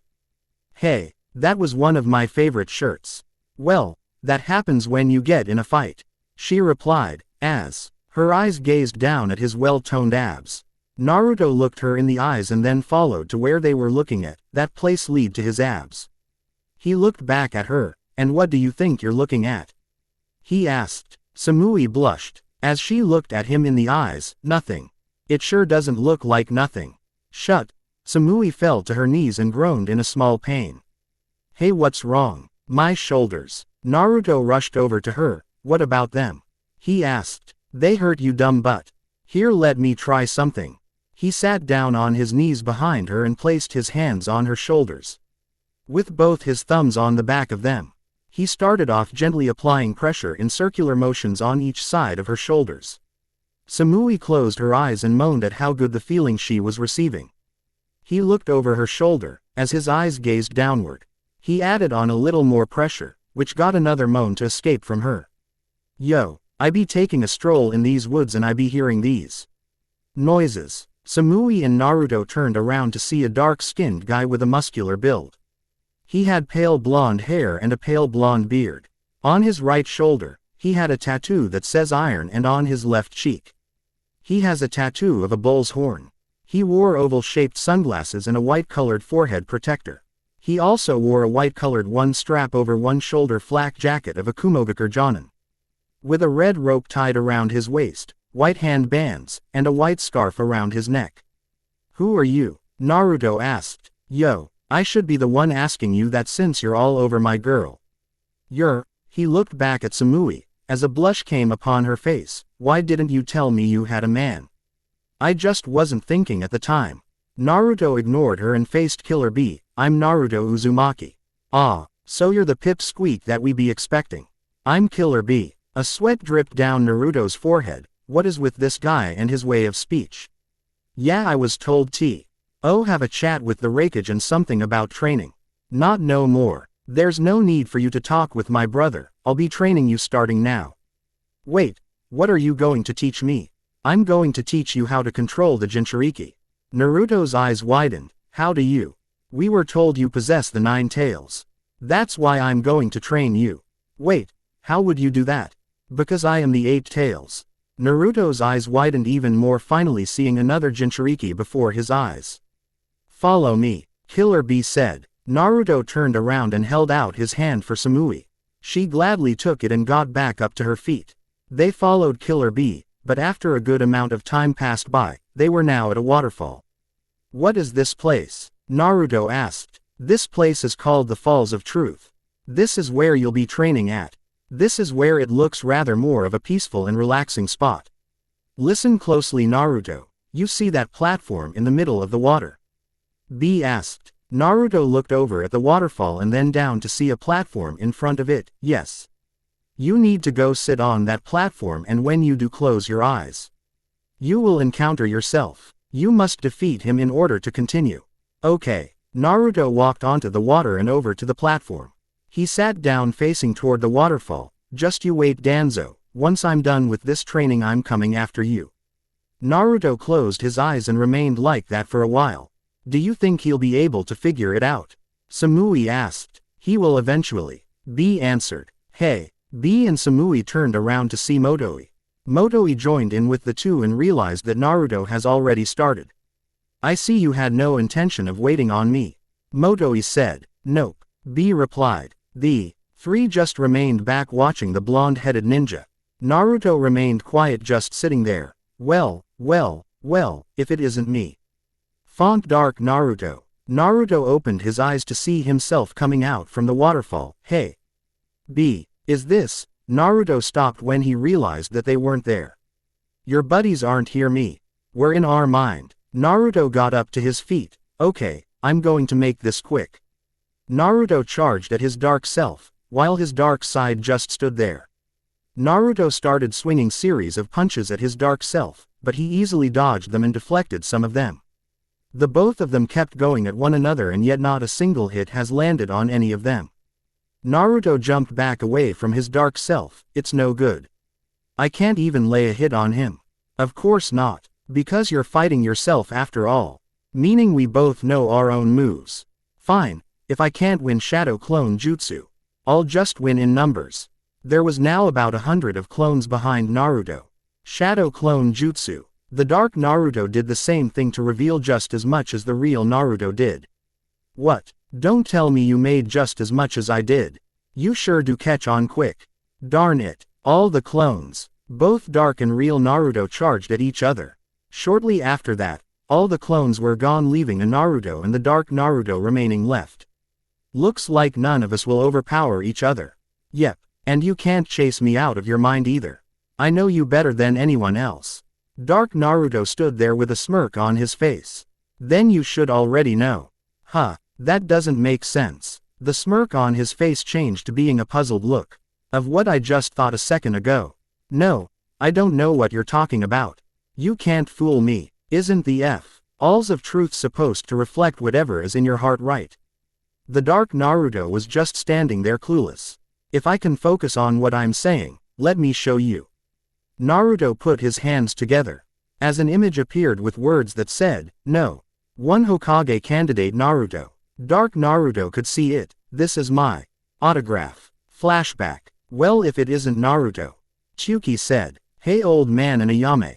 Wait just right there. Ramen is on the house. Sweet thanks old man, said a smiling Naruto. Hey, you're Naruto Uzumaki. Huh. Naruto looked to each side of him to see two villagers. Oh. Nay on his left and the other on his right. Can I get an autograph? The villager on his left asked. An autograph? Yeah, my daughter is a huge fan of yours. I really haven't thought of anything for an autograph.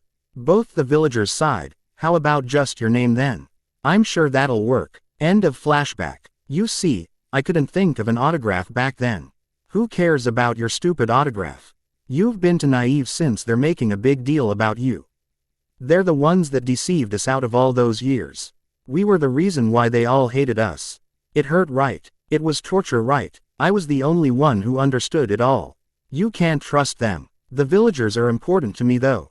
They believed in me and I believed in them, but there's one more person that I need to learn to believe in. Dark Naruto was standing there in shock and just remained staring at the real one. I need to believe in myself. I need to have faith in me so that I am the man they all believe in.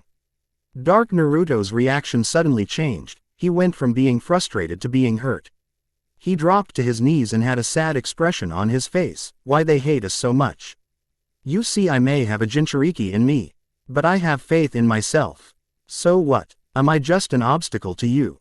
Then what does that make me? Well, I'm only as strong as I am now because of you. You might even be the reason that I am still here now. Dark Naruto quickly got back up to his feet and charged at Naruto. Then why? What am I supposed to do now? What do you think? Dark Naruto raised his right arm up intending to punch the real Naruto, but Naruto then wrapped his arms around his dark self. You be like me because you are me. Thank you for everything. It's going to be all right. Dar. Naruto's eyes closed halfway with the same sad expression from before, as he suddenly vanished.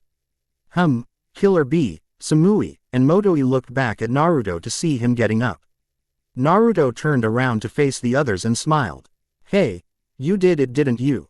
Samui asked. There's no time to celebrate or anything just yet. Killer Bee said. Naruto looked over at the third person that was now here. Who's he? I'm Motoi, a childhood friend of Bee's. Killer Bee walked over to Naruto and placed a hand on his shoulder. This is where it's going to get really hard. He turned his attention to the waterfall, as did Naruto. The waterfall then opened up in which the two walked in. Samui and Motoi decided to remain outside due to a couple reasons. Once the two walked in, the waterfall behind them closed. They stopped in front of a cat head statue. You need to place your head in that statue's mouth in order to see and speak with the nine tails and to see if you do or don't have a pure heart. Naruto nodded, as he placed his head into the statue's mouth. He then pulled his head out, as the wall opened to reveal a white room. This is where you'll go against the nine tails. I will give you a hand to try and restrain it so that you can drain its chakra. But I won't be at my full power since we'll be inside your conscious. All right. Naruto sat down cross-legged and closed his eyes, as he entered his subconscious. He was now standing in front of the gate in which the nine tails was sealed in. Ah, what is it now, kid? The nine tails asked. Naruto didn't answer it, as he walked up to the gate. The nine tails was curious of what Naruto was about to do. The water that Naruto was standing on started to raise him up to where he was facing the seal. He grabbed the seal, as the nine talked. IL's eyes widened, not believing what he was going to do. Naruto peeled the seal off the gate and held out his hand to reveal the key in his arm through his palm. He lifted his shirt up, as he planted his fingertips on the seal that was on his stomach. He then twisted it to unlock it. The seal on his stomach was opened along with the one on the gate. The gates then busted open, as the nine tails charged out of there. As Naruto went flying back, the nine tails charged at Naruto, but was stopped by Killer Bee in the eight tails form. Come on Naruto, drain his chakra. The tentacles wrapped the nine tails securely to prevent it from moving. A second, head of the nine tails came out from the original's neck, as it lifted its leg up to slice the tentacles in half. Darn it, Bee said. The nine tails' tails came up, as they were forming a small chakra ball. The nine tails then opened its mouth and ate it, as smoke came out of its mouth. Crud, Naruto said, as he jumped away from it. The nay tails then shot out a beam from its mouth aiming right for Naruto. Oh heck no, Bee said, as one of the tentacles that were cut off took form of a hand and reached up to catch the blast. Thanks Bee, I managed to stop the blast. But that's it for me. It's up to you Naruto. Flashback. Remember Naruto, you need to try and take its chakra before it tries to take you over. Don't let it consume its hatred on you. All right Bee-sensei. End of flashback. Naruto's eyes took the form of his sage mode, as he held up his arm. A massive chakra ball was being formed in his hand, as the nine tails examined closely. Sage Art Gargantuan Rasengan. The nine tails brought its tails in front of him, as Naruto held his arm out pointing at it. He slammed the Rasengan against the nine tails' tails. But then it pushed its tails forward to blow Naruto away. Naruto stopped himself as he landed back on his feet on the water. He's too fast. Do you really think you can win? I wouldn't have taken off the seal if I didn't. Plus, he grabbed one of its tails. I gotcha. He lifted the nine tails over his shoulder and slammed him to the ground to where it was laying on its back. Try and take this over. Wind-style Rasenshuriken. He slammed the Rasenshuriken against the nine tails' stomach, as it groaned in pain. Naruto grabbed his tail again and started to pull chakra out of it. He took few steps back, taking more and more of it. The nine tails looked at Naruto, as the chakra-like rope was now changing colors. Black chakra started to leak from the nine tails into Naruto's end. I hate them. I want to kill them all. If only you weren't here, a lot of people would still be alive. Why? Help us. I hate everything about you. I will get revenge on you. Him and only him. Naruto placed his hand on his forehead. What the heck is this? He fell to his knees, as he planted his hands to the water. You don't have what it takes to control me. You're nothing more than a tiny fragment of my hatred. That's him. Go away. No one will ever accept you. Naruto's left eye started to turn completely red. Stop. Naruto was now looking at an image of his younger self standing in front of a crowd of people. Go away. Leave us alone. No one likes you. Back in reality, Naruto's body was surrounded by the Nine Tails cloak. Crud.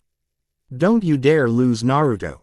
B said. Disappear forever. You belong here. Naruto looked up to see a woman that was wearing a high-collared, sleeveless loose-fitting dress with an apron over it, a black band on her left wrist and standard sandals. She had long, bright red hair that reached down to her calves, with strands that framed both sides of her face, with the left one being parted by a hair clip. Naruto. What the heck? What is someone like you doing here? And how do you know my name? He asked. Of course, you wouldn't know. Why don't you take a guess, Naruto? He gave her a puzzled look but kept staring at her. He examined closely. No. The woman looked at him. Did you find out yet? He pointed at her. You're the Nine Tails' true form. He yelled. The girl raised her eyebrows and then started to break out laughing. That's not a woman's laugh. You'll have to do more than that to trick me, you darn. No. The woman shouted, as she punched Naruto on the top his head. Naruto rubbed his head and looked at her with the same puzzled look from before. Wait, what? The woman scratched the back of her head. Sorry, I got a little carried away there. I've always been kinda hot-tempered ever since I was born. So, what about you? I hoped that you wouldn't end up like me whenever I got excited and say nonsense words like me. She asked, as she smiled at him. Naruto didn't know what to say. He was wanting to fin out who this woman was since she was in his subconscious. Who are you? He asked. Minato never told you anything, did he? She asked. Naruto's eyes widened, as his lips quivered. Yes, I'm your Yuto launched himself at her and wrapped his arms around her with his head hanging over her right shoulder, which cut her off in shock. She then smiled and wrapped her arms around him as well. Naruto's eyes started to bawl out tears. I've always wanted to meet you. Back to reality, B was watching to see that the transformation stopped. Naruto unwrapped himself from her, as he took a step back and gave her a big smile. There's so many things I want to talk about with you, Mom. Yeah, we'll have a nice long talk, but let's keep the fox out of it. The chakra-like rope that was attached to Naruto and to the fox was starting to come off of Naruto's part.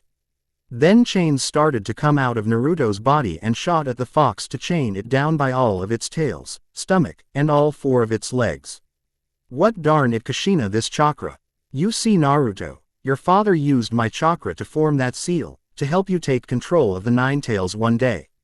We both wanted to help you in whatever way there was. Hee. Are you listening, son? Yes, I'm just glad to see how pretty my mom is and with that hair. Kushina gave her son a big smile. Thank you. I'm sorry you ended up having my face. But at least you got your father's hair. Naruto was now imagining how he would look if he ended up having his mom's hair. You know, son, you're the second man to ever compliment on my hair. He turned his head over to face his mother. I am. Who was the first one? Who do you think? Naruto raised his hand up to scratch the back of his head. Oh right, Dad. I get it. Naruto shouted. What? There's one other thing I want to ask you about, Mom. What is it? How did you and Dad ever fall in love? Kushina had a small blush come upon her face. That's like kind of embarrassing, she said, as she scratched the back of her head and closed her eyes, while giving her son a smile. You look as if you're getting all worked up again. I needed to change the subject. Naruto pointed at her. You said again. Okay. Well, basically how we met was back when we were just kids. I moved to the Leaf Village when I was very young. The first time I saw your father, I thought he was one of those girly boys. Really? But, since I was new to the village and when I was at the academy, I wanted to make an impression on the first day. So, when they asked me what my dream was in the future, I told them that I was going to become the first female Hokage. Wow, same dream as me. You sure do take after me, Mom. It's the other way around, son. Oh, he replied, as he scratched the back of his head. So they didn't like how I was talking about becoming Hokage. Everyone started making fun of me. They kept calling me Tomato Head. Tomato. I don't get it. When I was young, I had a round face with flaming red hair. Quote, oh, so dad was the only one to stick up for you against those bullies. And you? Nope. I went after those bullies and the tomato ended up squashing them. But, seeing how all my hair was whipping around after I beat those bullies to death, they gave me a new nickname. They called me the Bloody Habanero. So what did Dad say when they asked him what his future was going to be? Your father, he said, I want everyone in the village to acknowledge me and become a great Hokage. Naruto looked at the ground. Get everyone to acknowledge him and become a Hokage, huh? He smiled. When I heard your father say that, I thought that there was no way a goof like him would become Hokage. Whaat. But Dad looked totally strong. Yes, but what did I know? I was still a young girl back then. So, I looked down my nose at your father until a certain incident happened. He looked at his mom with a puzzled look. Incident. I've always hated my red hair, until one day thanks to your father, I came to like it. What exactly happened? Well, my chakra's special, you see, and the hidden cloud wanted so bad that they would kidnap me. So, when they did manage to and started to march us away, I started to pull my hair out one strand at a time to mark the path they were taking. I was very careful not to be seen. The Leafs sent out pursuit squads immediately, but none of them managed to find me. As we got closer to the border, I started to give up hope. Aha! Naruto shouted, as he pointed at his mother. Yes, your father was the only one who picked up my trail. He was the one to notice the trail of red strands. When he held me, he said he noticed my beautiful hair right away. He gave me a smile after that, but then I realized how he looked like a great ninja. Like a man who would make all of my dreams come true. And most importantly, he changed me. My bright red hair ended up leading me to my soul mate. It became my own personal red thread of fate. From that day, I liked my hair. And more importantly, I loved your father. Naruto gave his mom a huge smile. There's a special little something I like to tell the men who compliment me on my hair.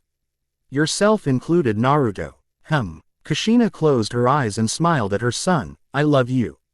Naruto's eyes widened, but then reverted back, as he smiled at his mother. I love you to mom.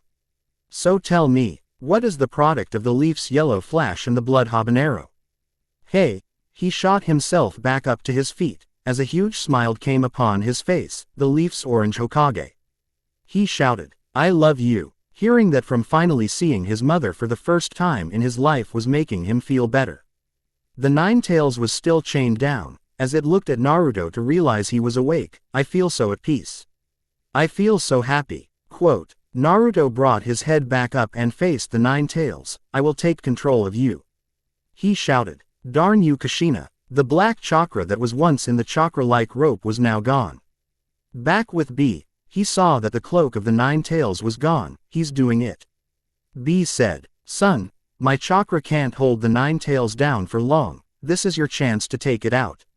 Kushina said, right. Shadow clone jutsu. An army of Naruto appeared all around the real one. You accursed child. The Ninetales leaned up and grabbed the chain that was wrapped round its stomach, trying to break it off, but it was no good. Let's do it. The army of Narutos shouted. The Ninetales took one last tug at it and finally snapped it off. The clones charged at the Ninetales, all with Rasengans in their hands. Open wide. The clones held out their hands, pointing the Rasengans at the fox, in which it got up on its two back legs and opened its mouth to let out a loud roar. Half the army of Narutos jumped up at the fox. Rasengan barrage. The Ninetales looked at the clones coming right at him. Don't be conceited. I still have one left. Kushina said. Another chain came out and wrapped around the fox's bottom left leg, which caused the fox to fall back down on its back. Gotcha. All of a sudden, the clones of Naruto were all in sage mode. The raw Sengans that were in the hands of the clones in the air started to get bigger. Sage Art Gargantuan Rasengan Barrage. The clones shouted, as they all slammed their Rasengans on the fox's stomach. The fox groaned out in pain, but came to withstand it for a short time, as it get back on all fours. It looked at Naruto, as its eyes widened. One more time. Naruto shouted, as he threw a Rasenshuriken at the fox. The Rasenshuriken slammed against the fox's head, as it started to expand in a bigger size in which it pushed the fox back. How the heck is he so powerful? You're mine, Naruto shouted, as the Nine-Tails chakra came through the other end of the Rasenshuriken. The chakra was in the shape of the Nine-Tails. The Nine-Tails groaned out in pain once again, as it fell on its back again. Shortly, it got back up and saw that its chakra was being absorbed into Naruto. He was in a different form though. The Nine-Tails chakra enveloped Naruto, and the shroud took on the appearance resembling the Sage of the Six Paths. With his new seal clearly visible on the shroud, and the color of his irises also changed from blue to orange. Unlike the demon fox shroud, which is red and releases chakra as seething bubbles, this form's shroud is yellow and releases chakra as flickers of flame. Naruto's eyes widened seeing what he looked like now. Naruto, don't make me angry. The Nine-Tails opened its mouth, as a giant chakra ball formed above it again. Naruto looked at the fox to realize that it was going to fire another blast again. Hey, you've still got all that power, you sure, or something else? He replied. But the chakra ball above the fox's mouth grew incredibly larger. Naruto placed his fingertips on the seal that was on his stomach, as chakra formed on his fingertips. He then twisted it to lock it back up. The fox was now locked back up in the cage, as it glared at Naruto. This is the Sage of the Six Paths. The seal on the cage was now locked once again. I won't forget this, Naruto. I'm sorry, fox, but I won't hurt you. Wait, just wait. You did it, Naruto. Kushina yelled. Yeah. A silence came upon the two of them but didn't last long. So Mom, are you? And now I can follow after your father. Naruto's eyes softened, wishing that she didn't have to go. But there's one last thing I need to tell you. Naruto shot his head up, getting very curious of what she had to say now. Naruto, I want you to know the truth behind the incident that happened 16 years ago. The year you were born. The truth. Kushina remained silent for a bit, as she let out a sigh. I was the previous Nine-Tails Jinchuriki. Whaat. You were the Nine-Tails Jinchuriki. Yes, but before I tell you, I want you to know a little bit more about who I am. I was chosen as the second Nine-Tails Jinchuriki. The truth is, I was brought to the Leaf Village for the express purpose of becoming a Jinchuriki. Why? You lived in a whole nother country. Why did you have to become a Jinchuriki? Yes. I lived in a different country and a different village. But the Fire and Whirlpool countries and the Leaf and Eddy villages had very strong ties to one another. Shinobi of the Leafs, Senju clan and the Eddy's Uzumaki clan were distant blood relatives. The people of the Eddy village were all blessed with astonishingly long lives, to the point our village became known as the Village of Longevity. Our clans specialized in sealing techniques, though their processes were a little rough. The 4-element seal on your stomach was based on techniques from my village. I also taught your dad a bunch of these sealing techniques. The mark on your back of your jacket is the symbol of the Eddy village. Even today, as you may have seen them throughout the village, they still use them as a symbol of friendship and goodwill. It was only a matter of time though that my village was completely gone. In that era of war, people came to fear the power of our sealing techniques.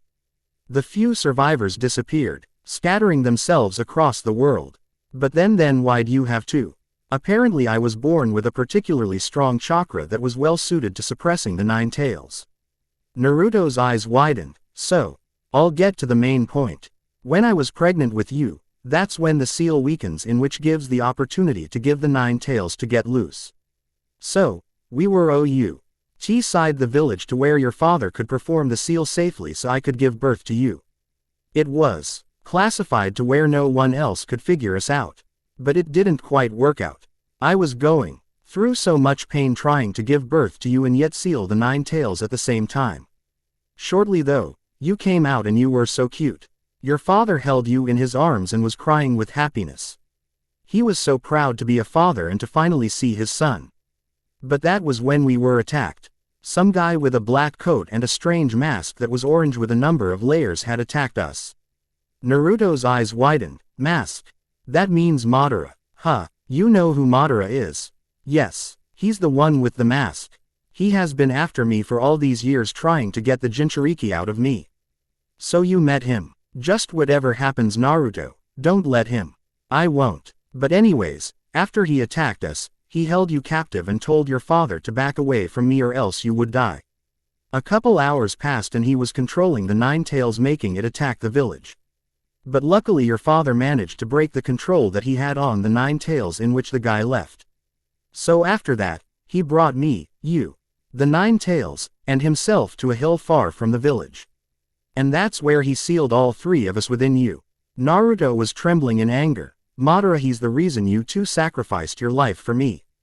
I swear I'll get my revenge on him. Kushina looked at him. Just be careful, son, don't fall for any of his tricks. And know this, me and your father will always be here for you, she said, as she smiled at him. He looked at her and smiled back. He launched himself at his mother again, wrapping his arms around her, which shocked her. She smiled, and wrapped her arms around him as well. Naruto's eyes formed tears and shortly slid down his cheeks. I love you, Mom. Kushina smiled. I love you too, son. As they said their last words to each other, Kushina disappeared, as Naruto did as well. Back to reality, Naruto opened his eyes and got back up to his feet. Yo. You did it, Naruto. Naruto turned around to face B. He held his arm up and gave him a smile with a thumbs up. I sure did. But Naruto, what happened? I got to see my mother. So that's what made you overcome the Nine Tails? Yep, Naruto said, as he kept that same smile on. Let me warn you, when you're in that mode, don't use any ninjutsu. If you do, the Nine Tails will start to absorb every bit of it, and if he does, you'll die. Naruto's eyes widened. Then what am I supposed to do in that mode? Well, your speed and strength are incredibly stronger. You can also sense chakra from people who are hiding it. I can probably teach you one other thing. Then teach me, Naruto yelled. Yo, Lada, I will teach ya. But now B is tired and wants some rest. A sweat dropped down the back of Naruto's head. Fine, Naruto said, as they walked out of the room and then out of the wat. Our fall to see Samui and Motoe just standing there. Well, it's about time. Samui said. Did he do it? Motoe asked. B nodded, as Samui and Motoe smiled. All right. I say we go celebrate then. Motoe said. Wait, I actually need to get back to my village. Yo, what about the move that you wanted me to teach you? B asked. Naruto looked over at B. Can you just tell me what I'm supposed to do, that way I can practice at home? This is what you do. Gather both positive black chakra and negative white chakra and shape it into a sphere, and then compress it inside your mouth. The black and white chakra needs to be balanced at an 82 ratio respectively, or it will backfire. You can only do this in your Jinkuzuriki form. Okay, thanks B. But is there some kind of way for me to get back home quicker? Yes, there is, Motoe said. He reached into his pocket to pull out a piece of paper with a symbol on it. It read, Destination, on it. What's that? Naruto asked. It's a teleporter basically. Just hold onto it and picture the place in your mind of where you want to go. Ah, thank you. It's Motoe. He sighed. Oh, thanks again, Motoe. Naruto turned around, but his arm was grabbed by Samui. He looked at her with a confused look. What are you doing? He asked. I'm going with you, she answered. Why? B recommended that I should go with you and make sure you get that technique down. Oh. Naruto looked at B, in which he grinned at Naruto. Naruto closed his eyes, as the paper he held in his hand started to glow. Within a second, the paper flashed, as Naruto and Samui were gone. So B, what was the real reason you sent Samui to go with him? Motoe asked. Because, I saw that seductive look in her when she was with him. Ah, so you think that she, yep. Location Leaf Village. A great bright flash appeared at the main entrance of the village. Kotetsu and Izumo turned around to see what it was. What is that? Izumo asked. I don't know, but don't let your guard down. Kotetsu replied. As the flash cleared, it revealed Naruto with Samui. Naruto. Kotetsu and Izumo both yelled. Oh, hey Izumo and Kotetsu. Naruto replied, as he waved at them. They both turned their attention to the short-haired blonde. Who's that? Izumo asked. I'm Samui from the Cloud Village. I'm here to help make sure Naruto here gets this technique down without any problems. She replied. Naruto scratched the back of his head. Yeah, that's about it. He said. Oh, so you did end up going to the Cloud Village. What kind of training did you go through? Kotetsu asked. Well, I'm able to control the Nine Tails now and use its power whenever I need. Kotetsu and Izumo's eyes widened. You mean that you can control the Nine Tails now? Isn't that what I just said? Yes, but it's just shocking to hear. Naruto's eyes softened due to the question he had for them. Did Granny get a proper funeral? Both Kotetsu and Izumo's eyes softened remembering the event that occurred earlier today. Yes, she did. That's good. Naruto clenched his fists. I'm sorry for what happened earlier, Naruto. We would have supported you if we could. Thanks, you too, but I still have something to take care of. Both Kotetsu and Izumo's head had a shock come to their instinct. I'll see you two later. Naruto said, as he lifted Samui up and held her bridal style, which caused her to gasp in shock and vanished. They appeared in Naruto's apartment, as Naruto placed Samui down on her feet. Why are we here? Samui asked. Just thought I should come by here first to make sure nothing happened when I was gone. Naruto answered, as he continued to examine his apartment thoroughly. Okay. Nothing happened. I'm going to go have a word with a few people. You can stay here if you want. But just to let you know, Konan lives here with me. She may be here before I get back or not. Okay. Naruto went to his closet to grab a spare shirt that was a crimson color, as he put it on. He then ran to the door and opened it. He walked out, as he closed the door behind him and locked it. I'm surprised to see that no one mentioned that I wasn't wearing a shirt this whole time. Naruto thought. He ran down the stairs and out of the complex, as he started to walk down the streets of the village. So how do you think Naruto will act when he gets back to the village? Tenten asked. I honestly don't have an idea. I'm pretty sure he'll be mixed in all sorts of emotions. Sakura answered, as the two kept walking down the street. What Danzo did to him earlier today was terrible. I mean, Tsunade was like a close relative to him. Sakura's eyes softened. Yeah, I just hope. Sakura. Tenten and Sakura turned around to see Kiba and Hinata. Oh boy, if it isn't the two lovers. Sakura said. Hey, at least I know how to stay in a real relationship. Kiba said. A vein popped on Sakura's forehead, as her fist started to shake in annoyance. Why you? Tenten quickly grabbed Sakura's arms. Sakura, calm down. He's just playing. Is there something going on here? All four of them looked to the side to see Danzo. No, nothing at all. Kiba answered, as he scratched the back of his head. Good. Naruto could see a small crowd of people just up ahead of him. He could see a girl with pink hair with four other people, which he instantly knew who it was. He saw Sakura and the others, including Danzo, turned around to see him. Naruto, Sakura said, as she looked at him and then to Danzo. Well, I see that you've returned quicker than I thought.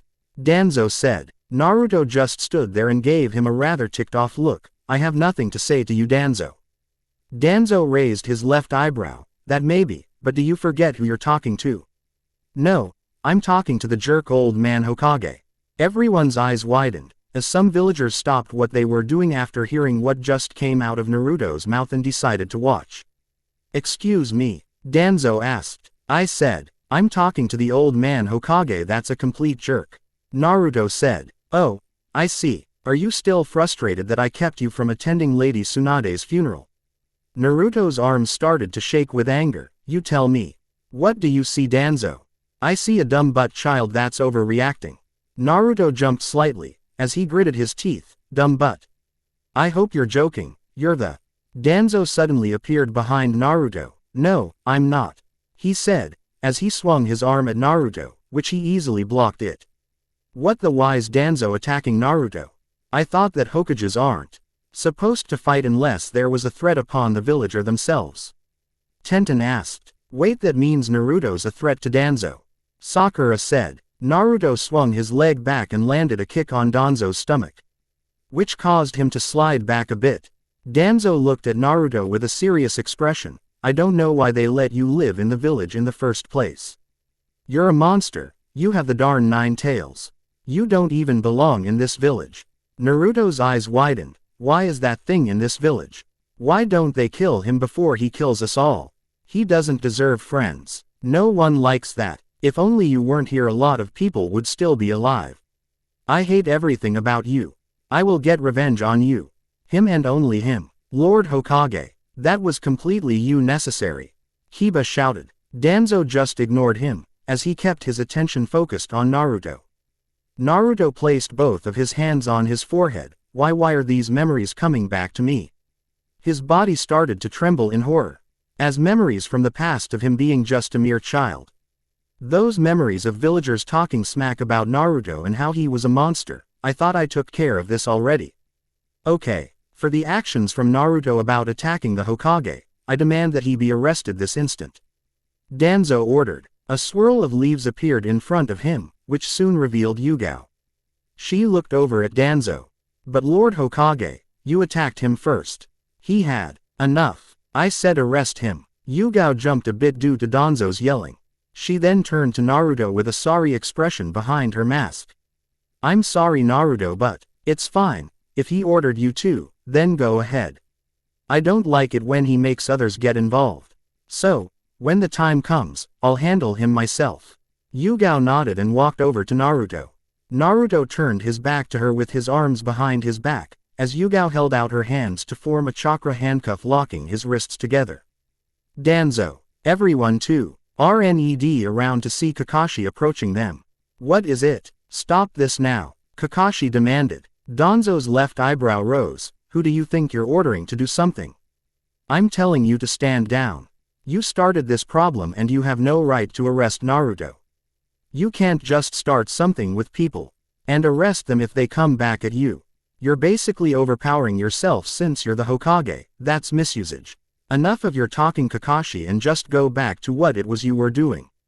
Danzo said. Kakashi ignored him and turned over to face Naruto. Naruto, that dream you had, what happened? Danzo's body jumped a bit. Well, Danzo was planning the destruction of the Leaf Village again. He has been working with Orochimaru even though he's no longer here. He also has been trying to get rid of me since he despises the Nine Tails. So, then one day, I was fighting him and I was losing. He said some stuff and I had Konan expose the village of what Danzo really is. But Danzo showed me Konan's dead body.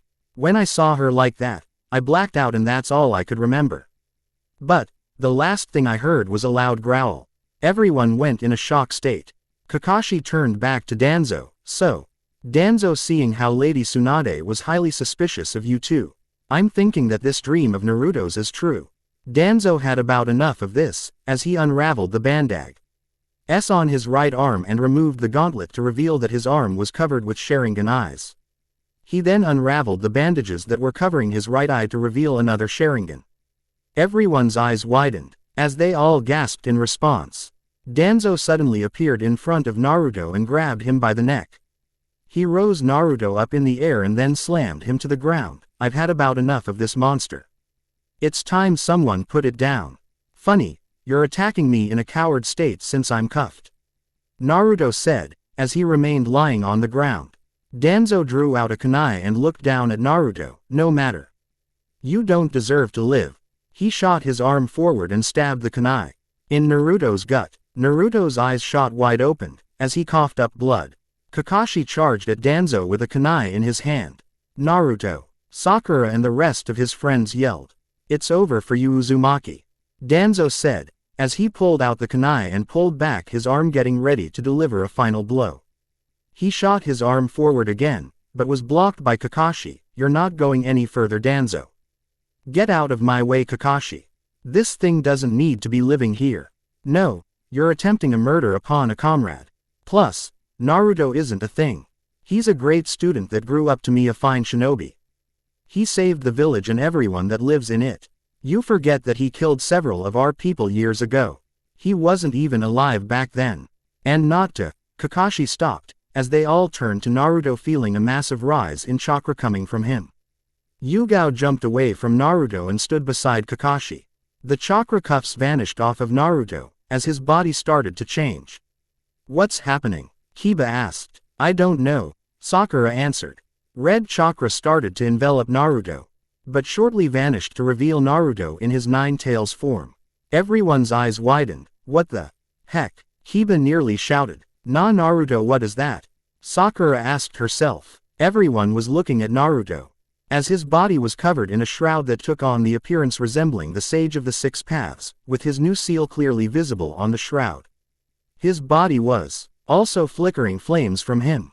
"Danzo, I've had about enough of you," Naruto said. Danzo's eyes widened. "So, I see your training paid off then." "Enough," Naruto yelled, as he appeared above him and slammed his arm down at him, in which caused a massive dust cloud explosion. Everyone covered their eyes with their arms. Naruto looked down to see that Danzo wasn't there. He looked around, but then felt no chakra presence from him. "He's gone." Naruto's body then reverted back to his normal look. Everyone unshielded their eyes and looked at Naruto. Sakura and Tenten ran over to him, as Kakashi looked to the side to see that the villagers were still here. "There's nothing to see here. Now people, please move on," Kakashi said. All the villagers had a shock look on their face after seeing Naruto like that, but then decided to walk down the streets to carry on with whatever they were doing before. Naruto. He turned around facing a worried Sakura and Tenten. "What was that just now?" Sakura asked. "Oh, it was just something that I learned from my training at the Cloud Village," he answered. "But it looked similar too." "I know, but it was a form that I can control," he said, cutting Sakura off. "I'm sorry I didn't come sooner, Naruto," Kakashi mentioned, as he joined in with the crowd along with Yugao. "It's all right, Kakashi-sensei. I'm sorry that I couldn't come over myself against Danzo's order," Yugao said. "It's all right, I just have a weird feeling of where he's heading off to right now.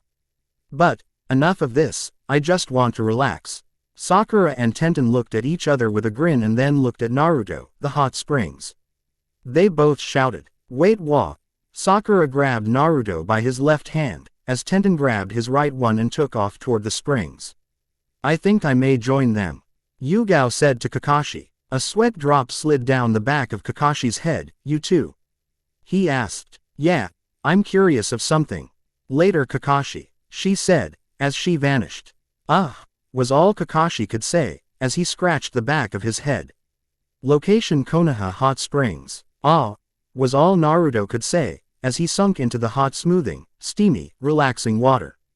He stopped to where only his nose and the rest of his top head were out. "Man, this is. Mind if I join you?" A feminine voice came from behind him. He jumped, as he turned around to see who it was. "Why are you on this side?" "Girls' side, Tenten. Let's see if we can't get a good look at Naruto," Sakura said. A blush crept upon her face. "What if there's other guys over there and they see us?" Sakura swam to the wall that was separating the girls from the boys. "I don't think that there's anyone else there besides him." Tenten couldn't help herself, as she swam over to join with Sakura. They both found a tiny hole in the wall, as they both tried to get a look through it. "Move, Tenten." "No, you move," she replied, as they kept fighting over it. Tenten pushed Sakura with a bit of force in it, causing her to fall back into the water. Tenten then looked through the hole. As her eyes widened, Sakura then came back up to her. "What is it? What do you see?" she asked. Sakura pushed Tenten aside, as she looked through the hole. Her eyes widened but shortly. Her eyes rolled to the back of her sockets. She was seeing Naruto making out with a purple-haired woman. Sakura punched the wall, which made the hole big enough for people to go through it. Naruto and the purple-haired women turned to face the wall and saw an upset Sakura. "Sakura," Naruto said, as his body started to tremble. Tenten was remaining, not wanting to get in the way of a frustrated Sakura. "Who is she?" Sakura nearly yelled. Naruto pulled away from the purple-haired women, as they both looked over at Sakura. "Hi, this is Yugao," he answered. "You mean your Anbu partner?"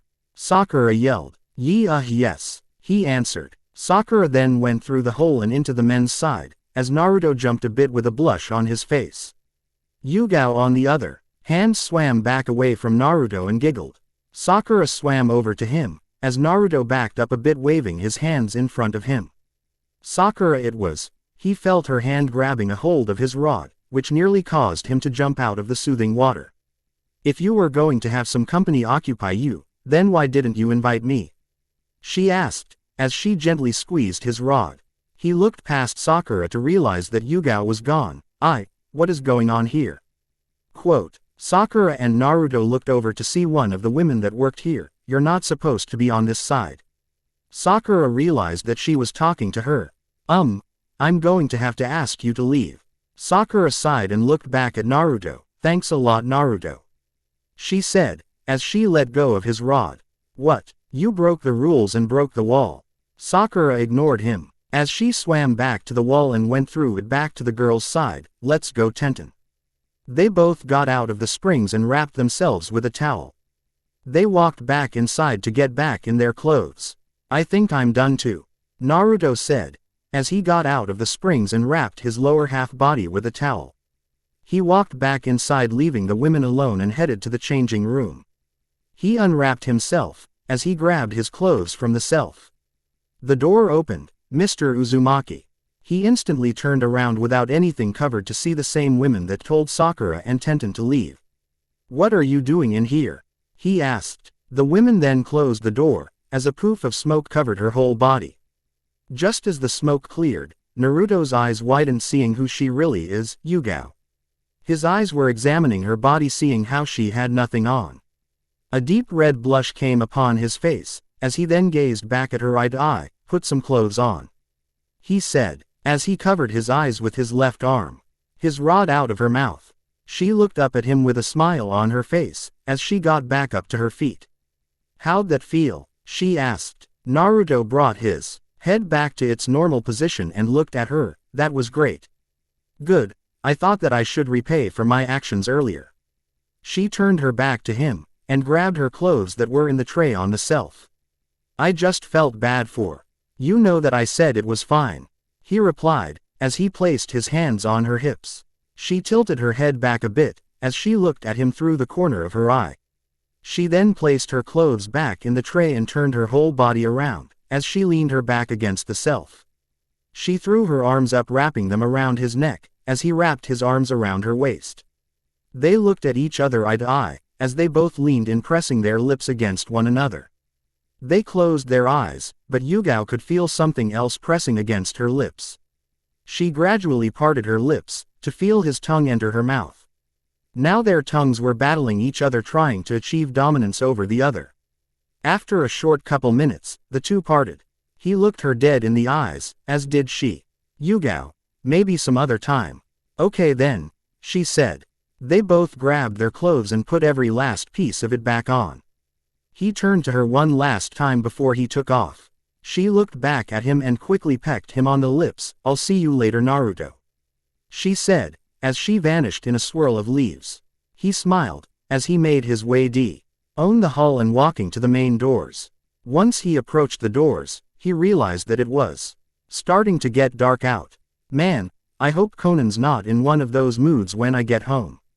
Wait, oh crud, I forgot Samui's there too, he thought, as he slammed the doors open and took off running to his apartment. Naruto High School Senior Year Naruto Zombie Apocalypse. Note those will not be the official titles of the story. I will come up with one though, please vote cause I'm eager to see what you guys would like to see first. Either leave a review on the story or just simply send me a message and what you think about it. So, I'll be waiting for those votes. Keep warm. Naruto High School Year Senior Naruto X Ayame or Naruto X Sakura. Naruto Zombie Apocalypse. Narutox Mics. So, I already got one vote in, which was to the high school one. So, please, vote up. I would like to see what you all want to see first. I will start working on one of them by Friday, which means that's when the poll is up.